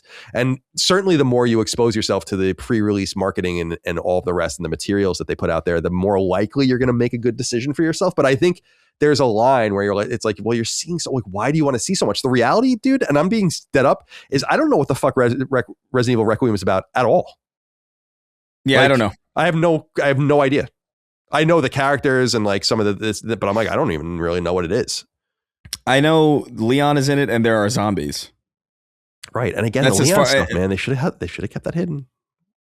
Would have been fun. In an ideal world, you know. I would have loved that personally. You have yourself a Raiden Solid Snake style moment. You know what's a bummer though is that like I feel like the reason they don't do that is because the internet exists and they're aware that like whatever explosion of surprise you could get out of like anybody is going to be so short lived. Yeah, that's true. Compared to the marketing boom that you could have if you just were honest about it. That's true. Which is a bummer. Yeah. I always think about just the young Drake moment in Uncharted 3 about how cool that was.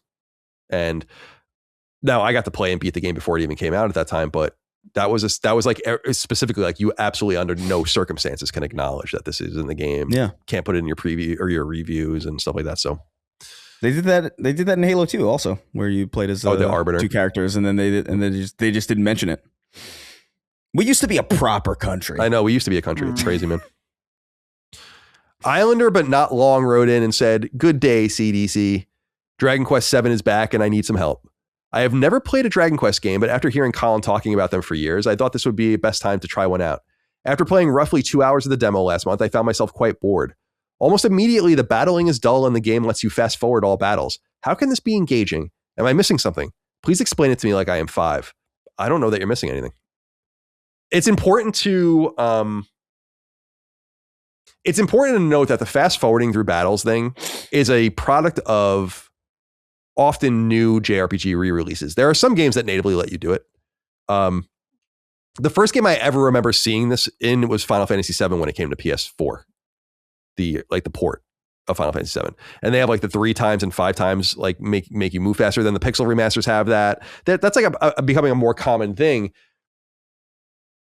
Obviously the Dragon Quest remasters all include that too, and I understand why some people would have a problem with that. But I like that kind of thing of just moving these animations faster and just moving on with the game quicker. It's quite the QOL addition for me. But I will just be honest with you, if you're not feeling it. I mean, I don't remember the beginning of Dragon Quest VII and like what maybe there's something missing in the game, but I doubt it. I mean, if you don't like the cycle that you're already in, I don't think these games are for you. These are very, very traditional games. And if you're not into, I like grinding. That's like the thing. Mike always says that she doesn't like doing it. And I'm like, I think that's like such a fundamental part of role-playing games. Like, I like to grind in role-playing games. I like to become stronger. I like the stats and brute forcing my way through games and stuff like that. And that's just a thing that you're either into or you're not. And so if you're not into like turn-based, menu-based combat, Dragon Warriors or Dragon Quest is not going to be for you. Do you disagree, Dustin? No, I completely agree. I almost don't think I have any notes. It's probably not for you. You gave it a solid 2 hours. Mm-hmm. That's enough. I feel like that's plenty of time to know if you like it or not. And for me, the combat, I didn't even feel like I needed to fast forward battles in Dragon Quest VII when I was playing. And I only played the demo, which is like 2.5 hours of the game. But if you're already feeling that way, then not only is it that Dragon Quest VII isn't for you, it's probably none of them are for you. Yeah, I mean, I would just say turn-based role-playing games aren't for you. I mean, I guess I know some people take umbrage with me saying this, but I just don't think the Dragon Quest games are playable for story first. Like, I just don't believe that. I think that they're comfort food role-playing games with cool stories, but familiar worlds. It's like playing a Pokemon game almost, where you're falling into like familiar characters, familiar enemies, familiar tropes. It's comfortable and homey. I think if you want to play a more turn-based or active turn-based game that is more like, I'd be curious to know what you think of Final Fantasy IV or Final Fantasy VI, a game that is much more about the characters and the story, but also great combat. So maybe Dragon Quest is just simply too traditional for you. Yeah. I'm sorry, Chris. Do you have anything? I didn't really go to you because I didn't know if you had anything you wanted to say. No. Yeah. Dragon Quest. I think I would agree. Like, I just think like you gave it a solid try, which is more than a lot of people do, which is good, you know? But it's probably just not for you. It wasn't for me either, man. Like I played, I think a couple hours of Dragon Quest 11, and it wasn't even so much that I didn't like it, because I thought it was charming and there were parts of it that I thought were cool. I like the animation. I like the style of it. But I could just tell, you know, like you can just tell, like when you're playing a game, it's just like, yeah, this just isn't really like what I'm looking for really right now. And that's fine. Like, you don't got to beat yourself over. Like, I just feel like I get questions like this a lot from people who just like, I just don't get it. I want to get it, you know, from like people who are playing like these critically acclaimed games or like these like really storied or like important games. But it's important to just be aware that like sometimes they're just not for you. Like video games are a really vast, like, medium. Like, it's insane. It's probably like there's probably more diversity in video games as a medium than there is in probably any other medium, to be honest with you. Oh, definitely. Maybe books is like the next one, because you got shit like House of Leaves, just like really, really esoteric and eclectic shit. But really, like, you don't need to force yourself to like something just because it's popular and huge. Yeah, I would also say that a vast majority of games are not for me. So no. I scroll through the PSN, even just not the shit, but just random things. And I'm like, 9 out of 10 of these games I wouldn't play. That's probably the way a lot of people feel about a lot of things. So that's okay. Yeah. Big, dumb, stupid idiot wrote in, said, hey, CDC. Nice. Google's Genie has the industry spooked, but should it be? Larian was bullied out of using Gen AI. Take-Two and NetEase both took a hard zero AI stance. It should also be noted that OpenAI is trying to raise another $100 billion. I don't even know what they spend money on at this point. This may mean AI companies are running out of money. Genie could one day make a completely generated game, but Google's AI division may burn too much capital to be sustainable, and the audience clearly doesn't want AI games. I'll hang up and listen to AI Tommy not know who the sniper is in Last of Us 2. That's in the podcast. You'll get that podcast on your PlayStation soon. So this Genie stuff, which is part of Google DeepMind, I think, it seemingly did. I guess Genie 3 did spook the gaming market, because I think a lot of it could be untethered to this, but it seemed like a lot of gaming stock went down when people saw what these things can do. I want people to remember something that I think is vital, which is that like people keep focusing on the product as it is now, and we always bring up the Will Smith spaghetti video, right? But and making a video game in AI is going to be much more complicated. But you're focusing on the wrong thing, because you're going to have to recalibrate your entire argument when they figure it out, which they will. And so you need to be rooted in something else, something more substantive and human. And I continue to say, because everyone, like, I've seen some of these AI things and they're fucking awful, right? Like, they make no sense. There's a mistake every fucking half a second somewhere on the clip. There was like some guy on a train I saw, like gunplay. I was like, this is awful.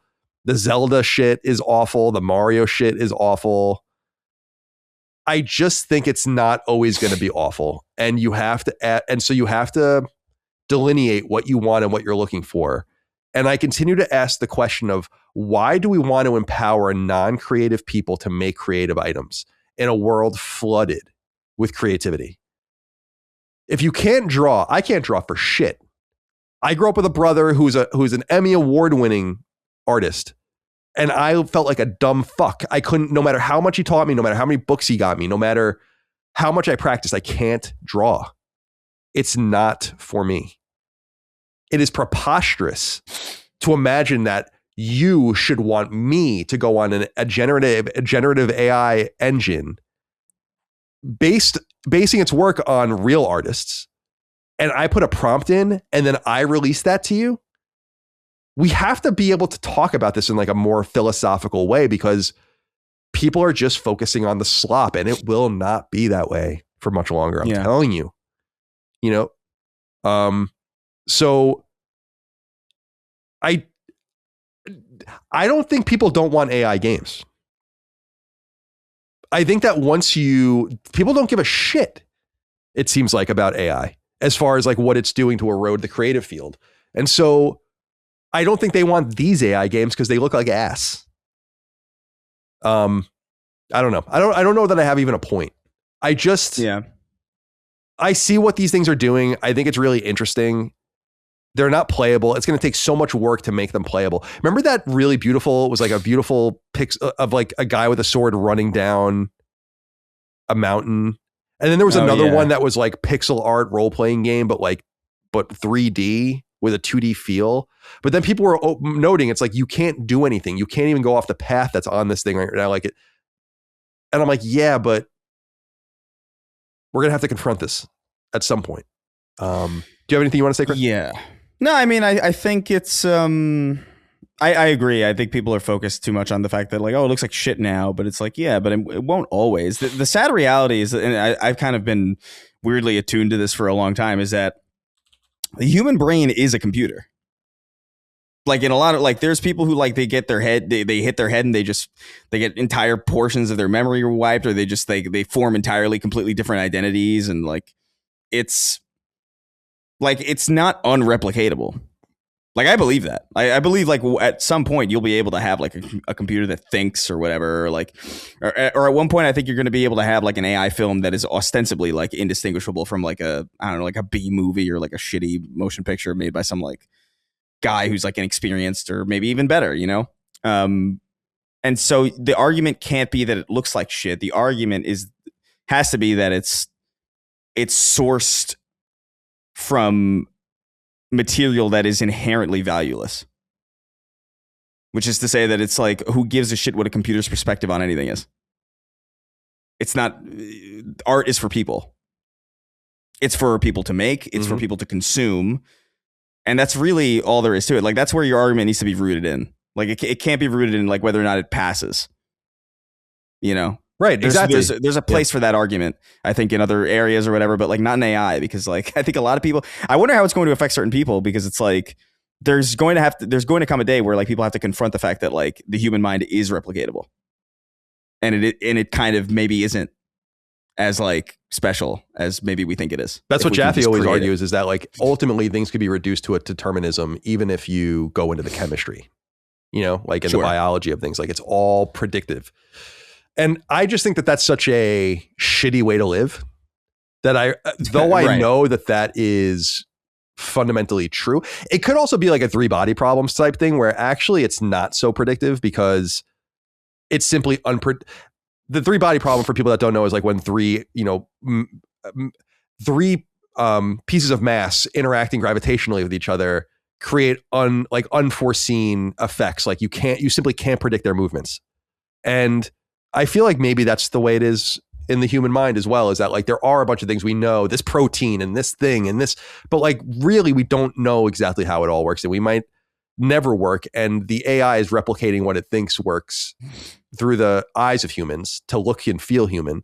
And that's why I say over and over again, Chris, to you too, it's like simply people always say like, I get tricked by AI now. Tricking me is not going to be the litmus test. Yeah. Because you can trick me easily. You can trick me in a million different ways. It's not just AI. It's about where something comes from. So I wish I was so optimistic, and Dustin, I want to hear from you. I wish we were so optimistic as to say the audience clearly doesn't want AI games. I don't know that I believe that. Because they want AI everything. So why wouldn't it stop here? They don't give a shit about anything, as long as it's good. And it's going to be good one day. So you just need to figure out a different way to approach it. What do you say? Yeah, I agree with that. I've noticed recently, both in around where I live, but I also saw it in Los Angeles, where you'll see a business that has an AI generated logo or character or something. There's a business I see every time I drive to and from Pittsburgh that I'm like, bro, you have an AI generated character that you plastered on the side of your van. And that's like unthinkable from even 10 years ago, maybe less than that, where it's like, oh, well, you can generate an image with AI, but it's not going to be good enough for anything. It's like, well, no, now it's totally usable. And so it's like, why wouldn't that be the case here as well? And I don't know, maybe there is a degree where AI can get 90% of the way there, but there's like some final bit that it just can't quite do. But I don't know. I've learned over the course of these last few years that it's like anything that you think isn't possible ends up being possible. The thing about Genie is that it's all about, I think it's like environment only with some interactivity. So it doesn't even have the underpinnings of a game. And I don't mean from like systems, I mean like engine wise, like it's not a game, but it's going to be one component of a greater whole, you know? And this is just where Jaffe and I just vehemently disagree, where I'm like, it's old man yelling at Cloud, really, because it's like Cloud's not Cloud, the Final Fantasy VII character, because I understand where this is all going. I know exactly where this is going.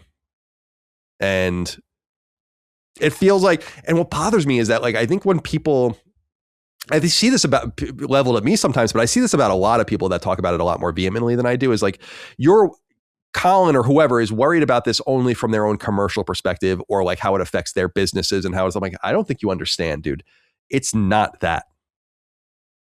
If I were like more in the trenches still, I would be more worried about that, but I'm not. I'm fine. I'm really talking about this from the human level, that like we might be at the very end of a human tradition of abject, unadulterated storytelling and creativity that is not affected by some external force. And that fucking sucks. Sucks. And again, I think AI is a mega useful tool. I love asking it questions. I simply, it's a great search engine. I just can't imagine offloading creativity to it. It's such a cop-out and it's so lame. And I feel like the people that are most into it are the people that are the most uncreative. And I'm just being honest with you about that. Like, I can't draw, but I can write. And this person can't paint, but they can sculpt. And this person plays music, but they're not a great writer or whatever. Like, it's about the interaction between all those things that makes great product. Yeah. Offloading it all to a computer that knows everything is, and the thing too is that like a lot of, and the thing too is like if you can't draw or whatever, and you study and you figure it out and you eventually learn how, that's its own process, and that informs whatever comes out of it. Or vice versa, like you realize this isn't for you. It kind of drives your focus in other directions where you might find more success. And it might direct you towards a place where you actually do have maybe like a bit of a natural proclivity or a natural talent to like pursue or whatever. Like maybe you're not, like, imagine like somebody who's like a really good musician but doesn't know it yet because they wanted to draw, but they couldn't draw, and then they just relied on an AI to do it because they're just like, well, this is working for me. And they never even realized that they could have just done this other thing and it would have been completely humanly sourced. Like, I don't know, man. It's I agree. Where it is a bummer that we're kind of like at this place now where you can't be certain of it now. I'm already of that mind where, like, if I see shit on the internet, I just assume it's fake. Mm-hmm. Like, no matter what it is. Yeah, I'm in I'm in a similar position. Yeah, it does suck. It does suck. It goes back into my whole thing about making fun of myself, where I'm like, I just assume everyone's telling me the truth. So then it's like, look at this fat guy jump in this pool and the thing falls off the balcony. And I'm like, well, that's obviously fake, but it certainly looks real. Like, situationally, that's nuts. But visually, right, it's actually quite good. Yeah. And it's a shitty thing to say like this. It's like, you could say it about anything, like film or anything. It's like, we're about to get films from people that can't make films. Why the fuck would I want that? Can you describe? It's because he has a great idea. He just doesn't know how to execute on it because he doesn't know how to make films. Do you get it yet? Yeah. Like, also, there are a million things I can't do. And that was what I was saying about drawing. Like, I tried. Sometimes you're just not cut out for it. Like, I guess if I really, really, really put in time, I could do something. But I don't think so. Like, I actually just don't think I really have the acuity of skill to do something like that. But I am a good drummer, and I can write. And I can play hockey and I played basketball and baseball, but I wasn't really very good at soccer. Or it's just like people are basically going around saying like, but I can't do it. And I'm like, too fucking bad. That's called being human. Well, the thing, I know we're getting so deep into this, but I do think it's interesting where I almost think we have it backwards in some sense, where like what AI should be doing is freeing up people's time doing stuff that is not creative, right? Doing stuff that is, menial, or, I don't even know what you would call it, right? But what it should be doing is it should be freeing people up to be able to explore and get better at these things themselves. Like maybe you can't draw, right? But maybe you don't have time to draw because you got to do all this, you got to do X, Y, and Z, and you're fucking always busy doing like all sorts of shit that you don't find any joy in. But maybe if you had that time, you could actually study up a little bit. Maybe you could actually learn music theory if you had like the time. That's what AI should be doing for us. It should be that's a good point. It should be freeing up our time to be able to explore those deeper trenches of what being a person is. Yeah, I like that. As opposed to like this reverse thing where it's just like, oh, now, don't worry, we got all sorts of movies being made, so now you can go to work. Like, what do you? It's so backwards. It's crazy. Right. It's so vile. Or live off of UBI or whatever. Like it just feels like very dystopian. And right. I mean, it is dystopian, but also people are like, well, what's the delineation between usable and unusable AI? And I'm like, well, I just think things have answers, and that's where you use AI. I was talking about like the weather. I think I talked about it on Sacred Streaming about how like the most accurate weather forecast for this recent storm was an AI weather forecast that like forecasted it more accurately than any model because it understands things, because there is an answer. But like there is no answer to what a blue sky looks like. I guess if you want photorealism, you have a picture of it. But in terms of art, like describe the blue sky, paint the blue sky, write a song about the blue sky. And there is no answer to that. There is no answer to that. There is an answer as to like, what is the third, like on the periodic table, what's the third element? Or what's 2 + 2? What's the capital of Texas? Like, don't people realize that there's a difference? Yeah. That's the whole thing. Like, I don't know, man. It is, Dustin, anything else you want to talk about? Or is that enough fucking pontificating? Everything sucks. And you're going to die alone. As Jaffe would say. Yep. As Jaffe would say. What's going to happen? Oh, God. Buzzard wrote in with the final inquiry. Says, hey, fellas, recent information, suggests the next Xbox could be launching 2027. Do you guys think there is a chance that Xbox could perhaps beat PlayStation to market by at least a year? And if this does take place, what do you think it could mean for the success of either console? I think Xbox is going to beat PlayStation to the market. I think that was going to happen with or without the recent rumors of delays and all the component issues. And it wouldn't be the first time. Obviously, Xbox was late to market, the original one against PlayStation 2, but Xbox 360 preempted PlayStation 3 by a year, and that was a big deal.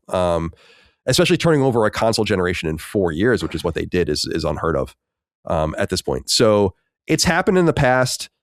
I think they have to look at it this way. When you reset the market, you're doing so out of necessity. Dreamcast went first because Sega had to get the Dreamcast out. They were dying. And then you had things like PS2 percolating, obviously. And then you get into like the Xbox, into the Xbox 360. You get into the Wii U. You get into the Switch. And so on. And Switch 2. So I think going off balance is a good way to disrupt markets if you feel like you have something to gain from them. And Xbox has a lot to gain from the market because it's losing a lot. But and Dustin, I'm curious what you think about this. It's just like, I just don't know. I know I have a reputation for being like an Xbox maker, a hater. I was gonna say make funner of person, and I don't hate them. I just think that they're badly run. This thing feels to me like dead on arrival. Like I don't understand who this thing is going to be for outside of a core group of people, and that components are going to be so expensive that if this thing is really a PC with an Xbox shell over it, I mean, how much is it even going to cost? I think they're kind of in a bind here with this, because if they don't go early, then they're definitely done. This is basically the last hurrah. And I'll say this. I think dollars to donuts, I think the console is coming out. I wouldn't be surprised if it didn't. at this point. That's how I feel. Yeah, currently, like I'm looking just to make sure the Series X, you can buy the disc version at Walmart for $5.99. That's crazy. That's what the Pro costs, right? I think is the Pro $650. No, $650. Maybe I'm not sure, but either way, the Series X at $5.99. So there's already a huge expense for a console that is over 5 years old at this point. The Pro is $750. Oh, it's $750. Damn. Oh yeah, because it was $6.99 at launch, right? And they upped it. God damn. So my assumption about the next, maybe not assumption, my theory about the next Xbox is that it's just going to be a way more niche device that is going to be in line with what the Xbox ROG Ally is, which is a PC console hybrid thing, and it will be very expensive and hopefully very powerful and only appeal to people that are looking for that kind of thing. But it's clear just from their actions that they kind of want out of this at this point. And this can kind of be their off-ramp, a PC hybrid device, because that's potentially going to be a new vertical with Steam Machine. This can sit alongside it as something that's more expensive and more powerful. And man, I mean, where it goes from there at that point, because it's not really a console anymore. I mean, it is a console and how you interact with it, but with it being a PC, it's kind of its own thing at that point. But with the pricing of what this thing will have to be, I think it's going to be a niche device. Chris, anything to add? Yeah, man, I don't know. You said that a lot of people give you shit for being like an Xbox hater. I'll say this: I've been an Xbox fan for a very, very long time. Still kind of am. Like, I think I feel like they make really interesting shit, even if I don't like it all the time. Like, I think Pentiment is like really weird, and I think they're good at curating a lot of like really offbeat, interesting games. Sea of Thieves and like all these other things. Like I respect the output in a lot of ways, but I mean, I don't know what you could do to sell me on a new Xbox that I'm going to have to spend hundreds and hundreds of dollars on. Like, I don't know what exists for me there at that point. Halo's coming to PS5 this year. Yep. And that's kind of like the golden goose, man. Like, so I don't really know what to. I just don't get what I don't know. The PC hybrid thing is kind of interesting because the one aspect of it that I do appreciate is that, like, I do have a really old Xbox library. I'm playing Splinter Cell Pandora Tomorrow on there right now, and it's my digital copy that I bought forever ago, right? And so that's really cool. I can't bring those games from that early on in my library onto that ROG Ally thing because it's not truly an Xbox. It's not built in the same way, so it can't run those games that I have dating back forever. If they could figure out a solution to that, I could see myself potentially maybe jumping in and maybe being curious about it. But even so, the amount of people who have a really old digital Xbox library that dates back so far, that's a very small percentage of people. I'm not your average person in that regard. Like, most people do not have that. Especially most people who have been around since the PS5 and PS4 have been the domineering, machine. Mm-hmm. So I'm not your average use case. I could potentially be sold on it, but like, even in that mindset, as somebody who is open to it and who does enjoy Xbox and who likes the stuff that they do generally, it seems to me that it's clearly over. And I don't really know how else to. I just don't know how else. I don't know another objective way you can really look at it other than, at the very least, they're pivoting to maybe a more niche boutique model of a weird thing that they're going to offer, in addition to them being a multi-platform third-party publisher. That just seems to be the direction they're going. So I don't know. Yeah, it does. I mean, it does seem. Yeah, it is what it is at this point. I'll be very curious to see the new hardware as an off-ramp. But I believe it's going to come out, but I also just wouldn't be surprised if it didn't. Because I was looking at their numbers, like they're down another 30%, I think, hardware quarter over quarter. That's like 16 quarters in a row. What does a number that's down 30% a quarter look like after 16 quarters? 30, 30, 30, 30, 30. Like you're like getting into infinitesimal numbers. Yeah. So anyway, that's it, boys. That's all we have. This episode of Sacred Symbols, a PlayStation podcast. It was a good one. I enjoyed it. Glad to be here with you. Yeah. Let's go around the horn and say goodbye to everyone. Chris, goodbye to you. Be well. Any plans? Nah, man, I'm going to go pick up some allergy stuff. I'm going to go pick up some, I don't know. What are they? It's been a while since I've got allergy meds. So like, I don't even know. I remember Zyrtec was a big thing. Yeah, Zyrtec's like, one. Yeah, I don't know. I got to figure it out. Yeah. Got to be careful. That can make you crazy. Oh. Zyrtec? Yeah. It happened to Holly. Oh. What? Yeah. She like was having like a major meltdown in college for like a week or two. And then someone asked her like, are you started taking Zyrtec? She's like, actually, I have. So certain crazy. people, it can. That's so dude, weird. There's like stories. We looked it up. There's like stories on Reddit. People that were like, my kid has never been a problem. And now he's like losing his fucking mind and getting in trouble at school. Zyrtec. That's so interesting. Wild. So, but careful. yeah, I don't know. I'm gonna go look for some medicine and then probably just. I want to finish up Jack and Daxter. I'm in this weird space, and I think we're all kind of in this weird space where like in between like now and Resident Evil, and for me in between now Resident Evil and Marathon, which is an even shorter period of time. It's just kind of like I don't really know what I'm into playing right now, so I'm gonna try and polish off Jack and Daxter, then maybe move on to Jack 2 if I like how it ends. Not really sure. Cool. I don't know. Well, be well. Get better. Dustin, goodbye to you. Anything Goodbye. to report? I'm going to try to finish up my work as quickly as possible, eat dinner, and I already have Dragon Quest installed. So I'm going to be diving into that tonight. I'm Sweet. so excited. Sweet. Other than that, no plans. Super Bowl party, but we talked about that already. Mm-hmm. It's already here. But it's about it. Keeping it low key. I think there might be more snow on the way. So Oh, really? I haven't even looked. maybe not crazy. So have you guys found that the Apple weather app Is the worst thing in the world? it's totally all over the place? Yeah, it's awful. It is awful. Let's see, 60% chance of snow tomorrow. Who knows if that's true? Yeah, it says 50% for us. Complete fucking lie. All right, we'll be well. Yeah, I'm just gonna hang out, eat dinner, work out. Well, work out and then eat dinner. I got to work this weekend because we're beginning to wrap up Saint Slayer, and I need to do a lot. So got to get going on that. And I really only have weekends to do that. So I'll be spending my time on Saturday and Sunday doing that, and then Sunday night, the Super Bowl, going to a party at my Uncle Mike's. Yeah, we'll see everyone next week for Sacred Streaming and Sacred Symbols, and I got to do Sacred Symbols Plus tomorrow as well.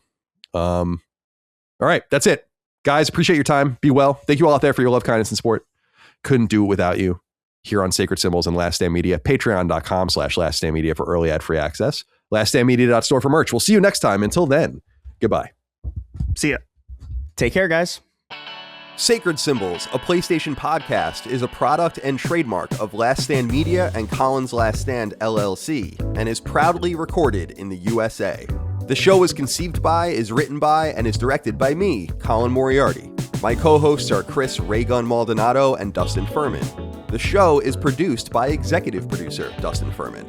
All of Last Stand's theme music is by my best friend, Ramon Narvaez. As you know, all of Last Stand's shows, including Sacred Symbols, are fan-funded on Patreon at patreon.com/laststandmedia. The following names are at the producer level on Patreon, our highest tier, and we're grateful for your thoughtful and kind contributions to our independent endeavor.